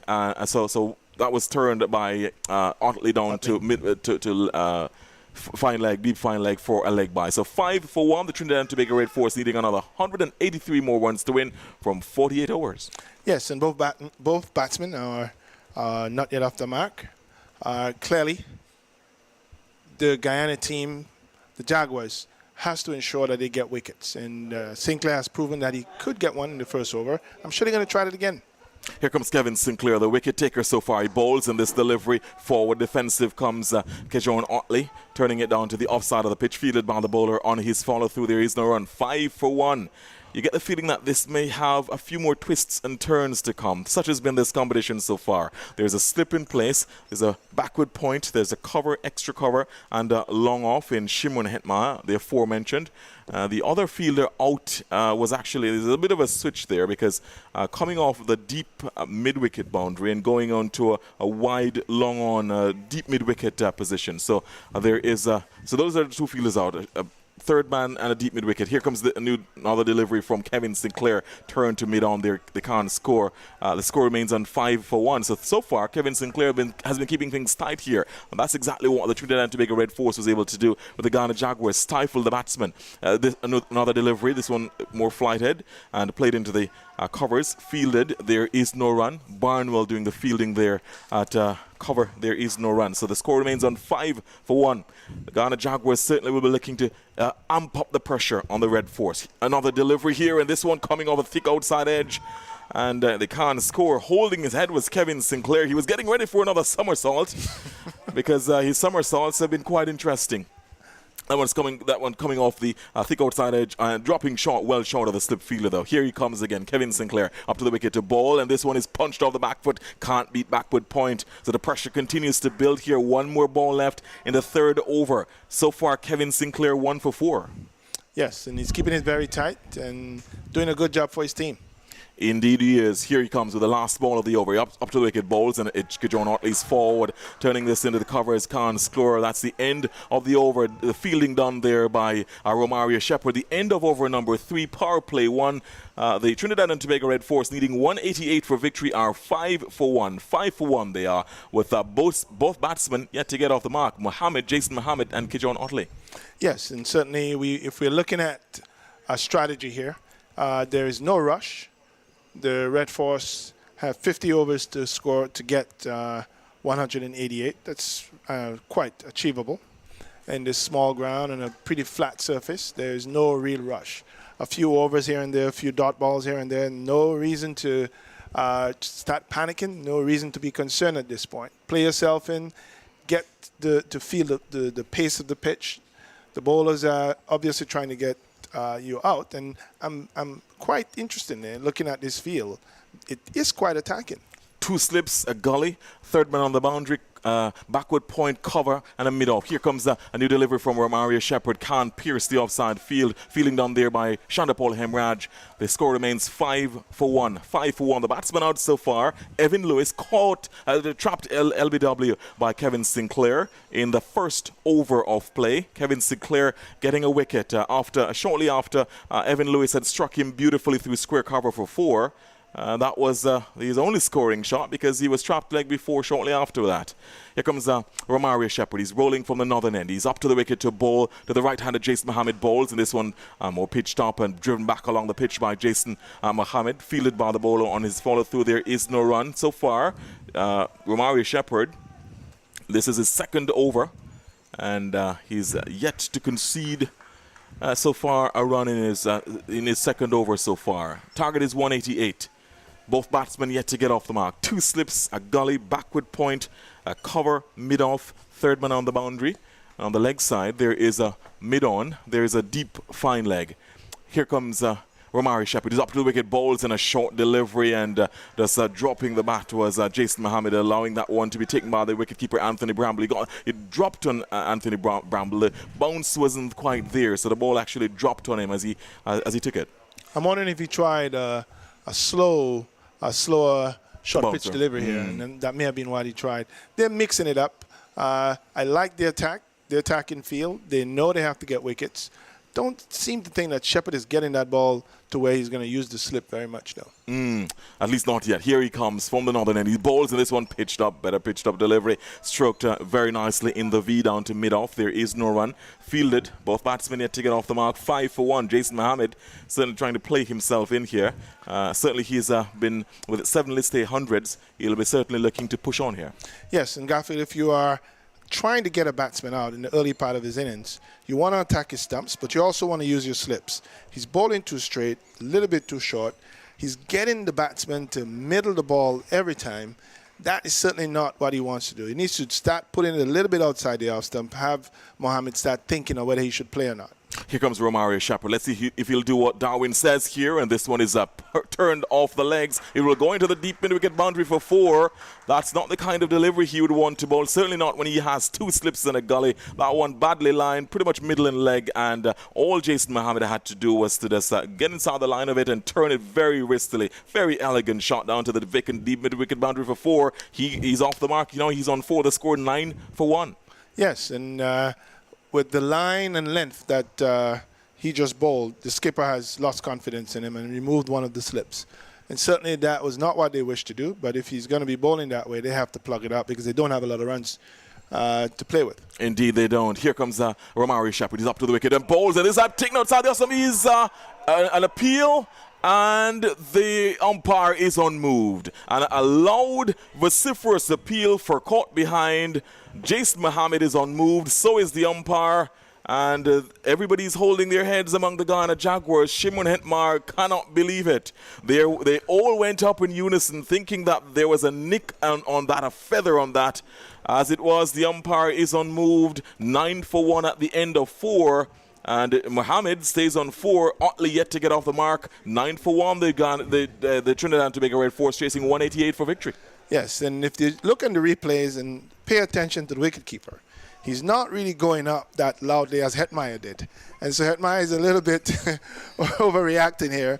But the keeper did not think that there was an edge there. He didn't respond that way. He went up after the fact, but it wasn't almost immediate. If you see him, he's not really. He was reacting. It's not the same. Yes, indeed. He might have been influenced there by the reaction of his teammates, including Shimon Hetmar. Shimon Hetmar is extraordinarily enthusiastic with that appeal. Anyway, that's the end of 4. Starting the 5th now is Kevin Sinclair from the southern end. He's up to the wicket to ball to the left-handed Kedron Audley, who punches this behind point for 4. So a shortish delivery, and he went on the back foot in a flash and just beating the fielder there. Once he beat the fielder, who is Romario Shepherd, that would have gone into the boundary for 4, as it did. Bad delivery there by Kevin Sinclair. He would have known that. Didn't quite get to do the somersault on that one. He would never do the somersault once he bowled something like that. So the score pushes on to 13 for 1, 13 for 1, as we looking back at the replay here on ESPN's coverage of that shot, which was punched behind point for 4 off the back foot. Here comes Kevin Sinclair. What will his response be? He's up to the wicket, balls this time shorter on the leg stump, turned to mid wicket. They can't score. The score remains 13 for 1. Otley now on 4. Mohammed also on 4. So both batsmen getting off the mark with a boundary. 13 for 1. There was also a boundary for Evan Lewis before he was out. And this one, Kevin Sinclair is turning it into square on the offside. There is no run. Fielded there in the square cover position. 13 for 1. The score remains. Mohammed on 4. Otley on 4. They're chasing 188. This is the 5th over being bowled. 3 balls left in the 5th over. So far, Kevin Sinclair 1 for 8. He's made the breakthrough, the crucial breakthrough, but they will need more. Here comes this one is turned into the leg side, fielded again in that mid-wicket position, fielded there by the number 68, who is Gudakesh Moti. Of course, he'll play a crucial role later, Gudakesh Moti. Here comes Kevin Sinclair bowls and forward, defensive, bat and pad close together with Kedron Otley, getting right to the pitch of that one, smothering any sort of spin there was on that one. The score remains 13 for 1. He gets through his overs very quickly, does Kevin Sinclair. He starts to move in again. So there is a slip in place, a backward point, cover, extra cover, and there's a man in a catching position, Chandapol Hemraj in a catching position, pretty much in a short mid-off position. But they won't need him. That's the end of the over. 5 overs gone, 13 for 1. Jason Mohammed on 4. So is Kijon Otley. They're chasing 188 for victory. In what would be essentially a psychological edge, because both these teams have already qualified for the semifinals. Well, yes, and if you look at the Jaguars bowling, you kind of have to wonder, does it look penetrative enough? Is it giving the batsman enough to look at, enough to guess about? It's pretty ordinary. We see Shepherd from the northern end coming in, but bowling pretty straight, not really doing too much with the ball, not making the batsman guess. He's not really putting the ball in the right line. They're not driving outside the off stump. They're not cutting at a quick short delivery outside the off stump. He has catches in, not really using them. And so the effort to get wickets has to be supported by bowlers who are actually doing what appears to be playing the role. Here comes a new delivery here, a new over started by Romario Shepherd, and this one is punched into the leg side. It will run very close to the boundary. Fielder from deep mid-wicket running around. They come back for 2 runs. So Jason Mohammed, 2 runs there. That's off the back foot, just turning that into the leg side. He moves on to 6. The score 15 for 1. Short delivery, perhaps trying a back of the length, but the ball is doing nothing. And perhaps he needs to pitch it up more and put it on, as you said, just outside, on or just outside off stump. That kind of line will not get him that. So there's a slip in place, there's a gully, and a bit of there's a kind of short third man in place. Here comes a short delivery, and ducking out of the way was Jason Mohammed, and there is no run. 6 without loss. Sorry, he's on 6. 15 for 1. Yes, and that delivery that Mohammed placed through mid-wicket, that was a good line, but the wrong length.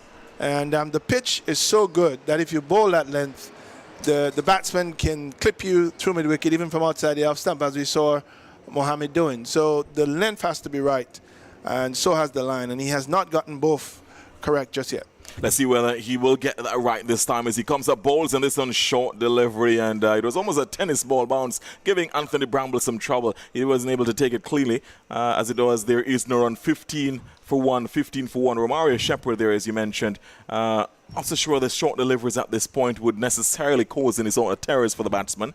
There is a slip in place, slip gully, short third man, backward point, cover, mid-off, mid-on. There's a deep mid-wicket, and there is a deep fine leg. So the 2 fielders out at this point, deep mid-wicket and a deep fine leg. I suppose that's why he's bowling the short deliveries, because he set the field, deep mid-wicket and a deep fine leg. Here he comes, up to the wicket, bowls, and this one off the back foot, punching it elegantly into the covers. Can't score. Chandapol Hemraj does the fielding. 15 for 1. The score remains. This is over number 6. Yes, and certainly he's not getting the line right. He's not getting the length right. And I'm sure the skipper must be thinking that strategy with Shepherd on the northern end is probably not going to yield the wickets that he's looking for. They have to not allow these batsmen to settle in. They have to get them rattled a bit, and we're not seeing any signs of that. Here comes Romario Shepherd starting again, bowls, and this one pitched up delivery. It's turned back with a point. Shimron Hetmar does the fielding. They can't score. 15 for 1. Perhaps, Niall Smith would have been a better option, because he's a very nippy bowler. He skids off the surface, and certainly he's one of the bowlers that Vernon Springer is immensely impressed by. So far, in terms of the top 5 wicket takers, Quinton Boatswain for the Leewards Hurricanes with 11 from 5 matches. Now, Gudakesh Moti, who is going to be bowling later, 9 wickets from 3 matches. Larry Edward, 7 from 4. Here comes Romario Shepherd, bowls, and this one is punched off the back foot down to the onside of the pitch, down to mid-on. They can't score. Jason Mohammed stays on 6. So that's the end of the 6th over. 6 overs gone, 15 for 1. The Trinidad and Tobago Red Force chasing 188 for victory, with Jason Mohammed on 6 of 16 and Kijon Otley on 4 from 15. The latest score here at the Coolidge Cricket Grounds. Yes, and certainly we are seeing that the effort with Shepherd is probably not going to bother the batsman too much. And the skipper may very well have to look at another option. He's chosen to remove Sinclair from the southern end and replace Sinclair with Niles. I think that he's thinking, though, that he needs to get wickets, so that's probably what his thoughts are. But clearly the effort with Shepherd, if you're going to have a new ball and you have someone as nippy as Vernon Springer said, you give yourself the best shot by giving your fastest bowler that new ball and put some slips in and see if something can happen. Let's see. So Niall Smith is going to be bowling from the southern end, and it's interesting because Vernon and Denmore can tell you, given that this is your first match here at the Coolidge Cricket Grounds at Darwin, that from this end, from the southern end, the ball seems to keep low, and it's something that would perhaps work perfectly in the favor of Niall Smith because he skids off the surface, and I think he bowls wicket to wicket. He certainly trapped, he was able to trap Brandon King leg before with a delivery like that. Just a wicket to wicket, he bowls pretty much straight, and I suppose that this will be a more penetrative option for the captain Leon Johnson to go with Niall Smith. So let's see what he'll be able to do. He'll be bowling to the left-handed Kijon Otley. Let's see what the field placing will be like. So there will be, seems like a slip is going into position, so a slip, a gully, as well as a backward point cover mid-off. There's a mid-wicket, short fine leg, and there is also, short fine leg. My bearing's a little bit off. So there's a fine leg on the boundary, and there is a slip and a gully and a backward point. Here comes just abandoning his run up there. Didn't quite feel it, Niall Smith, so he turns back. Dead ball signalled by the umpire. The score remains 15 for 1. We'll be starting the 7th over at this point. So the top 5 wicket takers: Quinton Boatswain, 11 from 4. Gudakesh Moti, 9 from 3. Larry Edwards, 7 from 4. Hayden Walsh Jr., 7 from 5. And, by the way, it's Quinton Boatswain, 11 from 4. He didn't quite play in one of the matches. So Ashmead Ned, 6 from 5. So the Lewis Hurricanes having 3 bowlers in the top 5. Would that change with Imran's performance today?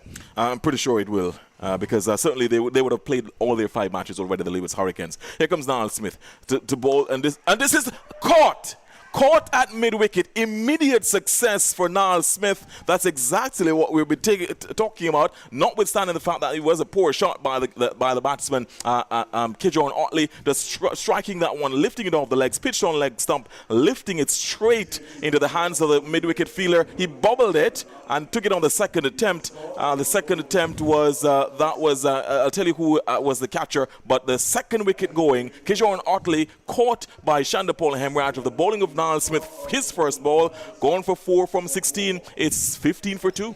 Yes, and if you are trying to get wickets and you bring on your strike bowler and he does that for your first delivery, you're excited, you're happy.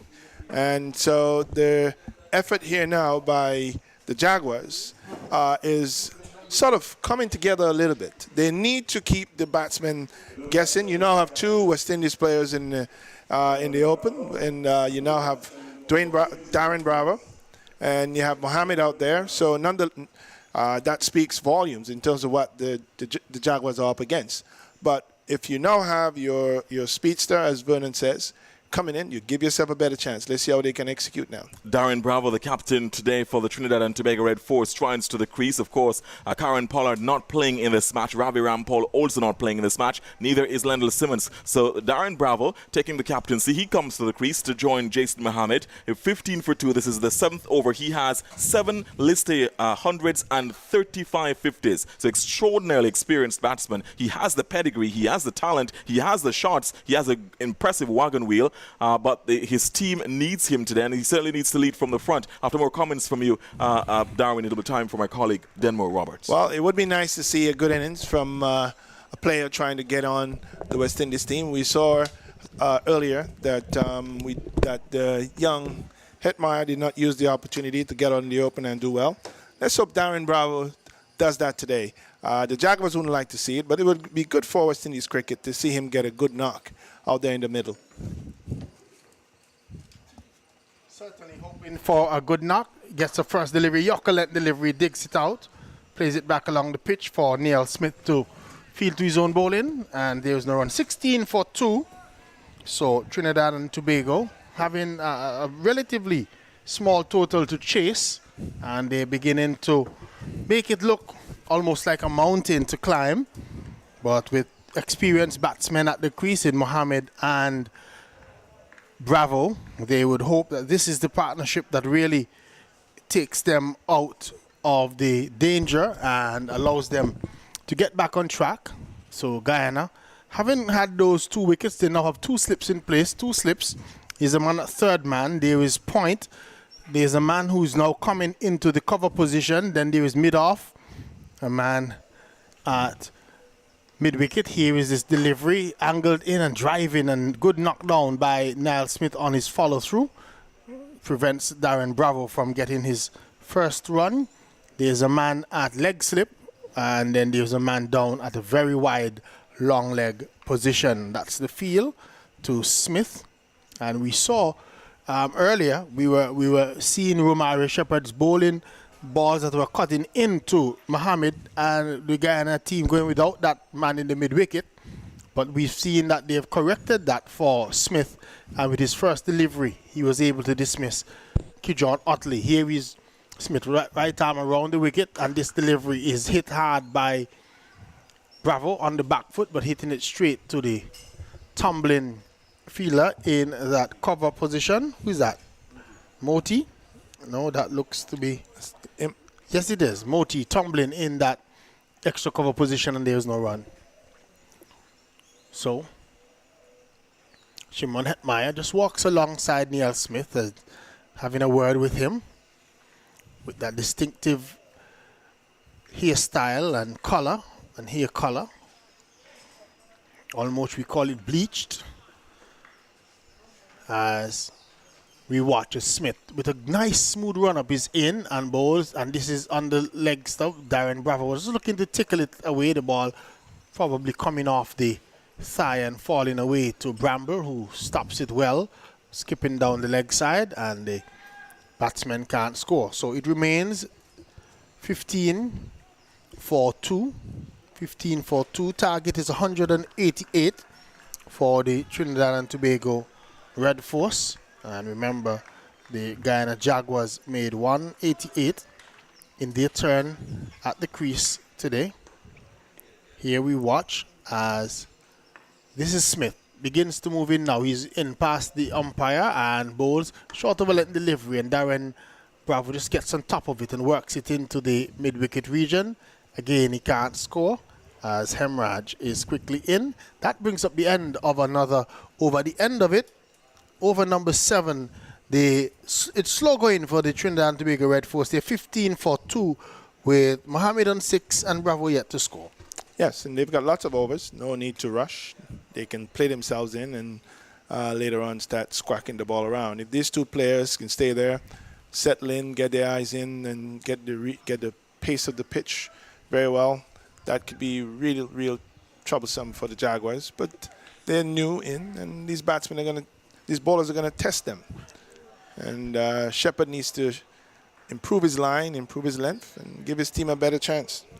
Hemraj getting 87 and Imlak 38 in the 187 or 41.5 overs. So the Guyana Jaguars leaving quite a number of overs that they did not bat in their score. Here is this delivery steered away by Mohammed down to a wide third man. He's going to get 2 here as the fielder who was up in the circle gives chase back. That looks to be Smith. As this delivery there Sinclair who was given chase. So Shepherd continues from the far end. Big, strongly built fast bowler. He's in and bowls this right. It's a short of a length delivery, and Mohammed was looking to pull it away on the onside. The ball taking the lower portion of the bat and falling away on the onside, and the batsmen were able to cross for a run. We also have domestic cricket going on. It's the semi-finals day of the Antigua and Barbuda Cricket Association Super 40 competition, It was New Winthrop Lions versus the Bethesda Golden Eagles. And New Winthrop Lions making 151 in their turn at the crease. And the Bethesda Golden Eagles getting to 152 for 3 with Gavin Tongue. Remember his name from West Indies, playing for the West Indies, getting 50 not out in that run chase there today in the domestic competition, which means that the Bethesda Golden Eagles, they are into the finals, and they will either face Empire or Jennings, who face off tomorrow in the second semi-finals. Here is a short delivery, and Bravo gets on top of it, wants a single, but is sent back as following through. Shepherd was quickly onto the ball, and the batsman can't score, so the score remains on 18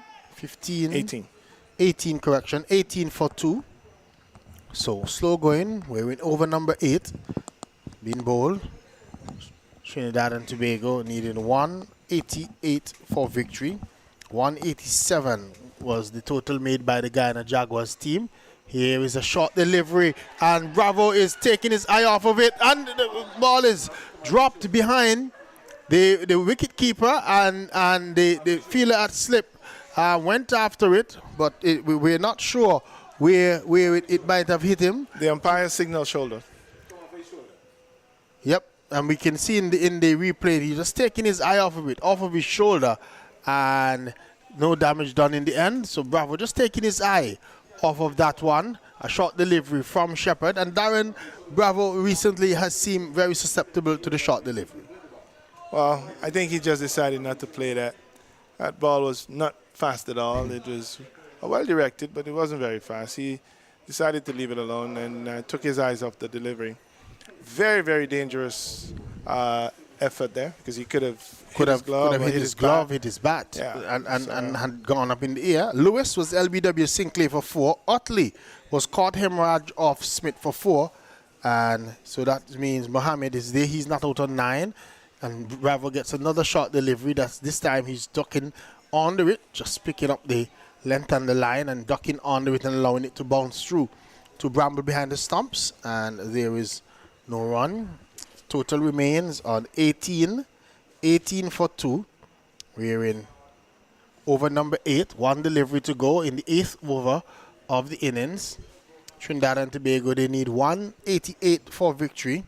So it's not a very big score. They require another 170 runs or 42.1 over with 8 wickets remaining. We just have a run rate required of 4. So still gettable. Here is he getting another short delivery.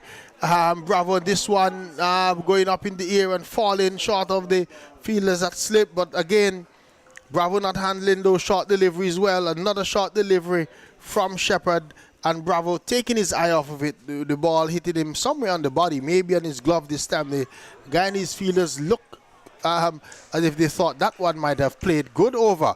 This by Shepherd, roughing up Darren Bravo. It's 18 for 2 at the end of over number 8. Certainly not what you expect to see from your frontline West Indies batsman, a world-class player. He should have been able to handle these deliveries a lot better.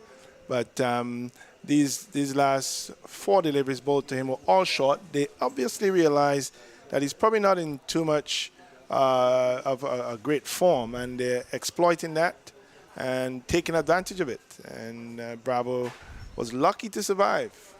Very lucky to survive, as he was in trouble all over, and the Guyana Jaguars continuing to try and fight. They have a small total on the board, but they have, as you would say, runs on the board is runs on the board. Scoreboard pressure is always something that you can work with. And so the Guyana Jaguars team, they're still fighting. It's going to be Smith to continue. He had a wicket in his first over. No run yet scored off of his bowling. Here is he going in. Nice smooth run up. He's in and bowls to the right-handed Mohammed, who's driving and missing outside the line of the off stump, going through to wicketkeeper Bramble, and no run. So again, just outside the line of the off stump, and Mohammed was driving. His feet didn't get to the delivery, just putting the bat there, and the ball beating him and going into the gloves of Bramble. The skipper has to start thinking about whether he should put another slip in there, because he's a faster bowler. and he's bowling a better line. He still has to attack. They need wickets.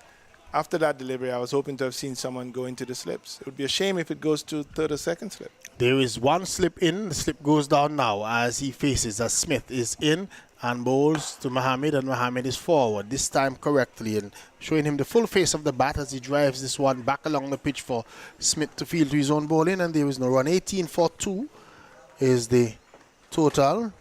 The target 188 for victory. So the Trinidad and Tobago Red Force still require another 170 runs for victory. Smith is the bowler in action now. Just with that nice smooth run up, he just breaks into a run, gets into the wicket smoothly, and this delivery is driven beautifully, undriven through the onside, is running close to the boundary. The fielder gets there, just flicks it back. 3 fielders converge on it. The ball is flicked back, and then Hemraj having a throw back into the non-striker's end where Hetmeyer is located, and the batsmen were able to come back for 3 runs. So 3 runs to Mohammed, 3 runs to the Trinidad and Tobago. Total 21 for 2 is the total. We see Dwayne Bravo being interviewed on TV as he's also here, part of the Trinidad and Tobago. He's made a squad. big song, Denmark. He has? Have you heard his song? No, I haven't heard his recent song, so I'll have to go and search for it sometime later. It's called The Sad Place. We'll have to. I'll send you a that copy. up. You should. Smith is going to change his line of attack. He's going to go around the wicket to the left-handed Darren Bravo, and we've seen Bravo having some issues with short delivery, which means now that the captain for Guyana has put in a second slip. So there are 2 slips. There's a man down at third man. Point is there and cover. Here is this delivery, and Bravo is dropping it on the offside and gets his first run. Good cricket by Bravo, just dropping it into the offside field, noticing that the field at cover was on the 30-yard circle, and the ball was very close to him, and he just dropped it and took off and get an easy single in the end. Yes. 22 for 2. It was well played. I think Smith is also trying to do like Shepherd, which is get it short, put Bravo on the back foot, put him in a little bit of trouble. Bravo handled that very well and picked up an easy single. So Smith is back to his mark as he turns in front of us at the southern end. Here is he going in past umpire Butler in and a short over length delivery, not making any height, and Bravo and Mohammed just covering up and playing it down into the onside field for no run. So once again, Hemraj is the fielder who is at that mid-on position. He took the catch today to dismiss Utley. Was caught Hemraj off Smith's almost fits first delivery of his spell, and so Trinidad and Tobago Red Force, they remain on 22 for 2 as Smith begins to move in now. He's in once more, goes past the umpire, is in and bowls, and this delivery on the back foot and punching is the batsman in Jason Mohammed. Tumbling at that cover position is Shimron Hetmeyer, and there is no run. The end of another over has come up. At the end of 9 overs, it's slow going for the Trinidad and Tobago Red Force. They're 22 for 2. They're chasing 188 for victory. As I say, good afternoon. Welcome back to Shamila Connell. Shamila, your thoughts so far? Oh, you're still here. It's still Darwin Telemark. I see Shamila coming into her seat. Darwin Telemark is still definitely in play. Darwin? Yes, we're getting ready to switch over, but good over from Smith. Well played by Bravo and Mohammed. No rush. They're going to play themselves in. They're 2 very, very experienced players. Bravo has played 165 A-list games. No stranger to being out there. Low total, nice flat track. I expect them to get to that target pretty easily. Here is Bravo facing as Shepherd continues. He's in, and this delivery, he's hitting it over the wide-ish mid-on position and gets 4 runs. In a straightish mid-wicket position, he just hit this one deliberately over the top of the field and picked up a boundary. Good shot by Darren Bravo to release some of the pressure. He almost as if he was waiting for that other short delivery from Shepherd. Shepherd pulled it down. This one didn't make much height, and Bravo gave it the treatment, hitting it over wide-ish mid-on position and picked up himself 4 runs. This has prompted Shepherd to change his line of attack. He's now going to go around the wicket to the left-handed Bravo, 26 for 2. Here is Shepherd in short, and Bravo is pulling. This time out to the mid-wicket region. The fielder gives chase and poor effort. The ball rolls past him. He dives right over it into the boundary for 4. That's a poor effort out there on the boundary, and Bravo picks up back-to-back boundaries. Good afternoon, Shamila. How are you doing? Good afternoon, good on you. All right. So Shamila has just come back alongside me. That's not the kind of feeling that the captain would want from somebody on the boundary. No, very much not. You can't allow to take off the pressure at this stage. Romario Shepherd is just not getting it up now. From the time it level off, Bravo is going to lash onto it. Bravo faces once more. Shepherd is in, and another short delivery, and he's hitting this time up in the air. The ball is high. The fielder is chasing. The ball is going to fall safe. So Bravo has decided that he's going to be taking on Shepherd. Shepherd roughed him up in the last over with a couple of short deliveries. Bravo didn't offer any shot, but definitely he's decided that anything short now, he's going to go after Shepherd. Should he continue, or should Mohammed have a quiet word with him and ask him, you know what, let's remember the job at hand. 31 for 2 in over number 10. Well, I believe Mohammed would tell him to keep things simple. But if it level off, he's going to go after it because it's not really getting up anymore. It's definitely not coming up as high as in the previous over, and Darwin Telemack was saying that those deliveries that might have struck Bravo were not quick deliveries, but he had taken his eyes off of them and allowed the ball to come into his body. Here is Shepherd in, and Mohammed is driving beautifully past the mid-off region. A good punch shot. They're going to get runs. They get 1. They come back for 2. The fielder having a left-handed throw back to the bowler's end, and the batsman settled for 2 runs, 33 for 2 in over number 10. So Shepherd, none for 20 off of his 4.4 overs. So this is a pretty good over so far for Trinidad and Tobago. They've already had 11 runs from it. So score 33 for 2 in over number 10 after a very slow start. Here is Shepherd in to bowl to Mohammed. Mohammed is trying to pull a short delivery. The ball bouncing and getting past Bramble, coming down to a fine leg position, and the batsmen were able to come back for 2 runs. So they looked as if they were just trotting through for a single, and recognizing that the ball had gone down to the fine leg region, the batsman rushed back for a second run. 35 for 2 in over number 10 with 1 delivery to go. So it's been 4-4-1-2-2 so far in this over. Sounds like a telephone number somewhere. But Shepherd has had 22 off of his 4.5 overs.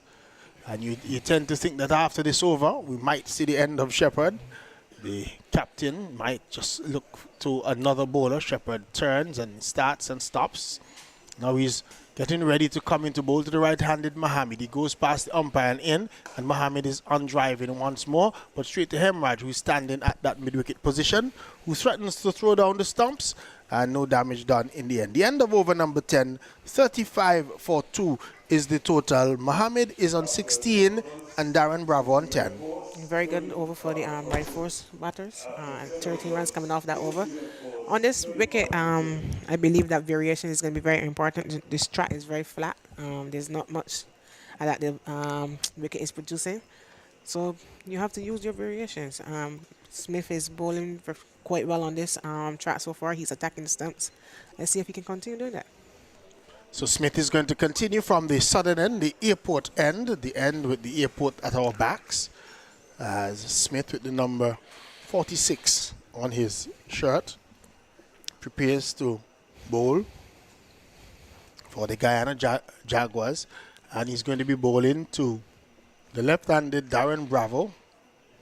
We saw Bravo having 2 boundaries in the last over. Here is Smith, right arm around the wicket, is in and bowls to Bravo. Bravo gets a Yorker length delivery, digs it out, goes to Shepherd standing at that cover position, and there is no run. So Just one slip in now for Smith, as maybe after those 2 shots in the last over for Bravo, the captain of the Guyana Jaguars, thinking that Bravo has sort of found his range. So he's removed one of the slips. Smith is still in. Here is he in and bowling, and this one kept low, and Darren Bravo did well to get down quickly onto that one, playing it out into the mid-on region where Johnson is posted, and there is no run. So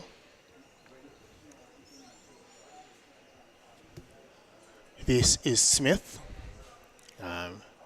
trying to dislodge another batsman for Trinidad and Tobago. Evan Lewis didn't last long. He was LBW in the first over for 4 after driving Sinclair for a boundary. He was then caught leg before playing a naughty shot. Here is a short over length delivery, and Bravo just gets on top of it and works it into the backward square leg region for a single. Hemraj is the fielder who has a throw at the non-striker's end. The batsman walks through for a run. Field will change over for the left-hand, right-hand combination, and Trinidad and Tobago would want to make this left-hand, right-hand combination work. They would want to keep the Guyana fielders moving, keep the bowlers having to change their line. So the right-handed Mohammed comes in to strike. Just adjust his gloves as he's not quite ready outside, just making sure he's looking at a spot that he's probably noticing on the pitch. Retakes his guard from umpire Butler as he waits now as Smith sees Smith standing, walk and then breaks into a run. Here is Smith in and bowls to Mohammed, and Mohammed gets on top of a short delivery and they take a quick single. Hetmeyer has a throw at the stumps, but the batsmen were home quickly. Mohammed, recognizing that the ball had gone to the right of the fielder, and the batsmen were able to come through for a run. 37 for 2. Mohammed goes on to 17. Bravo is on 11. We're in over number 11 being bowled. So the left-handed Darren Bravo comes into strike. Here is Smith. Just waits as Bravo is now settles. Wait as Smith comes in and bowls to him. And he's getting a delivery that is pitched up and he's working it down to the backward square region. They come back for a second run. So it was a Yorker length delivery, and Bravo did well to keep that one out from his stumps. Got a lot of bat onto it, and the ball going down to the deep backward square region, and they were able to rush back for a second run. So Smith continues to bowl well, continues to cause some problems for the batsmen. He's not giving them anything at all to free their arms in his spell so far. Just 8 runs coming from his 2.5 overs so far. Here is he moving in. Smith goes past the umpires in and bowls to Bravo. A short delivery that Bravo is pivoting and pulling it out to deep mid-wicket where Hetmeyer is posted, and the batsmen were able to come through for a run. 1 run to end over number 11. At the end of it, 40 for 2 is the Trinidad and Tobago Red Force. 17 is Mohammed. Bravo on 14. Yeah, another good over for Smith. As you can see, he's consistent with his lines. Just that last one, I guess he was testing Bravo to see what he can do. Certainly tried to pull that one down, and noticing that Bravo was having some issues with the short delivery, but Bravo has decided that anything short now, he's going to go after it. He's going to attempt. He's not going to be standing around anymore, allowing these bowlers to bowl short to him. So he's there as we watch. Who is this going to? Is this Kian Joseph? Kian Joseph, it looks as if it's going to be Kian Joseph who is going to be coming into the attack. He's replacing Romario Shepherd at the northern end.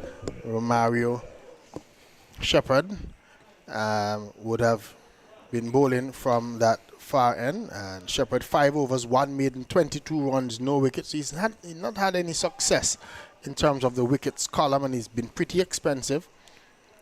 The Shepherd, Sinclair had 3 overs, 1 maiden, 8 runs, 1 wicket, and Smith so far 3 overs, 1 maiden, 9 runs, 1 wicket. So Kian Joseph has come in. He too is a seam bowler for the Guyana Jaguars. Remember when Guyana Jaguars batted, 87 from Hemraj, 38 from Imlak.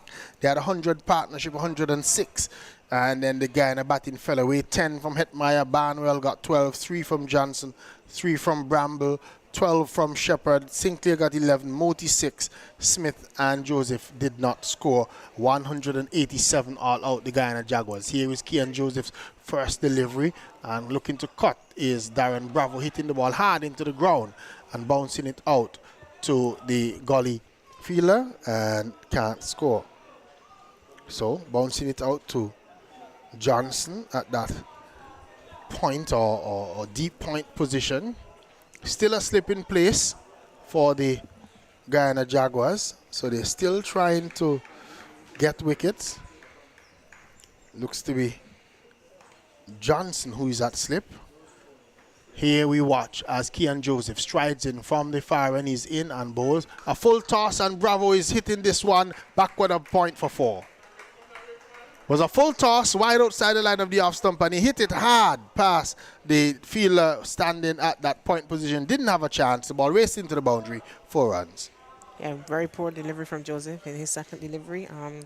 Just a full ball outside the off stump, giving the batter enough room to just throw his hands.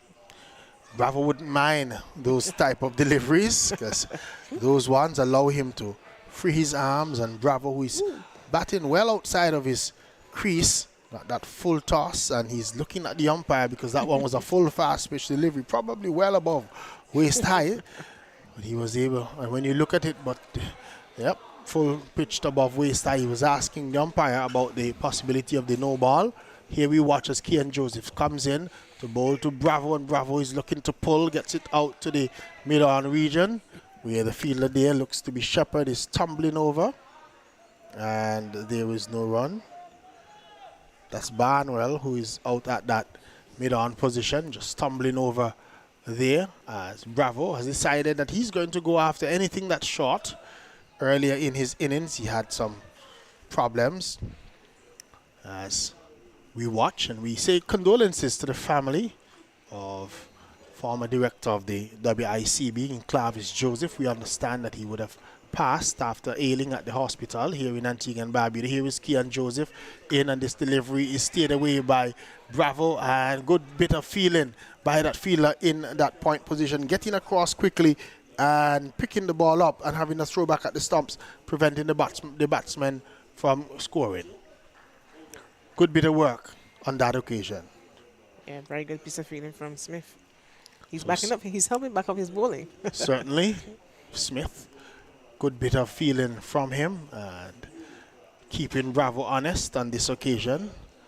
Hetmeyer has gone into that extra cover position. Just had a word with Kian Joseph. We look and we see Sir Curtly Ambrose standing somewhere in the distance.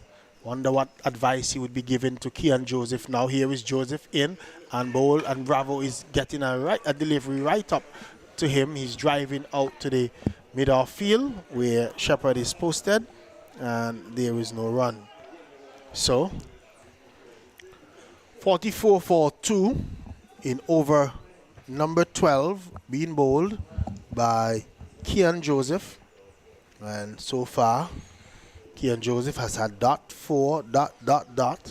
Just the 4 runs coming from that full pitch delivery that we saw from him earlier.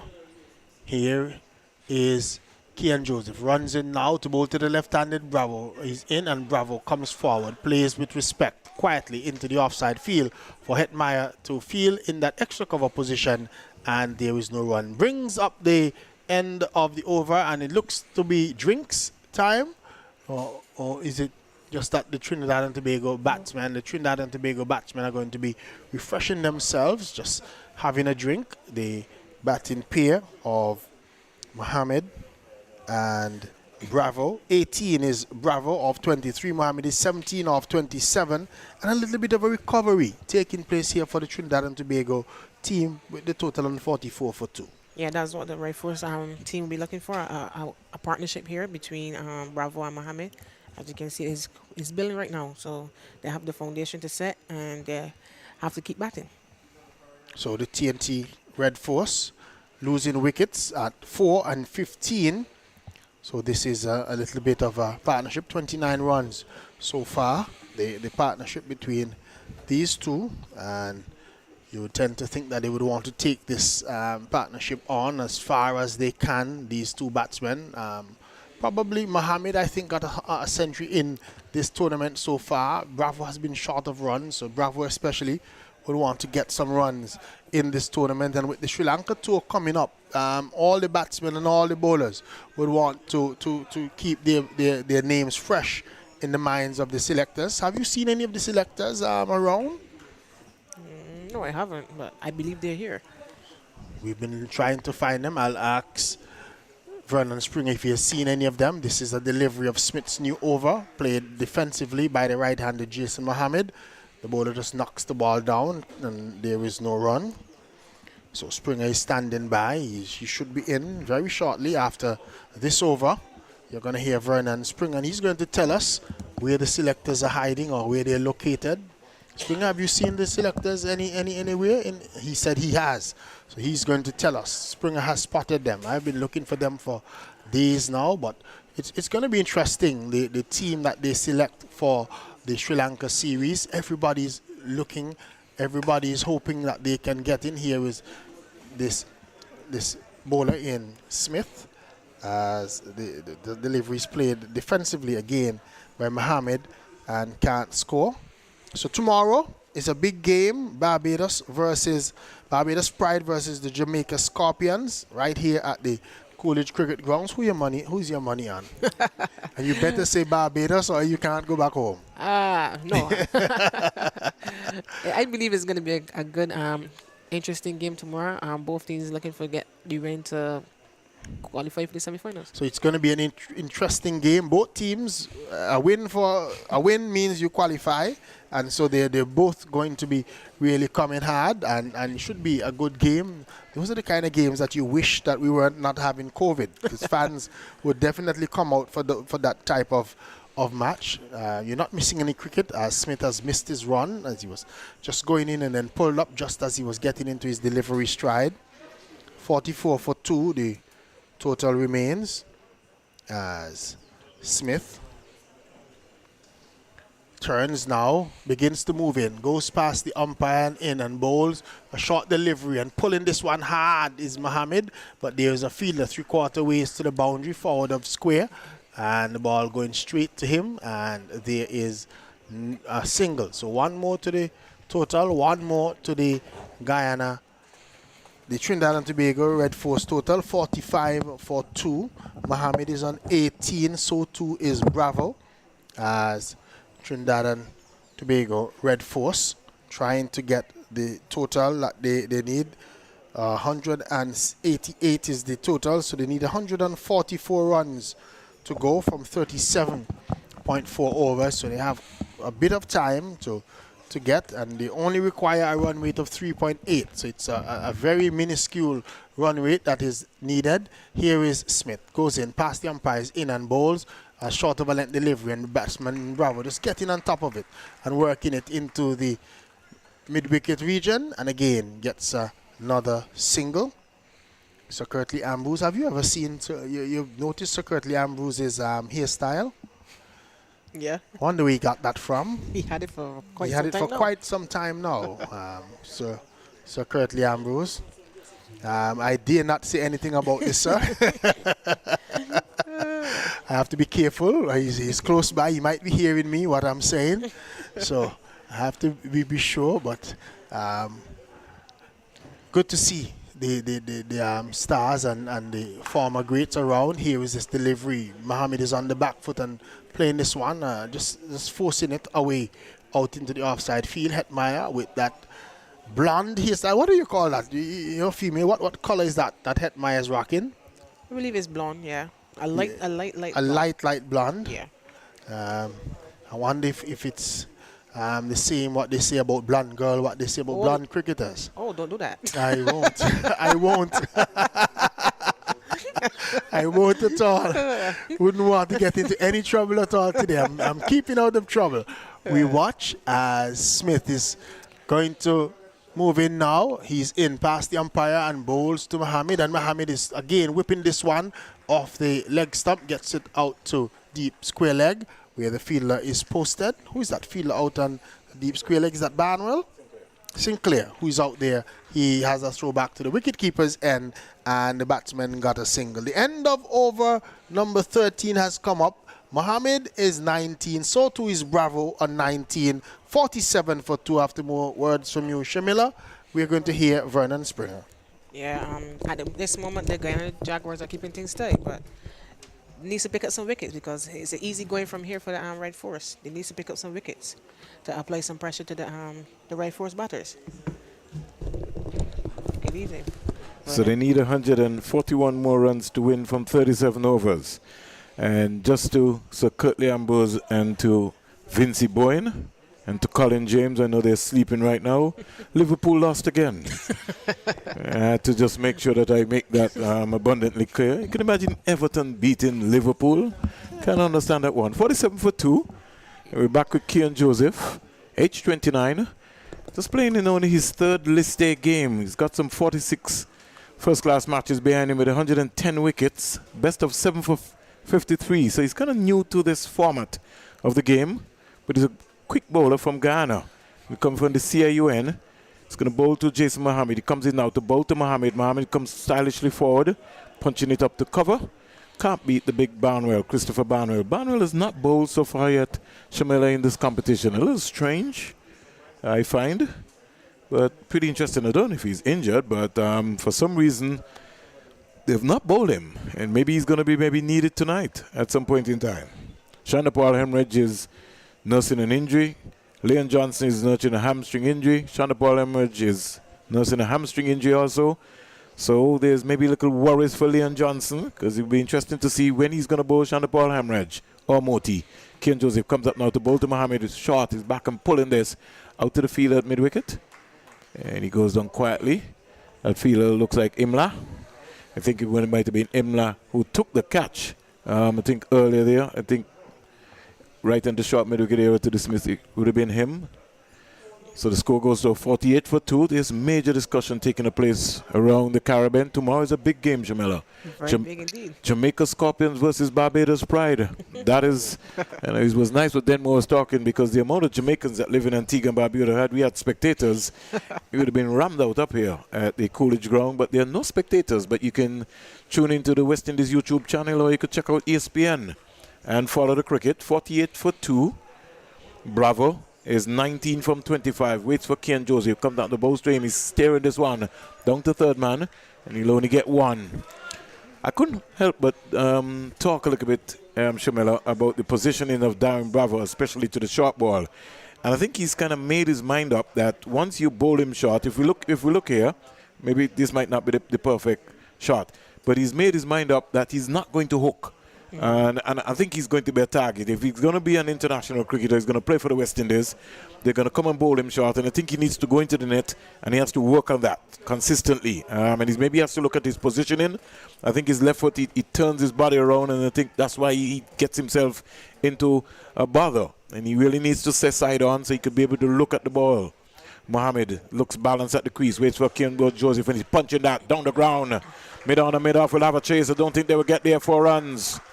That's a lovely shot by the young man. He's in form. And he's making a statement, Jason Mohammed. Captain the West Indies won the team to the Bangladesh showing they were swept 3-0. And he's really looked good. He's been the stabilizer of this Trinidad and Tobago team in this competition. He's certainly looked good. He's got a century to back it up. So he's got to be in the contention of a conversation that is going to be taking place. 50 up for the Trinidad and Tobago Red Force. Jason Mohammed, 24 from 35, 23 dot balls. But the most important thing is that he's here. He's weathered the storm. And he's just cool, calm, and collected. Jason Mohammed waits for Kian Joseph. Comes back on the course and just defending. Can't beat the fielder coming around there. Looks like Goodish Moti. And the score remains on 53 for 2. Mohammed is 24. Bravo is 20. This is Joseph's second over. I'll give you some scores in the English Premier League. Chelsea and Southampton played to a 1-1 draw. Burnley and West Brom played to a 0-0 draw. And to give you a little idea in terms of what's happening, Caribbean Union Bethesda They got past New Winthrops in the first semi-final of the Antigua and Barbuda State Insurance Flow Super 40 competition game. That game was reduced because of rain overnight showers. Here comes Kian Joseph into Mohammed, who's back and cracking that out to the fielder. Looks like it's Kevin Sinclair. And one bounce throw into the wicketkeeper. So the completion of over number 14, Trinidad and Tobago Red Force with real depth. Coasting along here, 54 for 2. The target's 188. 54 for 2. Mohammed is 25. Bravo is 20. More comments from you, Shamela. Yeah, I just said the Red Force are coursing along. There's no pressure here, and you can see that they're playing sensible. They're looking for these ones and twos and just putting away the bad ball. Very important that you have a rotation of strike taking place, and that is always going to be key. Just to give you an idea in terms of a statement from the president of Cricket West Indies, Mr. Ricky Skerritt, on the passing of Sir Clavis Joseph, former vice president of West Indies Cricket Board from Antigua and Barbuda. He was also a successful business operator and a former president of the Antigua and Barbuda Chamber of Industry of Commerce. Cricket West Indies sends their deepest sympathy to his wife and his family and extended family, and may his soul rest in eternal peace. So we've lost an icon, we've lost a cricketing icon, especially in Antigua and Barbuda. This is the man that you could say would have been the father. He was vice president to the late Pat Rosso, Honorable Pat Rosso from Jamaica. And the loss of Clavis Joseph is a real dent on us, particular time when we're talking now about trying to see if we could be able to look at all of our pioneers who have made a contribution to West Indies cricket. Spoke to Clavis about a couple of weeks ago. 54 for 2, we're back with the cricket action. Kevin Sinclair coming back into the action. His 3 overs before would have cost some 8 runs. 3-1, 8-1. Kevin Sinclair. And he now comes back into contention to see if he could be able to break this partnership. When is Moti going to bowl? When is Barnwell going to be given an opportunity? Those are the questions that are being asked. And the talk will continue around the Caribbean for a little while. So we wait to see what's happening. Sinclair is going to come back to bowl to the stabilizer. Jason Mohammed is back, and he's just whipping that beautifully out to the mid-wicket fielder. Shepherd comes off the boundary. He gets one bounce throw in very quickly. So 55 for 2, 55 for 2. It's all happening here at the Coolidge ground. It's match number 13. And I think if the Guyana team loses this game, Shimon Hetmeyer might maybe have to buy the team drinks. He could be charged. Niall Smith, 4-1, 12-1. He bowled real good. He's with good control. I hope he's in the setup. And I hope that Cricket West Indies selectors are looking at him. I think they need to have him around. Certainly his work ethic, I like him. I like the approach of him. Sinclair is around the wicket now to bowl to Bravo, the Trinidad and Tobago Red Force captain. He's back and just turning that, getting an easy single offline. And they're looking like they're going to get an easy single. And it's all happening here. It's just a Moti just coming off there. Quiet time here, 56 for 2 of the mid-wicket era. So there's really no pressure. Sinclair not really creating any intensity here as he's just come back into his second spell. Goodish Moti 1 for 14, 4 for 45, 4 for 54. He's got some 9 wickets. When is he going to come in? That's going to be the big question. Sinclair comes in now to bowl to Mohammed. Mohammed is back and punching that and coming across nicely to cut that off. Is a fielder there who's just been able to make sure that he restricts the score. Fielder short mid-wicket, so he can't score. Good recovery there. Sinclair now to bowl to Mohammed. Mohammed is back and turning it and strolling down to long on. Hetmeyer just ambling around, more or less just liming. Nothing is much there to do. No intensity. 188 is the target. Leon Johnson has got a headache. He's trying to figure out where he's going to get some wickets from. That is going to be his major problem. Who's going to put their hand up? That is what is being asked right here. We wait for a while. Here is Bravo back and punching again. Out to the sweeper to Shepherd. This is just too easy. Shamila, I don't know what you think.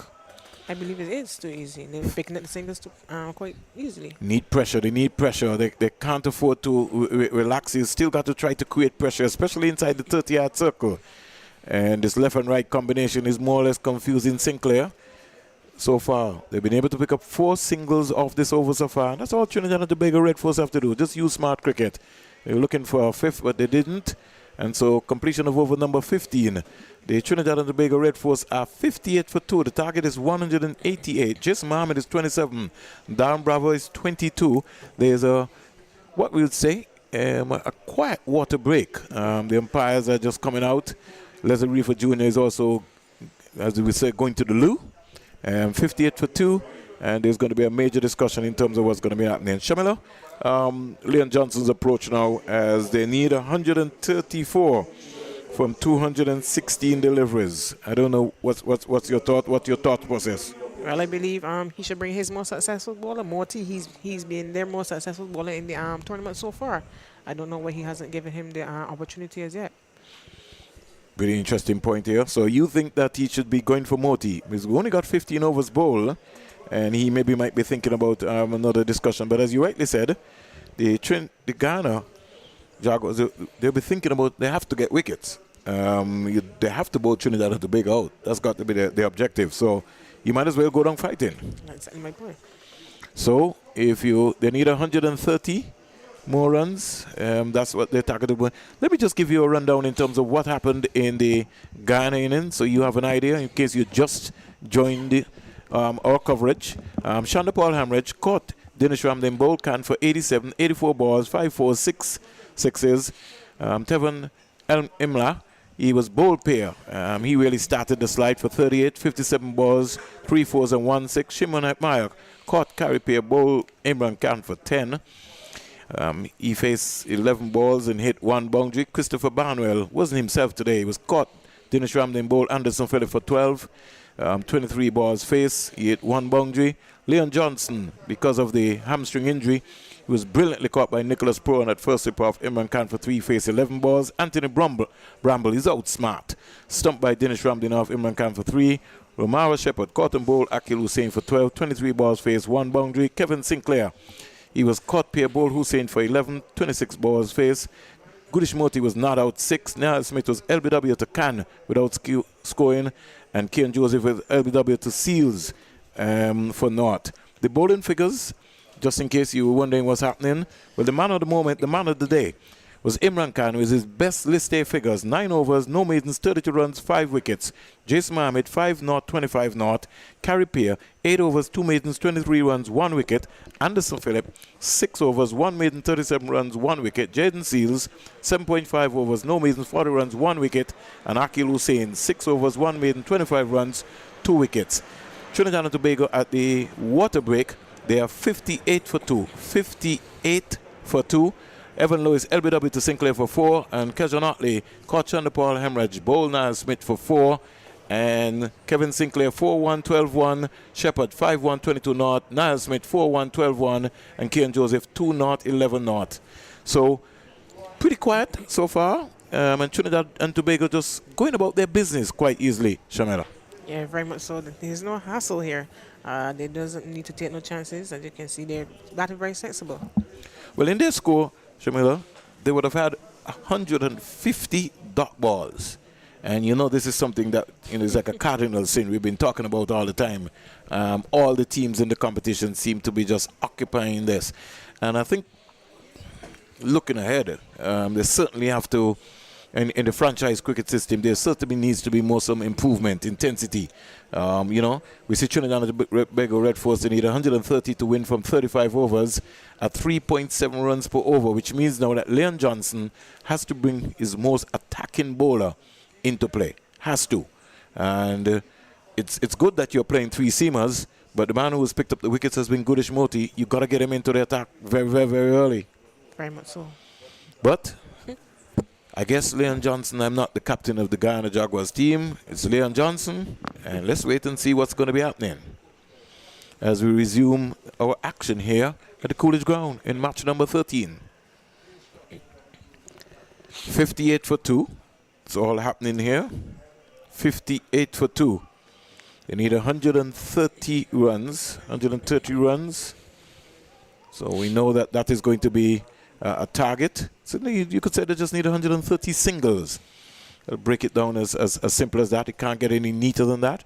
Kian Joseph is going to move in now to bowl to Bravo, into bowl to Bravo. Bravo driving, can't beat the field at cover.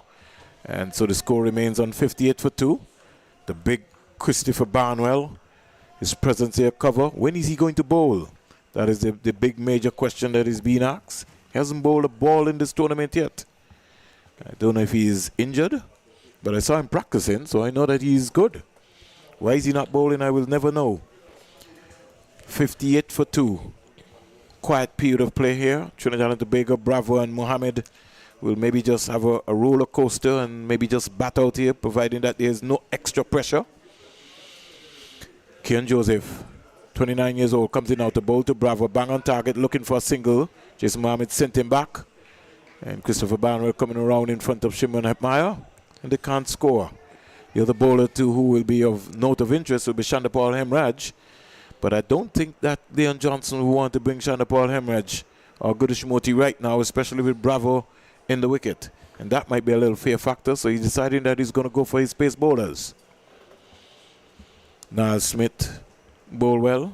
What are your thoughts on his spell after this is delivery? Shamela? Kian Joseph stop, then he goes back to his mark again.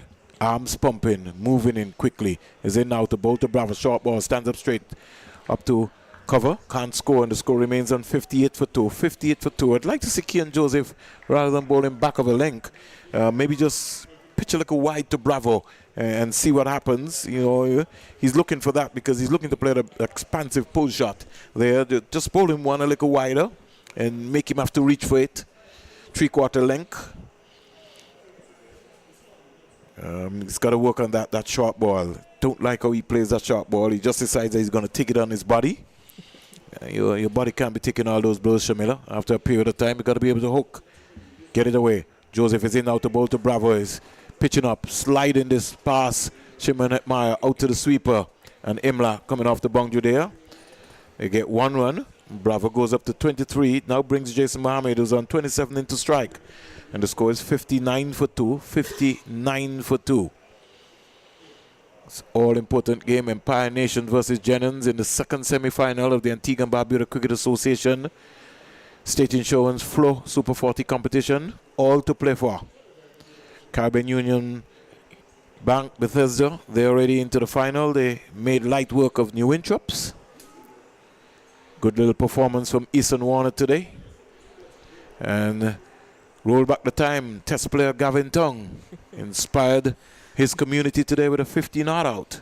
Anthony Martin, one of our comments personnel, he also chipped in today with getting a wicket. Here comes Kian Joseph in now to bowl to Mohammed. Mohammed is turning this onto the onside. Can't score, and the score remains on 59 for 2. Mohammed 27 from 42. And Bravo 23 from 32. In comparison, Guyana Jaguars were 91 without loss.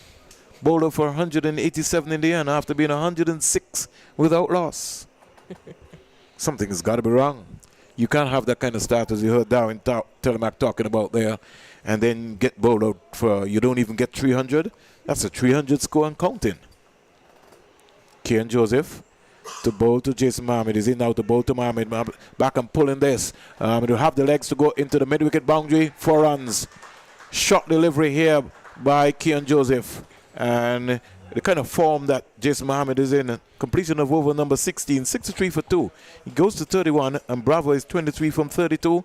And Trinidad and Tobago Red Force, they're looking like they're unstoppable here in this competition. Very much so. Very poor delivery to end it over from Joseph. As you can see, he pulled it down there a bit, and Mohammed was just on top of that to pull it down between, maybe make it for 4. Bravo, wearing the number 46. And has it finally become that Moti is coming into the attack? Am I seeing right? No, it's still Sinclair. Yeah. So there's no Moti. Maybe I have to send a call. Partnership, 48 runs from 59 balls. Mohammed 31, 23. They've just weathered the storm. So Trinidad and Tobago Red Force, you're talking about experience, and they really would be the most experienced team in this competition. Sinclair in now to bowl to Bravo. He comes quietly forward, and no need for him to try anything. He maybe wants a long knock in the middle. We want to be able to say happy belated birthday to Stanfield Shipwreck. Joseph turns 60, sneaks a single onto the onside. 50 partnership coming up for these two here. So two of the most senior players, Bravo being the captain today. Jason Mohammed was the captain of the West Indies won the team in Bangladesh. They got swept 3-0. But the test team under Craig Brathwaite, they came home victorious 2-0. So the talking point continues. Will Craig Brathwaite captain the West Indies test team? That is the talking point. You can make sure that you can follow us and give us your comments. Sinclair to bowl to Mohammed. Into bowl to Mohammed. Mohammed is driving in the air just past Sean Paul Hemorrhage. And down to Niall Smith at long off. So 65 for 2, 65 for 2, 65 for 2. They're really not concerned about that. They're looking for the bigger one. 50 partnership of 62 balls. And I'm just wondering if Bravo is going to decide to maybe have a launch at Kevin Sinclair. It's flatter faster, so he can't think about that. And I don't think Sinclair is going to be thinking about trying to even loop anything up to him. He's going to be bowling it between wicket and wicket. He's around the wicket, Kevin Sinclair. He's going to bowl to Bravo. He's in now to bowl to Bravo. And Bravo is driving down the ground. Shimon Hetmeyer comes off the long off boundary. And returning to Anthony Bramble. And they're just motoring around. Partnership 51 off 64 balls.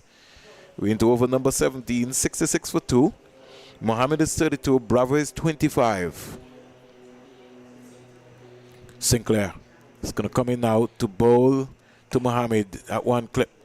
Low, but the most important thing, because the form that he's in, and this wicket is playing two pace, completion of over number 7, 66 for 2. Jason Mohammed is 32, and Darren Bravo is 25. We have very good partnership from these two. As you said, this wicket is playing very two-faced. It's playing for this for quite some time now. From the time we had camp here, it was like that.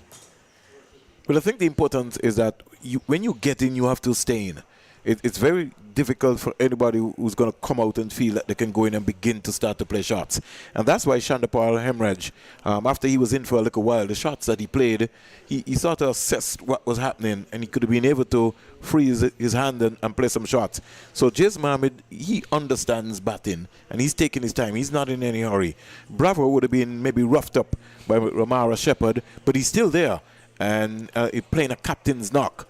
And he knows that, the longer he stays in the middle, the better that he will get. Kian Joseph, not for 16, is into his fourth over. He's going to bowl to Bravo, bang on target. Bravo head well over the ball, defending nicely. Stays on 25. The score is 66 for 2. The target is 188.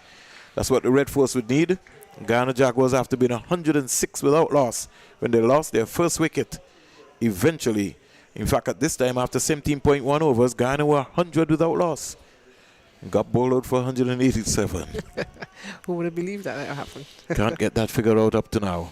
It's almost like lost in memory. On this good, lovely batting track here, you can't ask for anything else better than this. Joseph is into bowl to Bravo. Bravo driving to cover for 4. You can't bowl that half volley to this man. He's going to put that one away. You got to bowl it a little wider. It's right into his arc. Make him have to reach for it. Not right there. He's just a little wider. Almost like he served up. He was, bowling to Bravo in the warm-up nets.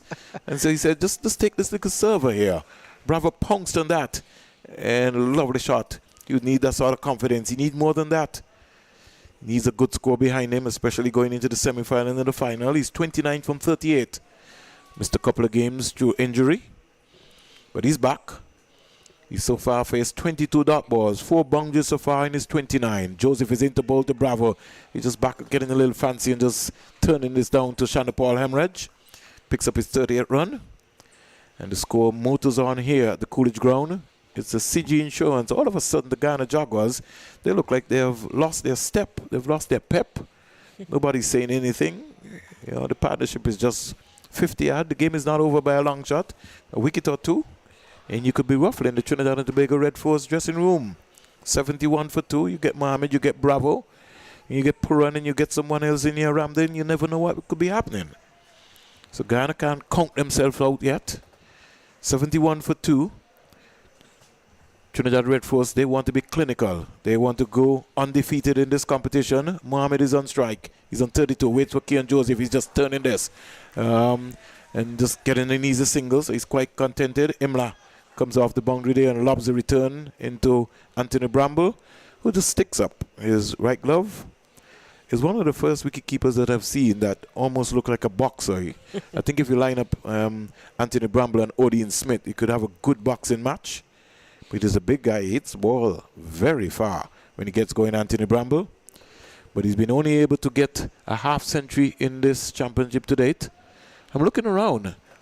Denmore, is that rain lurking around over on the side there, Denmore? Okay. Denmore said it might be the Sahara dust. Okay, 72 for 2. Bravo is 30. He comes in to strike. Keon Joseph. He might be searching for something. Let's see what's going to be happening. He needs to get it right. As Joseph comes in now to bowl to Bravo, into bowl to Bravo, bang on target. No effort, can't get anything there. That's sort of kept low. Just below the knee roll, but Bravo was right in line. Target is 188, 72 for 2. Bravo is 30. He's in strike. Mohammed is 33 from 46. This has been a well-constructed partnership between two of the most senior players in the Trinidad and Tobago Red Force, who have rested their captain, Kyron Pollard. Most wickets in the tournament, Quinton Boatswain with 11, Goodish Moti with 9, Larry Edwards with 7, Akil Hussain with 7, and Niall Smith, he's got 7 wickets so far. So you understand, where is Moti? When is he coming on? That's a big question. Those are the folks, that's what they're asking in Guyana. Keon Joseph is in now to bowl to Bravo. He just turns it onto the onside, gets a single. Don't know if Guyana has given up yet, but completion of over number 18. The latest score here, Trinidad and Tobago Red Force is 73 for 2 at the end of over number 18. Jason Mohammed is 33, Darren Bravo is 31. More comments from you, Shamela. I don't know if the Jaguars has given up either. They look very flat. Nobody's supporting. I realize that whenever a partnership builds, that's what usually happens. Everybody tends to get flat. All you want is a brilliant run out. Or something spectacular. That's all you want. A spectacular catch, something. And if you get that, the whole game can change. Remember, the Guyana, if we check and we remember them, Guyana Jaguars were coasting. They were 100, 105, 106 without loss. As soon as Amla went bold, Trinidad said, this is it. And they just quickly moved on and moved into overdrive. So, same thing has to apply here. This game is not over by a long shot. And I would like to see the Guyana Jaguars really go right to the end. They were bowled in 41.5 overs, which would say in cricket terms is a cardinal sin. You can't have 50 overs and get bowled out with the start that you have. So let's see what's going to be happening. Kevin Sinclair wants a slip. He gets it. Christopher Barnwell is a slip and he's going to be around the wicket to bowl to Bravo. 8 to bowl to Bravo. Bravo stands up straight and spanks it and gets an easy single. Lame effort there from the fielder coming around, Shanapal Hamraj, who I think is also injured. He's struggling with that hamstring and he might maybe need a couple of days rest. It always happens like this. In a tournament like this where it's so intense, you have little niggles, little injuries. Because of that, he's not been able to bowl yet so far. 74 for 2. Mohammed is on 33. He comes in to strike. Bravo is 32. Kevin Sinclair is into his 6th over. In now to bowl to Mohammed. Mohammed stands up straight, but can't beat Shimon Hetmeyer at short mid-wicket. Hetmeyer needs to get a big score in the semi-final to remind the selectors that he is still capable with his talent. Mohammed comes quietly forward. It's going to be a talking point as to whether he could maybe get into the one-day team. But he's got a good one-day record. That's for sure for the West Indies. Got like 5 one-day hundreds. Shimon Hetmeyer. Here's Mohammed back and whipping this off. But certainly the way how he has been batting has not been encouraging for the selectors to maybe even think about him. That's something I think that he's going to have to remind them. That I'm still the class guy. I'm still the guy that can be able to come and win a game for you. But he has to win for Guyana first before he thinks about the West Indies team. Hello, Shakira. Where are you running off going? 74 for 2. Now gets the 75th run. 75. Down to Niall Smith. The partnership is 59 runs off 75 balls. Oh, in fact, 60 off 76 balls. And these two most experienced batsmen, it's as if nobody else is in the hut, Shamela. That's how they're approaching this innings. Rightfully so, that's how they should do it. Jason Mohammed. Bravo is in strike. Trying to turn one onto the onside. Can't score. And completion of over number 19. The game just motoring on here. Trinidad and Tobago Red Force 75 for 2. Mohammed is 34. Bravo is 32. The partnership is 60 runs off 77 balls. 60 off 77. Yeah, very good partnership. If the Guyana Jaguars are looking to apply pressure here, they have to break this partnership. Well,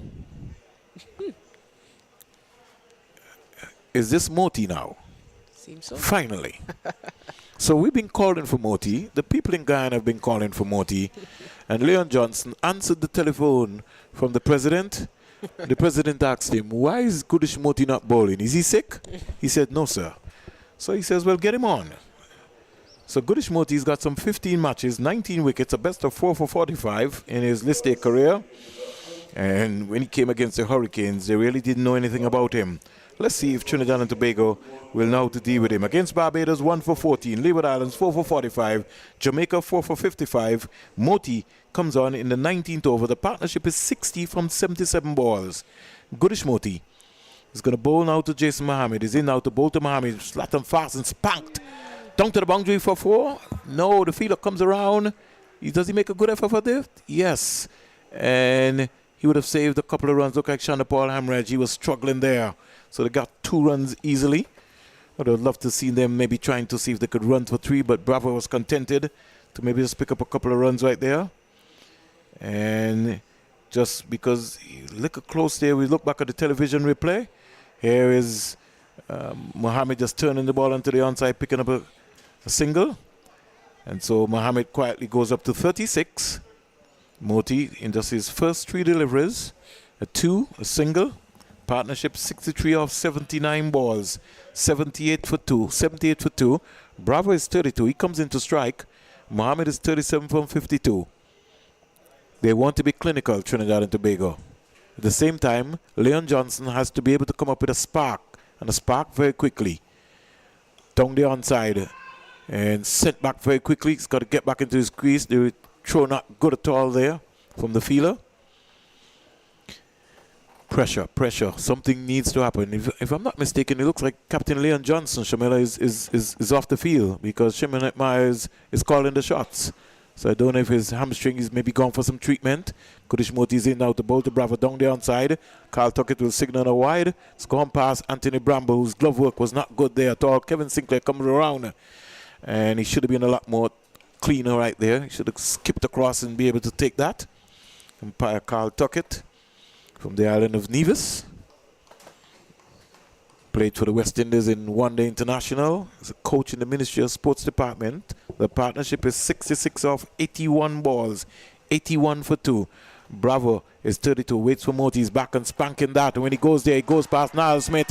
Down to the boundary for 4. Can't get there. And he's like a hurdler. He went over to the side. I hope he's not hurt himself or hurt his groin. But he didn't have any room there. Niall Smith, let's hope that he's okay. He seems to be okay. Looks like he's a hurdler. Let's look at it again on the television replay. Jump up over. Perfect.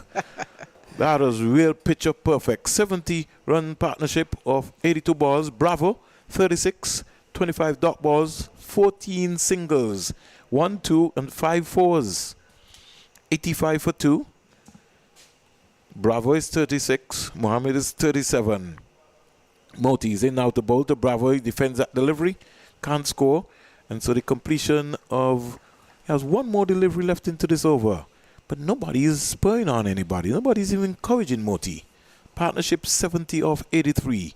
Everybody is just gone quiet. Goodish Moti comes in now to bowl to Bravo. Bravo comes quietly forward. Finally, completion of over number 20. Trinidad and Tobago are 85 for 2.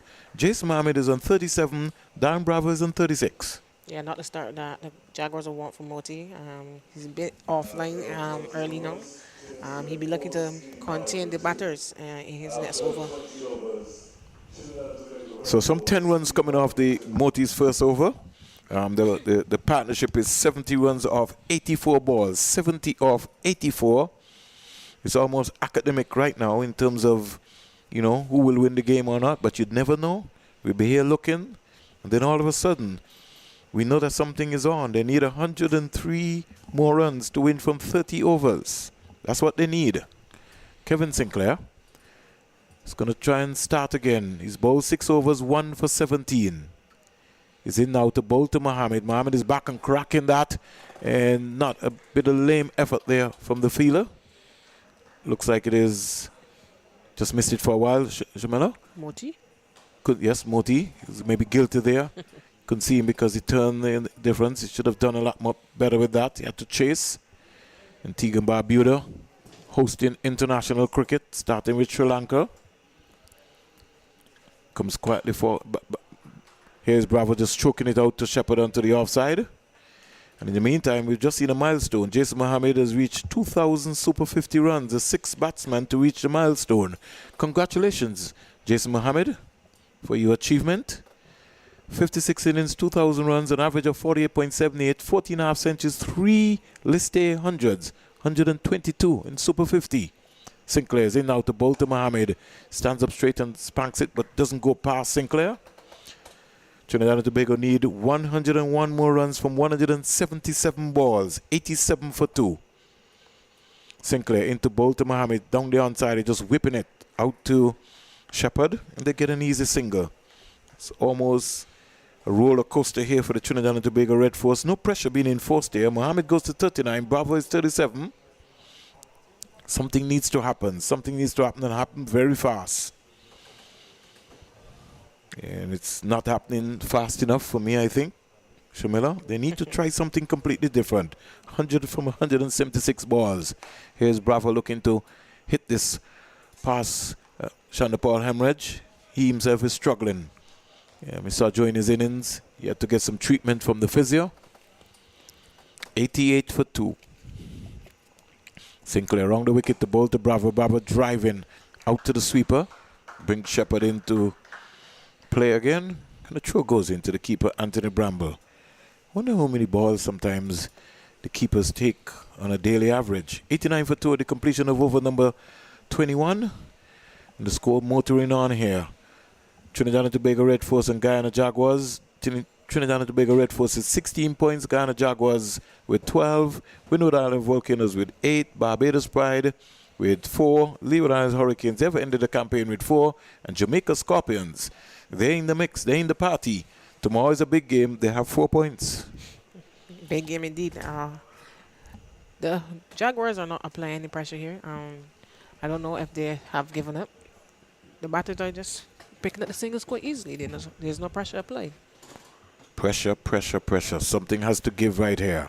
Here is Bravo losing shape there. He was going for an extravagant shot there and really didn't get his foot out to the pitch of the ball and almost, lost his shape. Lost his shape completely. No need for that. He's batting well. He's 38. Waits for Moti. Comes in out to bowl to him. He's back and turning this, looking for a single, bringing in Hetmai. Can't score. They need 99 more runs from 172 balls. Here comes Gudish Moti. He's in now to bowl to Bravo. Bravo is back and easing it. Easy on the eye out to Niall Smith, who's sweeping. And he picks up another run. The score goes up to 90 for 2. Bravo goes to 39 and Mohammed is now on 39. He comes back into strike. So there maybe just might be a race to see who gets to their 51st. You're going to have a sugar kick bet, Shamela. I'll bet that Bravo gets to his 51st. Well, I'll have to bet with you. You're supporting Bravo too? Yeah. Okay, all right. 90 for 2. Bang on target is Moti to Jason Mohammed, who's 39. Both batsmen on 39. Back and across, punching that. Can't beat Hetmeyer. Coming around there from the short extra cover area. Covering lots of grounds. They need 98 from 169 balls. Moti in now to bowl to Mohammed is sweeping. There's a peel for a leg before. Don't think you'll get that from Carl Tuckett. Goodish Moti. You'll have to bowl again. For you to get a leg before of Carl Tuckett, it has to be really plumb. Ramal Lewis has come on because Leon Johnson is off the field. So Bramble and Hetmeyer. Hetmeyer is the master of controlling everything here as we speak. Over number 22 completed. 90 for 2. Both batsmen are on 39. Jason Mohammed is 39. Dan Bravo is 39. They need 98 from 168 balls. 98 from 168 balls. That's what they need. Another good a better over from Morty, restricting the batters from picking up those singles. Here comes Sinclair in now the ball to Bravo. Bravo driving past Hetmeyer cover, and Shepard comes into play. He goes up to 40. Sinclair is into his 8th over. 1 for 22. 7.1 overs, 1 maiden, 22 runs, 1 wicket. They need 97 from 167 balls. Jason Mohammed, 39 from 58. Sinclair into ball to Mohammed. Mohammed is driving, looking to sneak a single, and can't get the single as Ramal Lewis is diving away there. Stop that completely. 91 for 2. Sinclair starts, stop, and then delivers. Back and punch down to long on.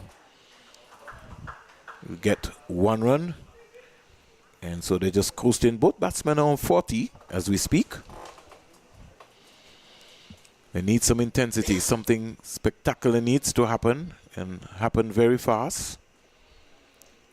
Sinclair is in now to bowl to Bravo. He's looking to turn this.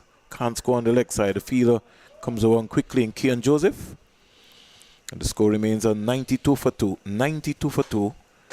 Trinidad and Tobago Red Force need 96 from 164 balls. The partnership is 77 from 100 balls. Comes quietly forward looking for a single. Can't get it. Advancing is Shimon Hetmeyer, and he closes off that. 92 for 2. Both batsmen are on 40. Trinidad and Tobago, clinical. They want to go 5-0 and then think about the semi-final, 1 game at a time. Comes quietly forward, head well over the ball. No pressure at all. Over number 23 completed, 92 for 2. Trinidad and Tobago Red Force, they need 96 from 162 deliveries. Jason Mohammed is 40, Darren Bravo is 40. Not a good over, but the Jaguars will need to apply more pressure as pick up some wickets, and it's quite easy from here. They don't need to take no risks. Rightfully so. They're building a good partnership. You know, it's interesting. We saw Ramal Lewis, who I think maybe might have been more effective, and Trinidad and Tobago, in fact, Guyana Jaguars playing 3 seamers today. Couldn't understand why they would be playing 3 seamers, but we'll get back to that, Shamila. Godish Moti, not for 11 from 2 so far. He comes in now to bowl to Mohammed. He stands up straight and just spanks it out onto the offside and gets an easy single as Imla coming around there from backward point. 2 to the non-striker's end, and they pick up an easy single. So the game is just motoring around here. Guyana Jaguars look as if, well, they've more or less given up. They know they're into the semi-final. There's not much thought process, no intensity, and they're quite cool. Moti is going to bowl to Bravo. He's 40. Jason Mohammed is 41. In now, he's back and whipping this. Can't beat the acting captain in Shimon Hetmeyer, who skipped one of the games here for Guyana. Moti, not for 12 in his 3rd over. He comes in now to bowl to Bravo. Back, and that bounced.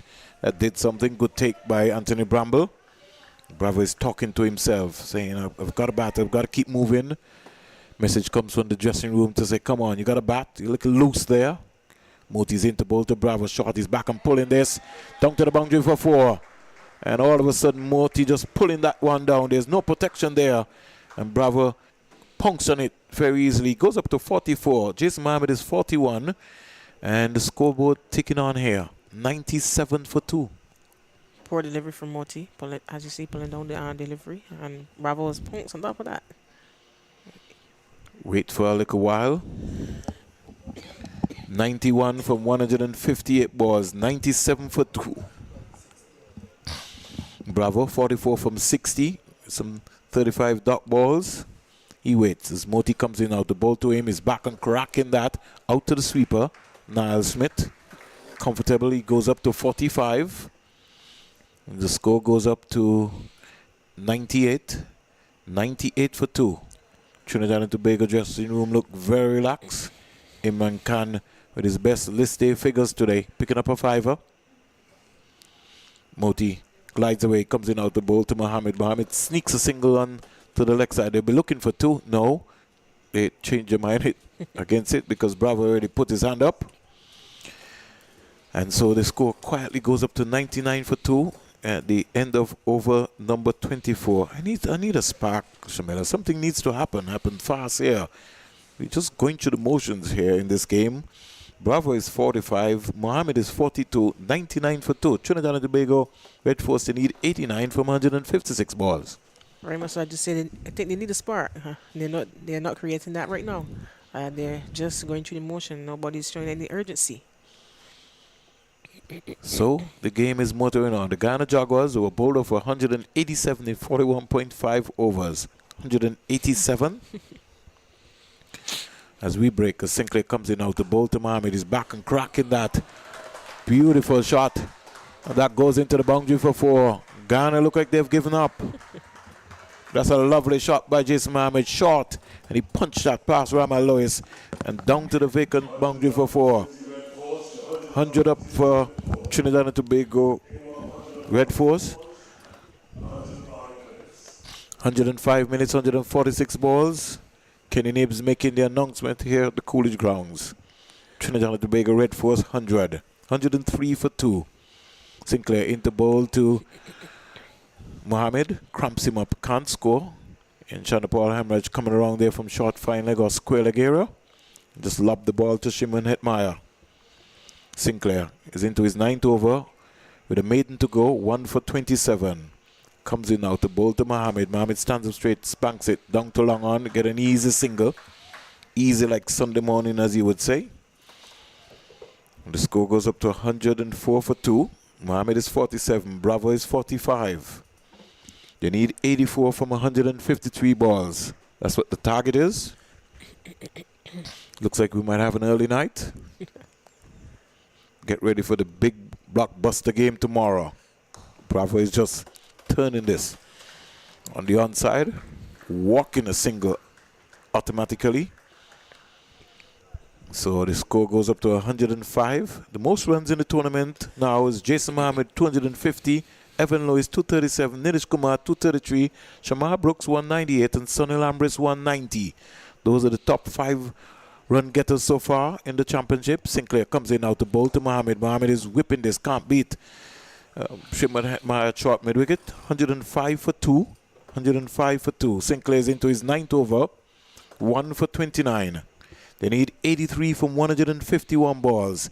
Sinclair comes in, bowls to Mohammed. Mohammed is coming forward, staying there. So over number 25, halfway there. Trinidad and Tobago Red Force, they need 83 from 150 balls. Jason Mohammed is 47, Darren Bravo is 46, and they're both approaching a half century, and something spectacular has to happen. Otherwise, it could be curtains for the Guyana Jaguars. I just say something spectacular have to happen.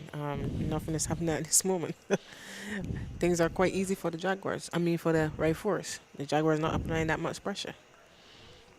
Sinclair's bowl well, 9-1, 29-1, and Goodish Moti will come back into the attack, 3-0, 18-0. The current run rate is 4.20, required run rate is 3.32. Moti comes into bowl to Bravo. Bravo is back and cracking that out to Niall Smith. He gets an easy single, and the score goes up quietly. Very, very, very quietly. Very quietly, just moving around. I need something, some action, Shamila. Need something to happen. 106 for 2, both batsmen on 47. Maybe we'll get a loud applause if each one of them will get their half century. We need some life. It's almost like we're looking at a test match. Like they're playing for a draw. But it's a Super 50 action taking place here. Moti's in now to bowl to Mohammed. Mohammed is sweeping. And looks as if we have lost Shamila. Jason Mohammed. Half century to Jason Mohammed so far, the leading run getter.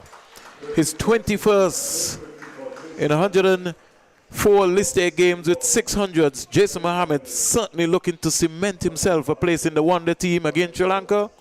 And this is how you answer to the selectors. He's got 51, and this has been a beautiful knock by the young man. He is really Mr. Dependable in the Trinidad and Tobago Red Force innings. He waits for Moti. He's in now to bowl to him. He's back and punching it. Can't beat Shimon Hetmeyer short mid-wicket. His 21st 50 in 104 list A games. This knock has seen 5 fours, 40 dot balls, 69 balls face. Moti, flighted delivery to Mohammed. He comes quietly forward. And this is how you would look at a batsman who construct an innings. He's taking his time. 78 from 146 balls. Jason Mohammed has been the stabilizer in this Trinidad and Tobago Red Force team. Short and looking to punch it past Imla at point. Can't score. And the score remains at 110 for 2. Went to over number 26. Trinidad and Tobago Red Force needs 78 from 145 balls. 110 for 2. Moti's into ball to Mohammed. Comes quietly forward. Can't score. It's like a textbook. Completion of over number 26. 110 for 2. Mohammed 51. Bravo approaching his list A half century. He is 47 from 63. And the current run rate is 4.23. Required run rate is 3.25. And Moti's 4 so far has cost 23 runs. I was asking for Moti. Well, he's come. But he hasn't delivered us yet. You know, he has a very good half century again from Mohammed. As you can see, he didn't have a successful tour in Bangladesh, but he come in here, he put up his hand, he went back to the drawing board. Certainly answered in style. And he's been the Mr. Dependable for the Trinidad and Tobago Red Force, while Evan Lewis has been the shotgun. Jason Mohammed has been the stabilizer, who's just kept everything cool. He waits. Bravo's waiting. He's driving a Sinclair delivery down the ground. Getting an easy single. Needs to be a little bit more intensity here. Then maybe clinically, yes, they're into the final. But I think both players have just decided that they're going to spend some time at the crease, spend some time in the middle. Bravo maybe would need this. He would need the confidence to be able to grow himself back into form. Keeps talking to himself.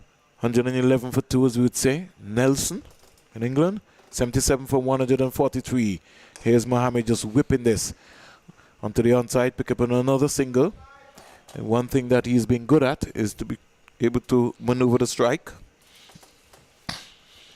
He goes up to 52, and Bravo is 48. Coming up next, in a little while, we might have a double change between Denmore Roberts and Darwin Telemack. Bravo stands up straight, looking for a single, certainly not on. In fact, they might bring it home because Trinidad and Tobago, the way they are going at this moment, the Jaguars look like they don't plan to apply any pressure at all. But Sinclair will have other ideas. Bravo is sneaking a single on the onside. And they quietly motor around. 113 for 2. 113 for 2. They need 76 runs more to win this game. It's almost like a roller coaster, Shamila. 75 from 140 balls. 75 from 140 balls. We break for a little while. Down the onside. It's had some work to do. As he comes back and just clips that around to the short fine leg. Let's see if the umpire will signal leg buys. See if my eyes are good. Yes, leg buys. And so the score goes up to 114 for 2. 114 for 2. I think this will be our last stint, Shamila. So tomorrow we'll have to go and come again. Darwin and Denmore Roberts will bring home this game. 114 for 2. Here is Bravo stylishly stroking it out to the sweeper. Half century to Bravo. A knock that he really needed. Here's 36.50 in 172 List A games to go with 700s. Darren Bravo scored his 36.50. The latest score here is 115 for 2. His 50 has seen 6 boundaries, 24 singles, 1, 2, and 36 dot balls.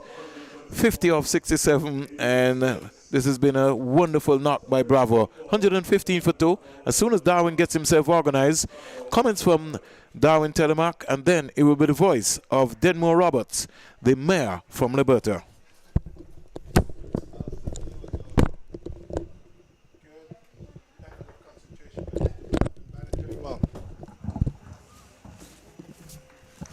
Bravo and Mohammed have been consolidated themselves in the middle. They have batted circumspectly, taken very little chances, played themselves in, and have gotten to the point where they are now totally dominating the bowling. As Moti continues, and Bravo just allowing one to go by outside the line of the off stump, waved the bat at it, but didn't hit it. As just pushing the bat at it, that one. Moti left arm over the wicket, and Bravo is just back and hitting this one out to Smith, who is on that cover boundary. Again, just an easy single. So 116 for 2, a canter now for the Trinidad and Tobago Red Force. They would have stabilized things after they lost those 2 early wickets, and now they're in full control as Moti goes around the wicket to the right-hander in Jason Mohammed, and he gets an easy single as the field at that mid-on position looks to be Barnwell couldn't stop the ball from going out to the fielder on that long on boundary, and the batsmen were able to walk through for a run. 117 for 2. Here is Moti, left arm over to Bravo, and Bravo is forward and just dropping this one on the onside. The bowler walks across to the leg side, does the fielding, and there's no run. So 53 to Mohammed, 51 to Bravo. The partnership 102 runs off of 131 deliveries. Here is this delivery squeezed away down to a short third man where Barnwell is posted, and there is no run.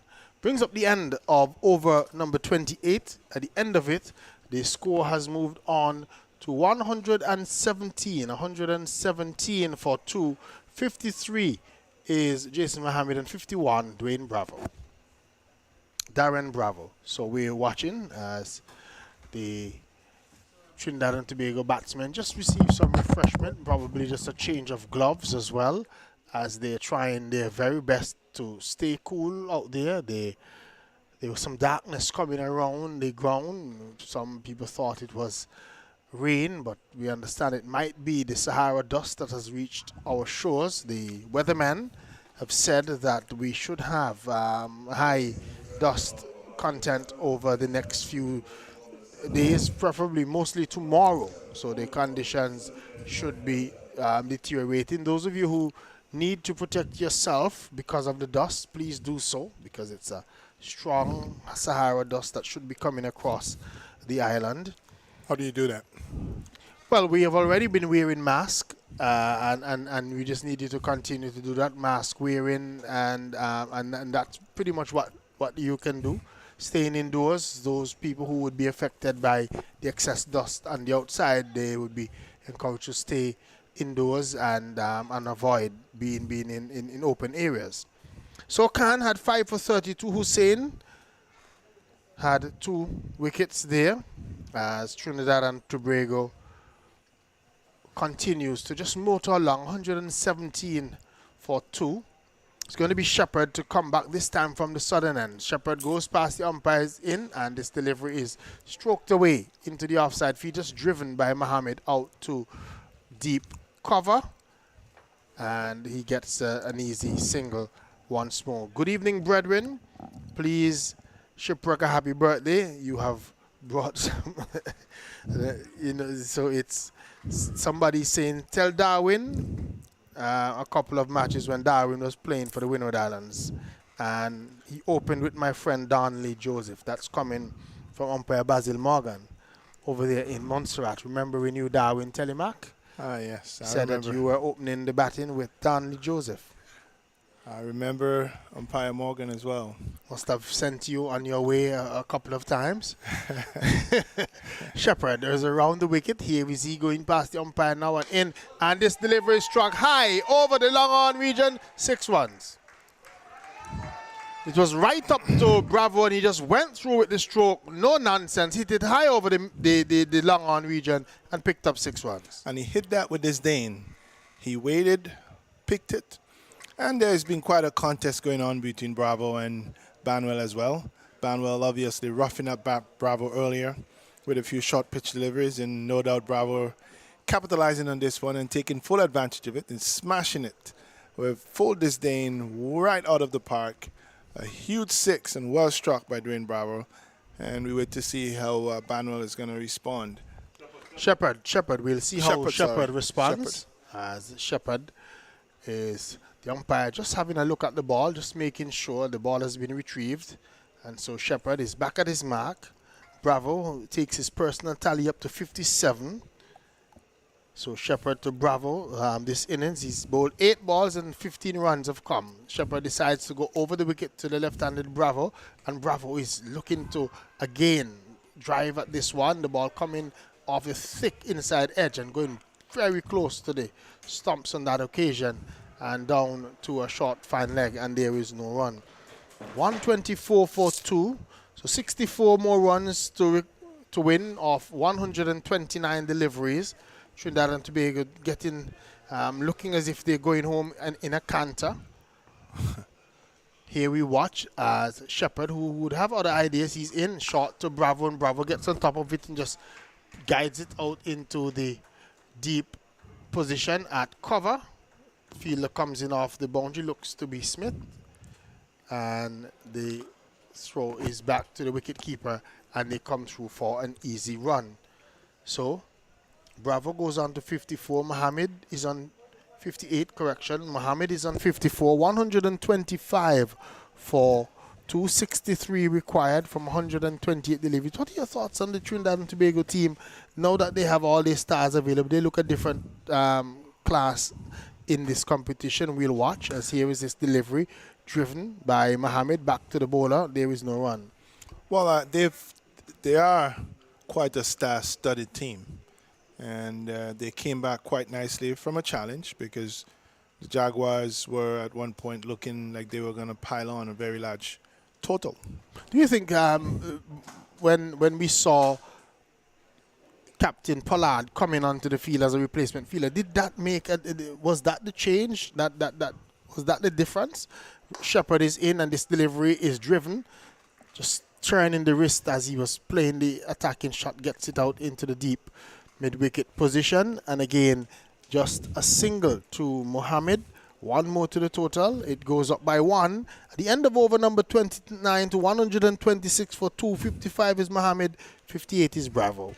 Yes, and I think, no doubt, the substitute fielder, Pollard, went on. The skipper is actually Darren Bravo, and for this match at least, and he must have said something to the guys, revved them up a bit. But I think Pierre's bowling, along with the good support he got from Mohammed, made the difference in slowing down the onslaught from the openers for Guyana, and that made the change. Pierre had 8 overs for 23 runs, so it was very economical. Here is this delivery driven again hard by Mohammed just for a single, as there is protection out on that deep cover boundary. And just hitting it hard, getting it past the fielder who was diving inside the circle. So Mohammed gets another run. He's on to 56. 58 is Bravo, who comes on strike as Moti. Left arm over the wicket to the left-handed Bravo, and Bravo is turning this one on the onside. Shimon Hetmeyer standing at that short mid-on position, and there is no run. Hetmeyer is just flicking the ball to Moti. Here is Moti in, and Bravo is hitting this one high in the air, and someone is settling under it. Hetmeyer takes the catch. So Bravo goes, just a moment of indiscretion, was looking to go after Moti, got underneath it, and it just went high up into the air.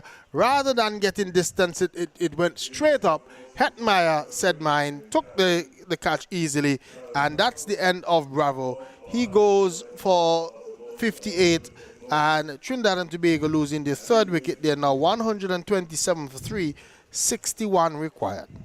Yes, and certainly that would have been a very, very, very poor shot, poor decision.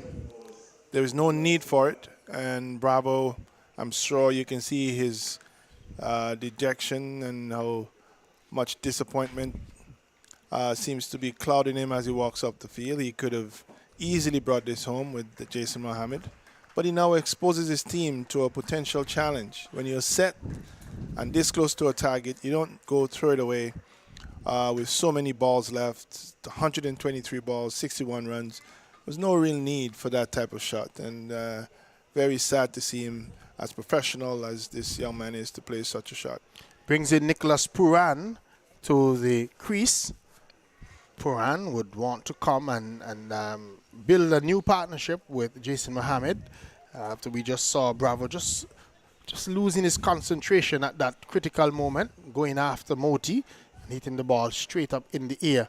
And a smart catch taken at that mid-on position by Shimon Hetmeyer, running around, getting behind the standing umpire and taking a good catch because he had to judge it well. The ball went high up into the air, into the night sky, and Hetmeyer kept his eye on it. And when we saw it on the replay, the ball went straight into his hand. Here is Puran playing an expansive cut shot, gets it out to Smith on that deep cover boundary, and the batsman was able to get off the mark with their first delivery. So a poor decision making by Bravo. I don't know what just went into his head at that moment because he was going well, he was batting sensibly, and then out of the blue, that shot hitting the ball straight up in the air, and it's now 128 for 3. Mohammed is still there though. He's on 56 off 79. Puran just faced one delivery so far. 1 off 1. Moti is getting ready to go in. Here is he. Left arm around the wicket to Mohammed, and Mohammed is driving, but good stop by Shimon Hetmeyer at that mid-off position, just coming across and grabbing the ball as it was looking to go past him, and there is no run. Mohammed facing. Here is Moti in to bowl to him. A flighted delivery, and Mohammed is playing defensively back along the pitch for the bowler to field to his own bowling, and there's no run. 60 runs to go. 60 runs to get off of 120 deliveries. Trinidad and Tobago should be able to get home easily. Definitely. This should be an easy job, but if wickets are falling, you never know. We saw what happened with the Jaguars. They were 100 plus without loss, and then they only mustered 187. So we could see, and sometimes it's the indiscretion of one player that leads to, because we saw him Hetmeyer getting out off of the first delivery of Imran Khan, and that started a slide for the Guyana Jaguars. Yes, and one could even suggest that the opener for Imlak also played a push. May have actually started that slide. Certainly, you're certainly correct. Here is this delivery driven by the left-handed Puran out to the mid-off fielder. The fielder just turns his back and the ball hits his body and runs away. That's Hemraj, and the batsmen were able to come through for a run. So Shepherd is continuing from the southern end, 32 runs off his 6.1 overs so far. And we're just looking at the TNT scorecard so far. Lewis was LBW Sinclair for 4. Utley caught Hemraj off Smith for 4. As this delivery is driven by the right-handed Mohammed, as Shepherd just bowling a slow delivery to Mohammed, and Mohammed coming forward and pushing it out to the mid-off fielder. Looks to be Niall Smith who is there, and there is no run. So, since Puran went in, we've seen him play 2 shots, dashing and attacking. The first ball, he smashed it square. The next one, he's driving. He just gets in and he's ready to go. Here we watch as this is Shepherd in, and Mohammed is driving beautifully past the mid-on fielder for 4. That's an elegant shot. He just came forward and pushed the bat at it, just a check stroke, and it got past the bowler and that mid-on fielder and into the long-on boundary 4 runs. That's a beautiful shot. Yes, lovely, lovely on drive, and pretty much almost a straight drive on the just on the onside of the stumps, and he got 4 runs to that. Very good cricket shot. You don't need to do anything extravagant like Bravo tried. Play good cricket shots, you'll be fine. 133 for 3. Shepherd is in, and this delivery again, just steering it into the backward point region, is Jason Mohammed coming forward. Can't score. Barnwell is the fielder there. What was your signature shot, Darwin, when you played, when you opened the batting? At any time when you get to hit it, you hit it. So I love driving, and that was always nice. Square of the wicket, that would be nice. But there were shots you played in different times based on what came at you. So you could play all the shots, that's what you're saying. Well, if you're a batter, you're supposed to be able to. Here we watch as Shepherd is in, and this delivery, just walking forward and driving, going through for a quick single and getting it in the end. Good cricket by Jason Mohammed. He hit it straight to Niall Smith, who is at the mid-off region, but he was deep, and Smith wanted, and Mohammed wanted the single right away. He called through Puran, and he was going to the danger and sprinting down and getting home in the end. And Jason Mohammed goes on to 61. Puran is on 2. 134 for 3 with 1 delivery to come in Shepherd's over. Let's see how Puran approaches this one. Like you said, his 2 deliveries. He's played 2 big shots. Let's see. Here is Puran facing as Shepherd is in and bowls to him. And he's hitting this one high and hard over the long off region 6 runs. Almost into the Trinidad and Tobago dressing room area. That one just hitting it high and hard. Didn't try to keep it down. Hit it deliberately over the top and 6 runs to Puran. And he's not here to waste any time. It's 140 for 3 at the end of over number 31. So he's faced 3 balls, 3 deliveries. First one, square of the wicket. He got a single. Second one, he drove down to mid-off. He got a single. And the third one, hit it for 6. This is why he gets paid the big bucks to go all around the world. This is why he's considered one of the most exciting players in the world, young players in the world. And he just looks like he's oozing confidence with those 3 shots that he's played. Moti starts a new over, and Mohammed is cutting, but finds the fielder who is at that backward point position. That looks to be Christopher Barnwell, who is there, and there is no run. Moti, left arm around the wicket, is in and bowls, and Mohammed again is hitting this one hard and gets it to Shepherd. Shepherd stopping it effectively in that cover region. And again, he can't beat the field, can't score. Moti back to his mark. Mohammed faces, sees him ready now. Moti just taking his time about it, begins to move in now. Left arm around the wicket, one that's floated, and Mohammed is just driving up on the onside, gets it out to the fielder at that long on position. That looks to be Kian Joseph, and the batsman able to come through for a run. Denmark, it must be exciting to see what the next delivery is going to bring for Puran. Certainly, Puran versus Moti. The captain is just making some adjustments. It looks as if Shimon Hetmeyer is the one that's in charge. He sent the man from a short mid-wicket position out onto the cow corner, as we would call it, out onto the boundary. Puran faces, and this delivery he's playing defensively.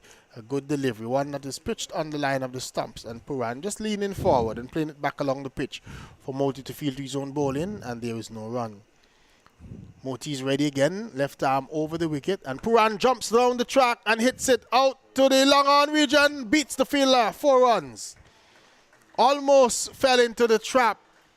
They sent the fielder back on the boundary out in that straightish mid-wicket region, and Puran hitting the ball hard all the way out there. The fielder gave a valiant effort around but couldn't get there. He's down. And the ball. He's down, and he looks like falling. He may have hurt himself. And it's 4 runs. Oh, no, Shepherd he's is fine. the man that's down. He's just taking a while to get up. He probably fell heavily as he had made an attempt at that ball. He's rolled over, but he's probably hurting his hand. We see him just flicking his fist, just trying to make sure he made a valiant effort at that one. That would have been a catch. It would have been a spectacular catch had he gotten his hands to that one. And he is down. He's going to receive some treatment. It gives us an opportunity to look at the scorecard for Trinidad and Tobago Red Force. They are currently on 145 for 3. Lewis was LBW Sinclair for 4. Otley was caught hemorrhage off Smith for 4. Mohammed is still there, not out, on 62. Bravo, who's captaining for today, was caught Hetmeyer off Moti for 58. And Puran, who has just come to the crease, is there, not out, on 12 of 5 deliveries. Mohammed's 62 has come off 88 deliveries. Yes, in Denmark we have a message from the president of Cricket West Indies, Mr. Ricky Skerritt, on the passing of Mr. Clavis Joseph, former vice president of West Indies Cricket Board. And I want to read a statement from the president of Cricket West Indies. CWR has learned of the passing today of Mr. Clavis Joseph,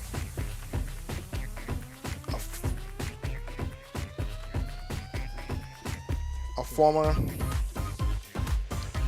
vice president of WICB from 1999 to 2001. He was also a former president of both Leeward Islands Cricket Association and the Antigua Cricket Association. Mr. Joseph was a well-known and successful business operator and was a former president of the Antigua Chamber of Commerce.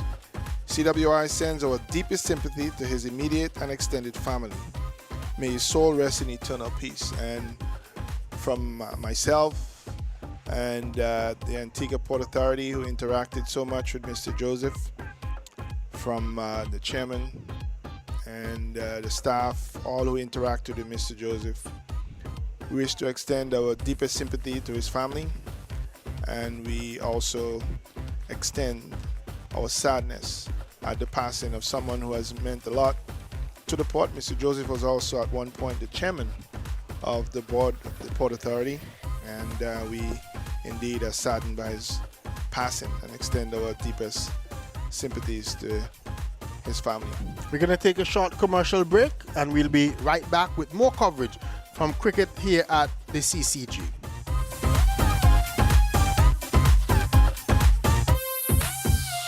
This is Middle Stump on Vibes Radio, the champion station.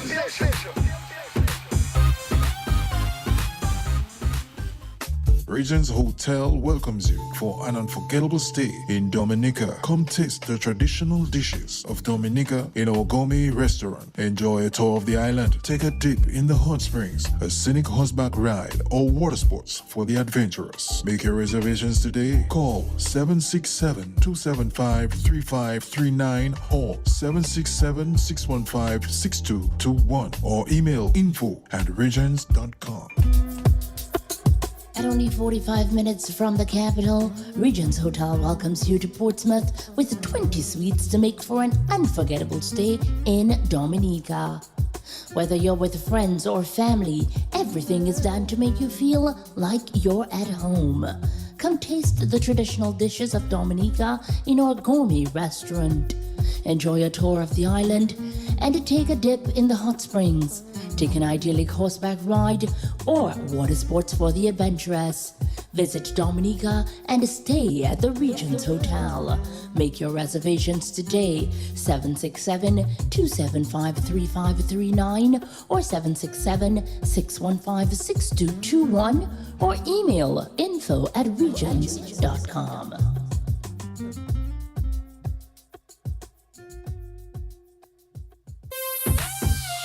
This is Middle Stump on Vibes Radio, the champion station.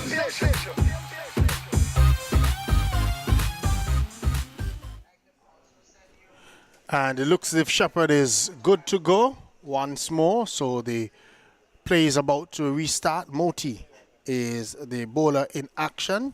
And it was Nicholas Puran who hit this last delivery. And we had that stoppage. Here is Moti in. And Puran is jumping down the track and meeting this one short of a length and playing it quietly out to Hetmeyer at that straightish mid-wicket position. And there is no run. Brings up the end of over number 32, 145 for 343 more runs required from 108 deliveries. 62 is Mohammed and 12 is Puran. Yes, and Puran's 12 has been exciting. It's been dashing. No doubt that name, Pooran, is going to spell excitement for West Indies cricket, for global cricket. There are lots of people looking at after this young man. He brings excitement everywhere he's gone, and tonight he is he's suited up, went outside, and been playing shots ever since he walked in. Certainly has been looking to entertain since he's been there. Sinclair, 10 overs, 1 maiden, 33 runs, 1 wicket. He's bowled out and bowled well for the Guyana Jaguars. Shepherd, 7 overs, 1 maiden, 43 runs, no wicket. Smith, who is back on now, 4 overs, 1 maiden, 12 runs, 1 wicket. Joseph had 4 overs, no maidens, 23 runs, no wicket. And Moti, who was bowling the last over, 7 overs, no maiden, 32 runs, 1 wicket. Wickets fell at 415 and 127. Here is Smith in to bowl to Mohammed, and Mohammed gets a short of a length delivery without any pace and just plays it back along the pitch for Smith to field to his own bowling, and there is no run. So just probably looking to get to the business end of this one. If Puran has his way. It will be over quickly. Jason Mohammed still there, trying to bat sensibly, not giving his hand away. He would want to be there probably at the end when Trinidad and Tobago get to the winning runs. And it's going to be a psychological edge for Trinidad and Tobago if they win this one and win it easily. Here is this delivery, and cutting is the batsman in Mohammed, finding the fielder Hemraj at that square cover position, and there is no run. So Hemraj has been seemingly struggling with a hamstring. We saw him call for treatment when he was batting, and in the field he keeps twitching and just kicking out that leg, trying to probably keep that muscle from tightening up. Here we watch as Mohammed faces as Smith comes in and bowls to Mohammed, and Mohammed is again cutting and getting it straight on the bounce to the fielder standing at that point position that looks to be Hemraj, and there is no run. So I want you to look at Smith, and especially his run-up for me, and tell me if he gets a livelier run-up, if you'd be able to generate more pace. I tend to think that his run-up is, it could be a little faster, could be a little more energetic, almost as if he just walks in. Here is he in, and this delivery is turned away on the onside. They'll get one. They could look for the second, and they're coming back for it. Jason Mohammed touching down and coming back quickly. Puran responds well.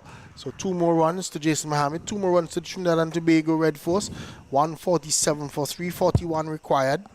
So they're chipping away at the runs. Remember, the Guyana Jaguars didn't bat their full quota. They batted 41.5 overs and were 187 all out. 87 came from Hemraj, 38 from Imlak. Here is this delivery, and pulling it down again is the batsman in Mohammed. Gets a single out to deep backward square. 1 more to the total. 148 for 3, so the 150 beckons. 40 more runs to get from 103 deliveries for Trinidad and Tobago Red Force. Puran is on 12. 65 is Mohammed. Puran facing up now to Smith. Smith begins to move in. Now he's in and bowls to Puran. A short delivery that he dispatches over mid-wicket 6 runs. It was a long hop, just pulling it down, and Puran pivoted and hitting it hard over mid-wicket 6 runs.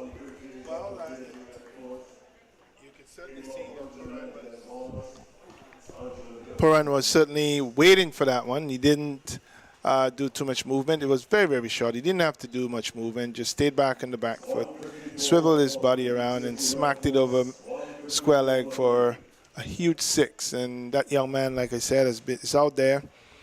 He's a no-nonsense player. If it is there to be hit, he's going to hit it. And he's hitting it very, very well. And the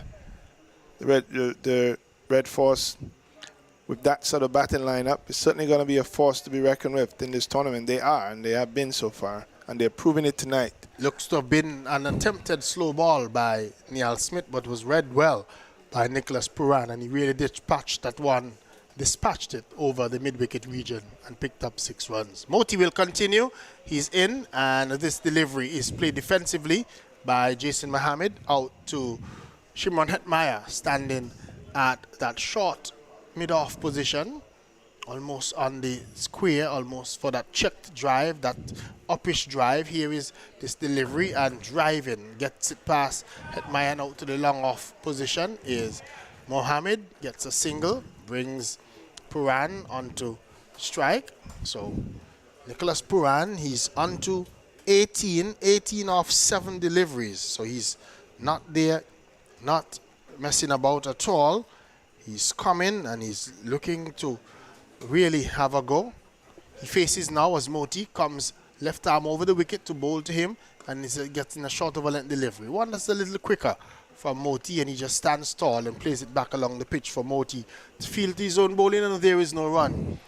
Moti is in again to Puran, jumps down, and is he out stumped? Oh, looks as if Bramble didn't take it well, or is he out? Well, we see he's walking, but he has jumped down the track and really looking to have a big swing at that one. Looks as if Bramble had the stumps off in a flash. That's the end of Nicholas Puran. Moti gets his man, and Puran has to go, and Trinidad and Tobago Red Force losing their 4th wicket. They're now 155 for 4. He says this decision pending, but I'm sure that you will see that Puran will have to go. It looks as if it's a legal delivery. We'll just look at Puran coming down, way down the track, missing it completely, and the wicketkeeper having the bails off. Puran couldn't get his bat back in, and he goes out, stumped off the bowling of Moti, giving his hand away for 18, and Trinidad and Tobago Red Force losing another wicket. It's now 155 for 4. Yes, certainly not smart batting there. If you went down the track, you should keep your eyes on the ball. And no doubt there's going to be some discussions in the dressing room about that. You don't just go down the track, put your head up and swing. You look at the ball, and if you have to make adjustments, you make the adjustments. But he was never looking at the delivery. He went down, premeditated shot to go hit it, and that was pretty ugly. It was pretty ugly. He just jumped down the track, raised his head, and had an almighty swing, a wild swing at it. Missed it completely. Good bit of stumping, though, by Bramble, keeping his eye on the ball and taking it. He was away from the stumps, but having the presence of mind to really reach forward and whip the bails off. And Puran is back in the pavilion. Brings out Dennis Ramdin, who comes out to join Jason Mohammed. 33 runs required from 98 deliveries, so he's still in favor of Trinidad and Tobago, but that wasn't a good cricket by Puran at all. Here is this delivery, and Ramdin's first delivery. He's on the back foot and looking to punch this one past the fielder at cover, and there is no run. So Ramdin faces as Moti goes round the wicket now to bowl to him, and Ramdin is driving back along the pitch for Moti to field his own bowling, and there is no run. The end of a successful over by Moti. He gets his second wicket, 2 for 33 off 8. Trinidad and Tobago are 155 for 4. Mohammed is on 66, and Ramdin yet to score. And there are two strategies going out here. The Red Force may very well get to 188. It's quite likely they will do that tonight. How they get there is going to determine how the Guyana team feels. So you can lose with a fighting effort, or you can be overwhelmed and almost look like you're non-existent. We're not seeing that happening here. There is at least a fight by the Jaguars to restrict the Red Force, to run all over them. And that shows a bit of fight and some character in the team. So they've got a few things to be proud of. Smith is continuing. Here is Smith in and bowls to the right-handed Mohammed. Mohammed is on the back foot and forcing this ball into the offside field. Can't beat the fielder, can't score. So Neil Smith. I was asking you about his run-up. What do you think? Do you think he would be able to generate more pace if he had a livelier run-up, or it would throw him off his rhythm? Well, I mean, if you've been bowling, he's been playing for a while. If you try to change him too much, you might just totally ruin what he's doing. And so he may be doing what he knows best how to do, and with the speed he can. Here is he in to Mohammed, and Mohammed gets a delivery that keeps low, and he keeps it out from his stumps, just walks away, as that one was hard into the bat, kept low. Mohammed was not coming forward, almost got caught on the crease with both feet together, but he survives. It remains on 155 for 4. So Mohammed has had 57 dot ball, 27 singles, 6 twos, 1 3, 6 fours in his innings so far. So he's facing as he's in. Smith is in, and Mohammed is just pushing this one up on the inside, gets a single. Good cricket by Mohammed, just pushing it up to the fielder who was deep on that 30-yard circle and was able to come through for an easy single. So one more to the total. It goes on by 1 to 156. 156 it is for 156 for 4. As we look, Mohammed on 67, Ramdin comes into strike, just taking his guard from umpire Butler. As he waits now, he sees Smith is ready. Smith moves in with that smooth run up, not very quickly. He's in and Ramdin gets a good delivery, one that is angled at the stumps. He comes forward, plays it defensively into the offside field, and there was no run. So 32 required from 92 deliveries, so it's not a case of deliveries running out, but Trinidad and Tobago will just have to ensure that they don't lose too many more wickets on the way to scoring those 32 runs, or as you said, the psychological edge could go to the Guyana Jaguars team. Even though they would lose, they would still feel, you know what, we didn't lose, we were not blown away, it was a fight. Here is Smith in to bowl to Ramdin, and Ramdin is on the back foot and just playing defensively. Back along the pitch, Smith knocks the ball down with his right hand, and the batsman can't score. 156 for 4. Trinidad and Tobago Red Force, they need 32 runs of 91 deliveries. So just a single so far in this over from Smith. 5 deliveries gone, just 1 delivery to come. As we see Ramdin settles in, and here is Smith in and bowls to Ramdin, and Ramdin is driving through the onside. Going to get runs here. The ball is running pretty close to the boundary. The fielder is giving chase. Can't get there. The ball beats him into the boundary. That's a good shot by Ramdin. Just leaning on it, turning the wrist and undriving. And the ball raced over the outfield. Savory was really motoring after it. Couldn't get there. The ball goes into the boundary. It's 160 for 4. 28 required from 90 deliveries. Yes, that was a lovely shot from Ramdin. He clipped it nicely off his toes, and it went through mid-wicket all the way down for 4. But going back to the point I was raising, the Jaguar may end up losing, like I said, but they're putting on a fight. The Red Force, on the other hand, ought to be a bit disappointed. There were some wickets that they should not have lost.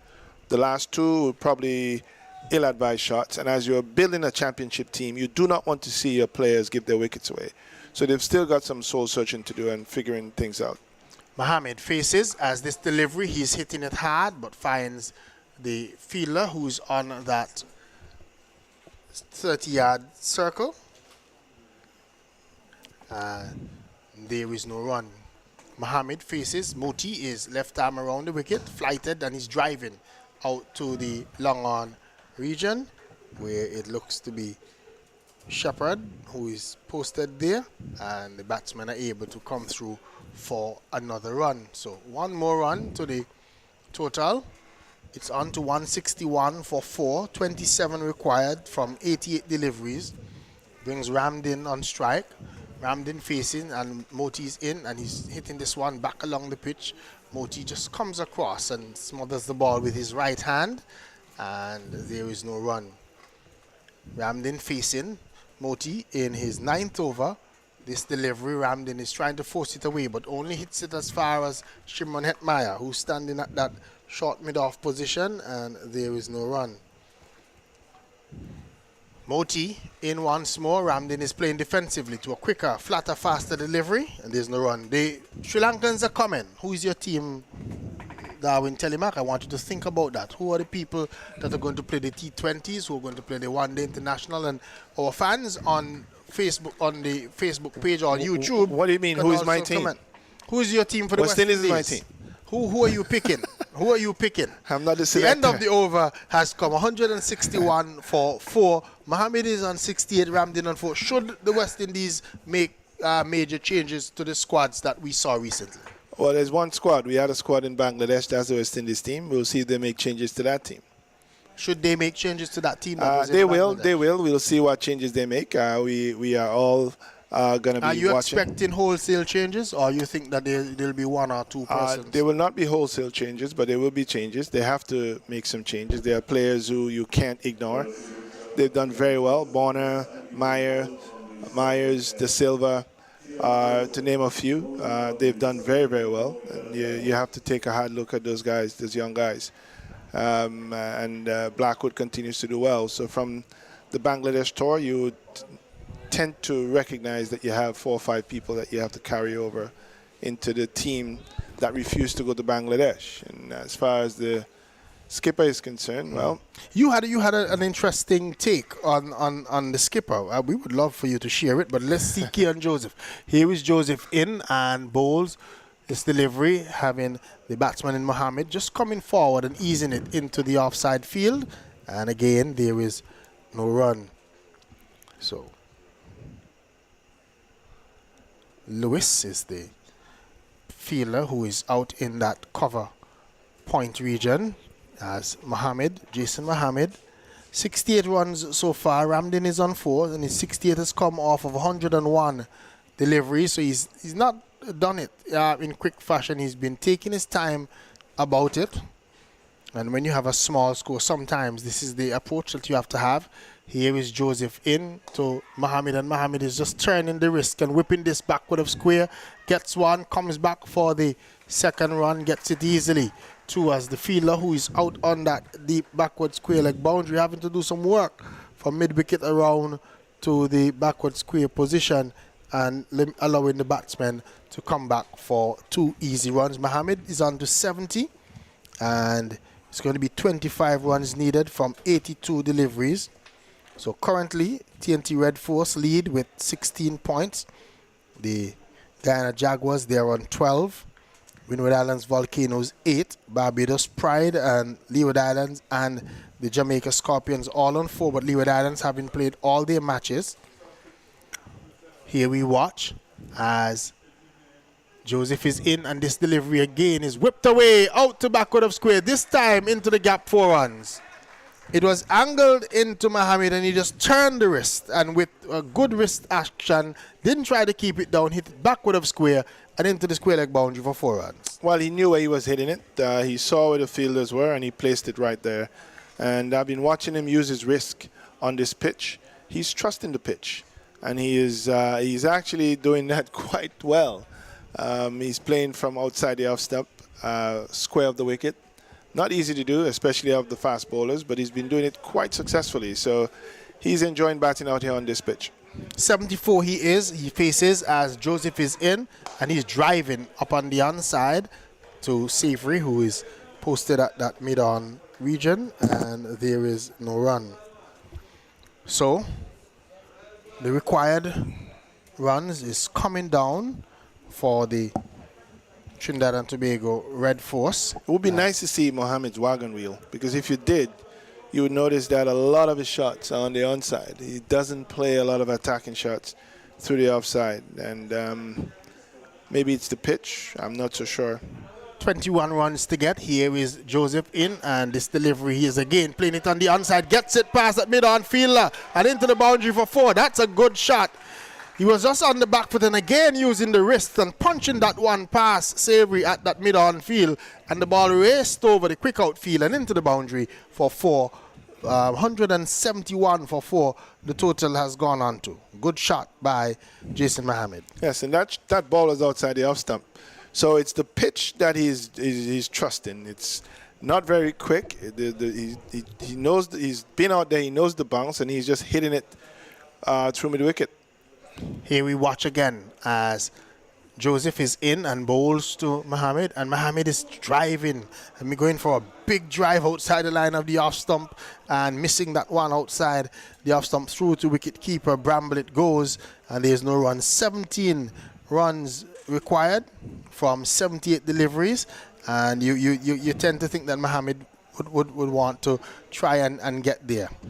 Here is the end of the over. 171 for 4 is the total so far for the TNT Red Force. 17 runs required from 78 deliveries. He's batted well though. He's kept his poise, kept his composure. He's not played very loose shots, with the odd exception of hitting the ball across the line, which we all love to see as being West Indians. I think he's played very well. He's also liking the slope, and he's hitting the ball down the slope. Moti starts his 10th over. The first delivery to Ramdin gets him a single out to the long on region, and one more to the total, 172 for force. 16 runs required of 77 deliveries. Jason Mohammed is there. He's on 78. Ramdin is on 5. Mohammed just adjusting his gloves, just making sure that he's comfortable.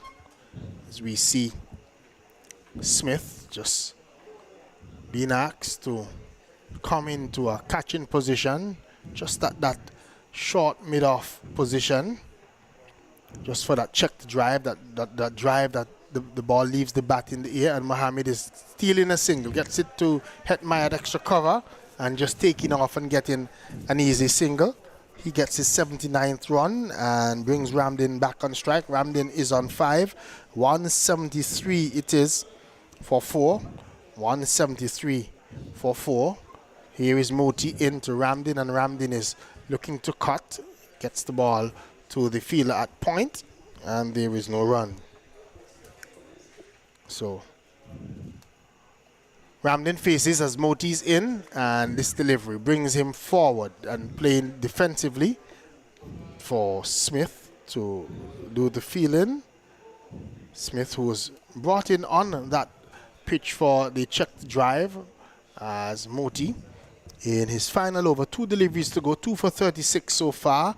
This delivery is played quietly to Shimon Hetmeyer at extra cover, and there is no run. So just 1 delivery to go in Moti's spell. And Trinidad and Tobago requires 15 more runs from 73 deliveries. Here we watch as this is a quicker, flatter, faster delivery that is steered away into the offside field to end the over. End Moti's spell. 10 overs, no maidens, 36 runs, 2 wickets.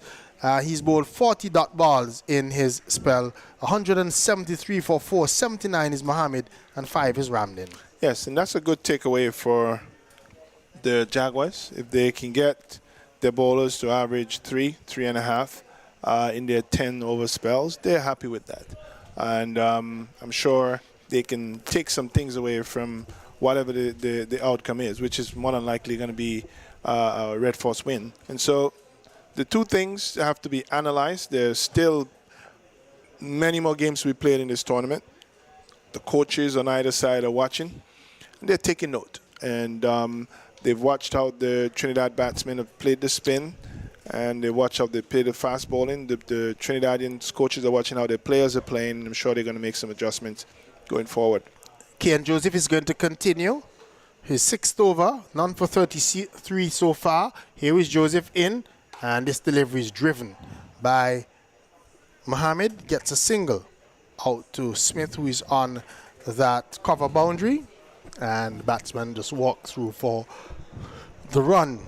So we're getting close to the end.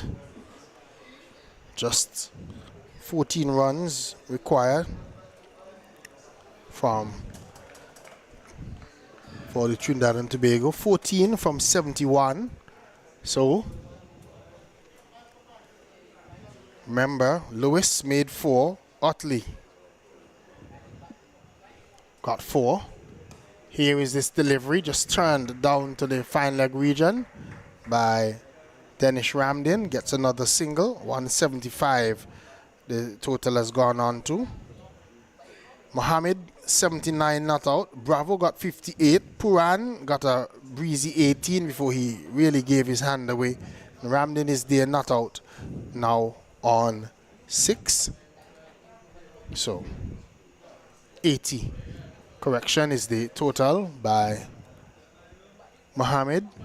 80 off of 108 deliveries. He faces now as Kian Joseph goes in from the southern end, goes past the umpire in and bowls outside the line of the off stump, and just playing inside of a wide delivery was Mohammed, called wide by the umpire, and so just 1 more added to the total. 12 off 70 is the requirement. So Trinidad and Tobago almost down to single digits. In a short while they'll be needing just single digits, and the Guyana team continues to fight, continues to battle, looks as if they're staring defeat in the face right now, because it's going to be difficult to see Trinidad and Tobago Red Force losing from here. Here is Kian Joseph in and driven by the batsman in Mohammed, but straight to the fielder, standing at short extra cover. We're slightly blinded by the side screen, so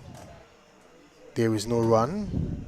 Mohammed would want to carry his bat and would improve his average. He's on 80 off of 109 deliveries. He's facing up to Kian Joseph. Joseph runs in now, goes past the umpires, in and bowl, outside the line of the off stump, and this time Mohammed is looking to cut and doesn't make contact. The ball goes into the gloves of Anthony Bramble, and there is no run. So, if you were just joining us in the Guyana Jaguars innings, 87 came from Hemraj, 38 from Carey Peer, Hetmeyer got 10, Barnwell 12, Johnson 3, Bramble 3, Shepherd 12, Sinclair 11, Moti 6, Smith 0, and Joseph 0. And the pick of the bowlers was a 5-4 from Imran Khan. 9 overs, no maidens, 32 runs, 5 wickets for him. Here is Kian Joseph in, and this delivery is again played pleasantly out into the offside field, and there is no run. 2 wickets for Akil Hussain, a wicket for Seals, Phillip, and Peer in the Trinidad and Tobago bowling. Guyana 187 all out of 41.5 overs, so they had 8.1 overs left to bat, and it was really not a very good display from them after they got off to a good start, 106, before they lost their first wicket, but then they fell away with poor decision making and poor stroke play by the Guyana Jaguars batsman. Here is this delivery peeling off the outer edge of Mohammed's bat and going down to third man, and they're able to come through for a single. One more run to the total, one more to Mohammed. He's on to 81, and the total is on to 177 for 4 at the end of over number 39. Yes, and more it's becoming an academic process right now. We are going to see the Red Force pull off a victory here this evening, barring some major disaster, which I don't think would be possible. And certainly it was a keen contest. They didn't get the runs, the 187 runs, in very, very few overs. They would have batted almost, this is the 40th over going to be bowled, so it took them a while to get there. And it speaks to the quality of the Jaguar team that they could frustrate and restrict the batsmen from getting too far ahead, and so they have some takeaways that they can be proud of from this. And like I said, the Red Force themselves have batted well, but there were some indiscriminate shots made by some of the players that ought to be looked at.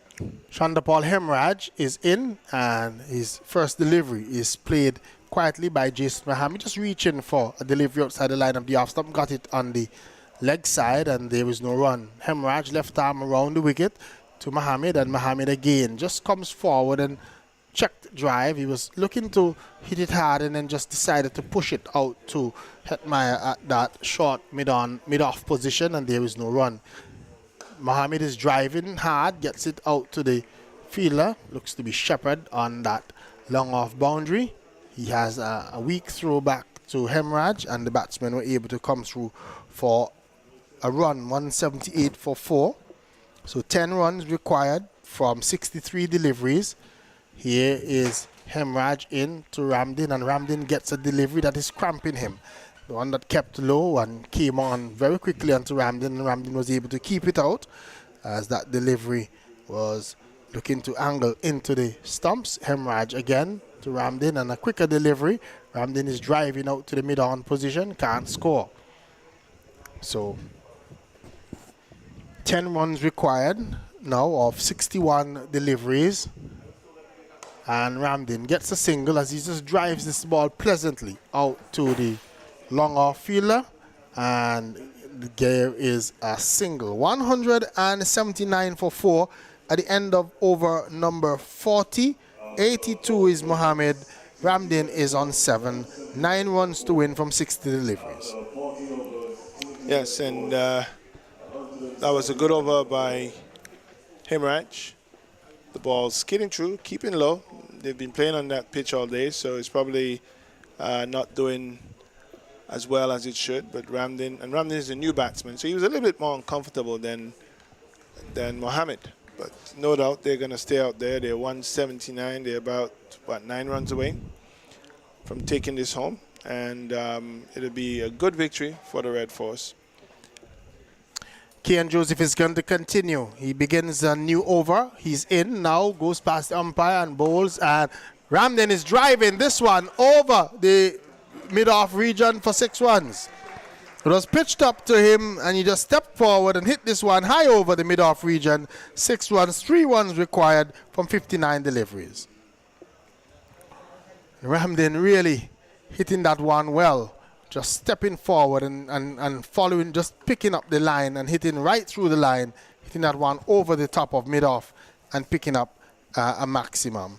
So 6 runs to Ramdin. He's on to 13 and the total on to 185 for 4. Kian Joseph will bowl once more to Ramdin. He's in and bowls, and Ramdin gets a short delivery, and he's cutting this one past the backward of point fielder into the boundary for 4 runs. So with 2 swings of the bat, Ramdin ends things here, and Trinidad and Tobago Red Force win by some 6 wickets, and Ramdin ending with 2 boundaries, a maximum and then a 4. He ends on 17, and Trinidad and Tobago get into 189 for 4 wickets.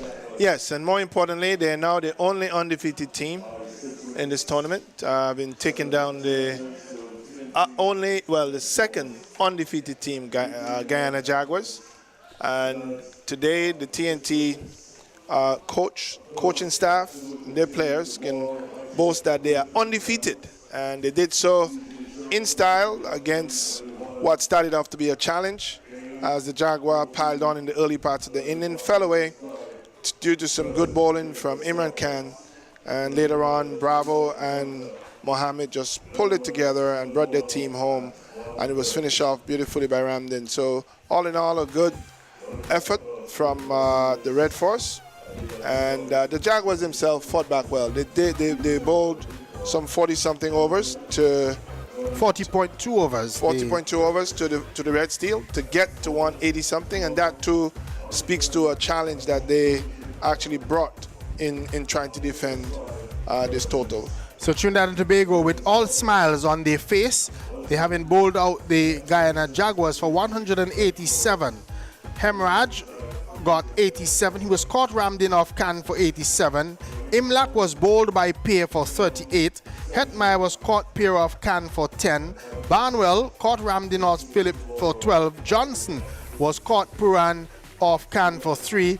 Bramble was stumped Ramdin off Khan for 3. Shepherd was caught and bowled Hussein for 12. Sinclair was caught Peer off Hussein for 11. Moti was left not out on 6. Smith was LBW Khan without scoring, and Joseph LBW Seals for naught. The bowling for the Trinidad and Tobago Red Force: Hussein 6 overs, 1 maiden, 25 runs, 2 wickets. Seals 7.5 overs, no maiden, 40 runs, 1 wicket. Phillip 6 overs, 1 maiden, 37 runs, 1 wicket. Peer 8 overs, 2 maidens, 23 runs, 1 wicket. Mohammed 5 overs, no maidens, 26 runs, no wicket. And Khan 9 overs, no maidens, 32 runs, 5 wickets. And you tend to think that 187 was never going to be enough, Darwin Telemann. No, especially coming up against a batting lineup of the stature that we are seeing here. Even with some of them not going off. I mean, Lewis would have been quite a firecracker if he had gotten going. He looked the part when he played that cracking shot for 4 before he was LBW, so he didn't get going. We saw Bravo taking some time to get himself off as well, and Puran came in, and we saw a slight indication of the brilliance and the power and excitement that young man brings. But overall, if you're going to beat the Red Steel, you need to be closer to Red Force. You have to be closer to 300 plus to do so. You can't do anything under that and expect to have an easy time. So Lewis, as you were just speaking about, Evan Lewis, he was LBW to Sinclair for 4. Otley was caught hemorrhage off Smith. He also made 4. Mohammed was left not out on 82 and he batted very well this evening. Bravo was standing captain for today. He was caught Hetmeyer off Moti for 58, losing his concentration and going for an almighty swing, hitting the ball high up in the air, and he had gone for 58. Puran came in, had a little cameo of 18 before again he too jumped down the track and missed one from Moti and was out-stumped Bramble for 18. Ramdin came in and got a quick fire 17, hitting a 6 and a 4 to end the match. The TNT Red Force getting to 189 for 4 of 40.2 overs. Sinclair had 10 overs, 1 maidens, 33 runs, 1 wicket. Again, he bowled well for the Guyana Jaguars. Shepherd, 7 overs, 1 maiden, 43 runs, no wicket. He was a bit expensive. Smith, 6 overs, 1 maiden, 26 runs, 1 wicket. Joseph, 6.2 overs, no maidens, 47 runs, no wicket. He was expensive. Moti, 10 overs, no maidens, 36 runs, 2 wicket, the most successful Guyana Jaguars batsman. And Hemraj just at 1 over for 2 runs. Wicket fell for Trinidad and Tobago at 4, 15. Then we had that big partnership that took it to 127. And then the last wicket to fall, the 4th wicket, fell at 155. Extras were 6, 4 wides, and 2 leg byes, which means that Trinidad and Tobago won today by 6 wickets, and deservedly so. Yes, and we're saying that Imran Khan has been a judge player of the match. And would have been for that 5-wicket haul, because his 5 wickets really ripped the heart out of the Guyana Jaguars middle order. Well, definitely. I think when you saw the stat that was mounted by the Jaguars, someone needed to come back and put it in. You cannot discount the effort made by Pierre, because Pierre kept it really tight on the northern end, and Mohammed frustrated Hemraj quite a bit by drifting the ball on off stump, outside off stump. He couldn't get him away. That brought things back from 6, 6.5 and over, all the way down to 4. And when your run rate starts going down, batsmen have to make special efforts, try new things. And Imran came in, and I think that's when the bottom fell out for the Jaguars. He bowled extremely well and kept the pressure on, although there was some really erratic and poor shots being played too by some of the Jaguar batsmen. Super 50 action continues tomorrow with the Barbados Pride versus the Jamaica Scorpions, and you will have coverage from right here at the CCG. We come on air at about 1:20 in the PM, 1:20 p.m. The match starts at 1:30, but you'll hear us at 1:20 p.m. and we encourage you to join us for that coverage. It's a big match tomorrow, Barbados Pride versus Jamaica Scorpions. The winner qualifies, simple as that. Well, yes, lose and go home. Oh, you say win or go home? Yes. If you lose, you're gone. Yeah. And this is not the case in this game. Both teams are still alive tonight. Tomorrow, it won't be the same. One is going to be joyful, one is going to be sad. So you're going to see guys come out and play their hearts out to try to ensure that they can do well for their country, do well for their teams and their teammates. And it should be an exciting game. Should be an exciting game. And do join us for coverage of that match. That's going to bring us to the end of our coverage for today. We want to say thank you very much to our commentators Garfield Burford and Vernon Springer, with expert comment today by Shamilia Connell and of course Darwin Telemac, and of course Taj, who is our technical director. Do join us back again tomorrow at 1:20 p.m. for more coverage of the CG Insurance Super 50 Cup from the Coolidge Cricket Ground here in Antigua and Barbuda. On behalf of all of us here, Denmore Roberts saying have a great evening, good night.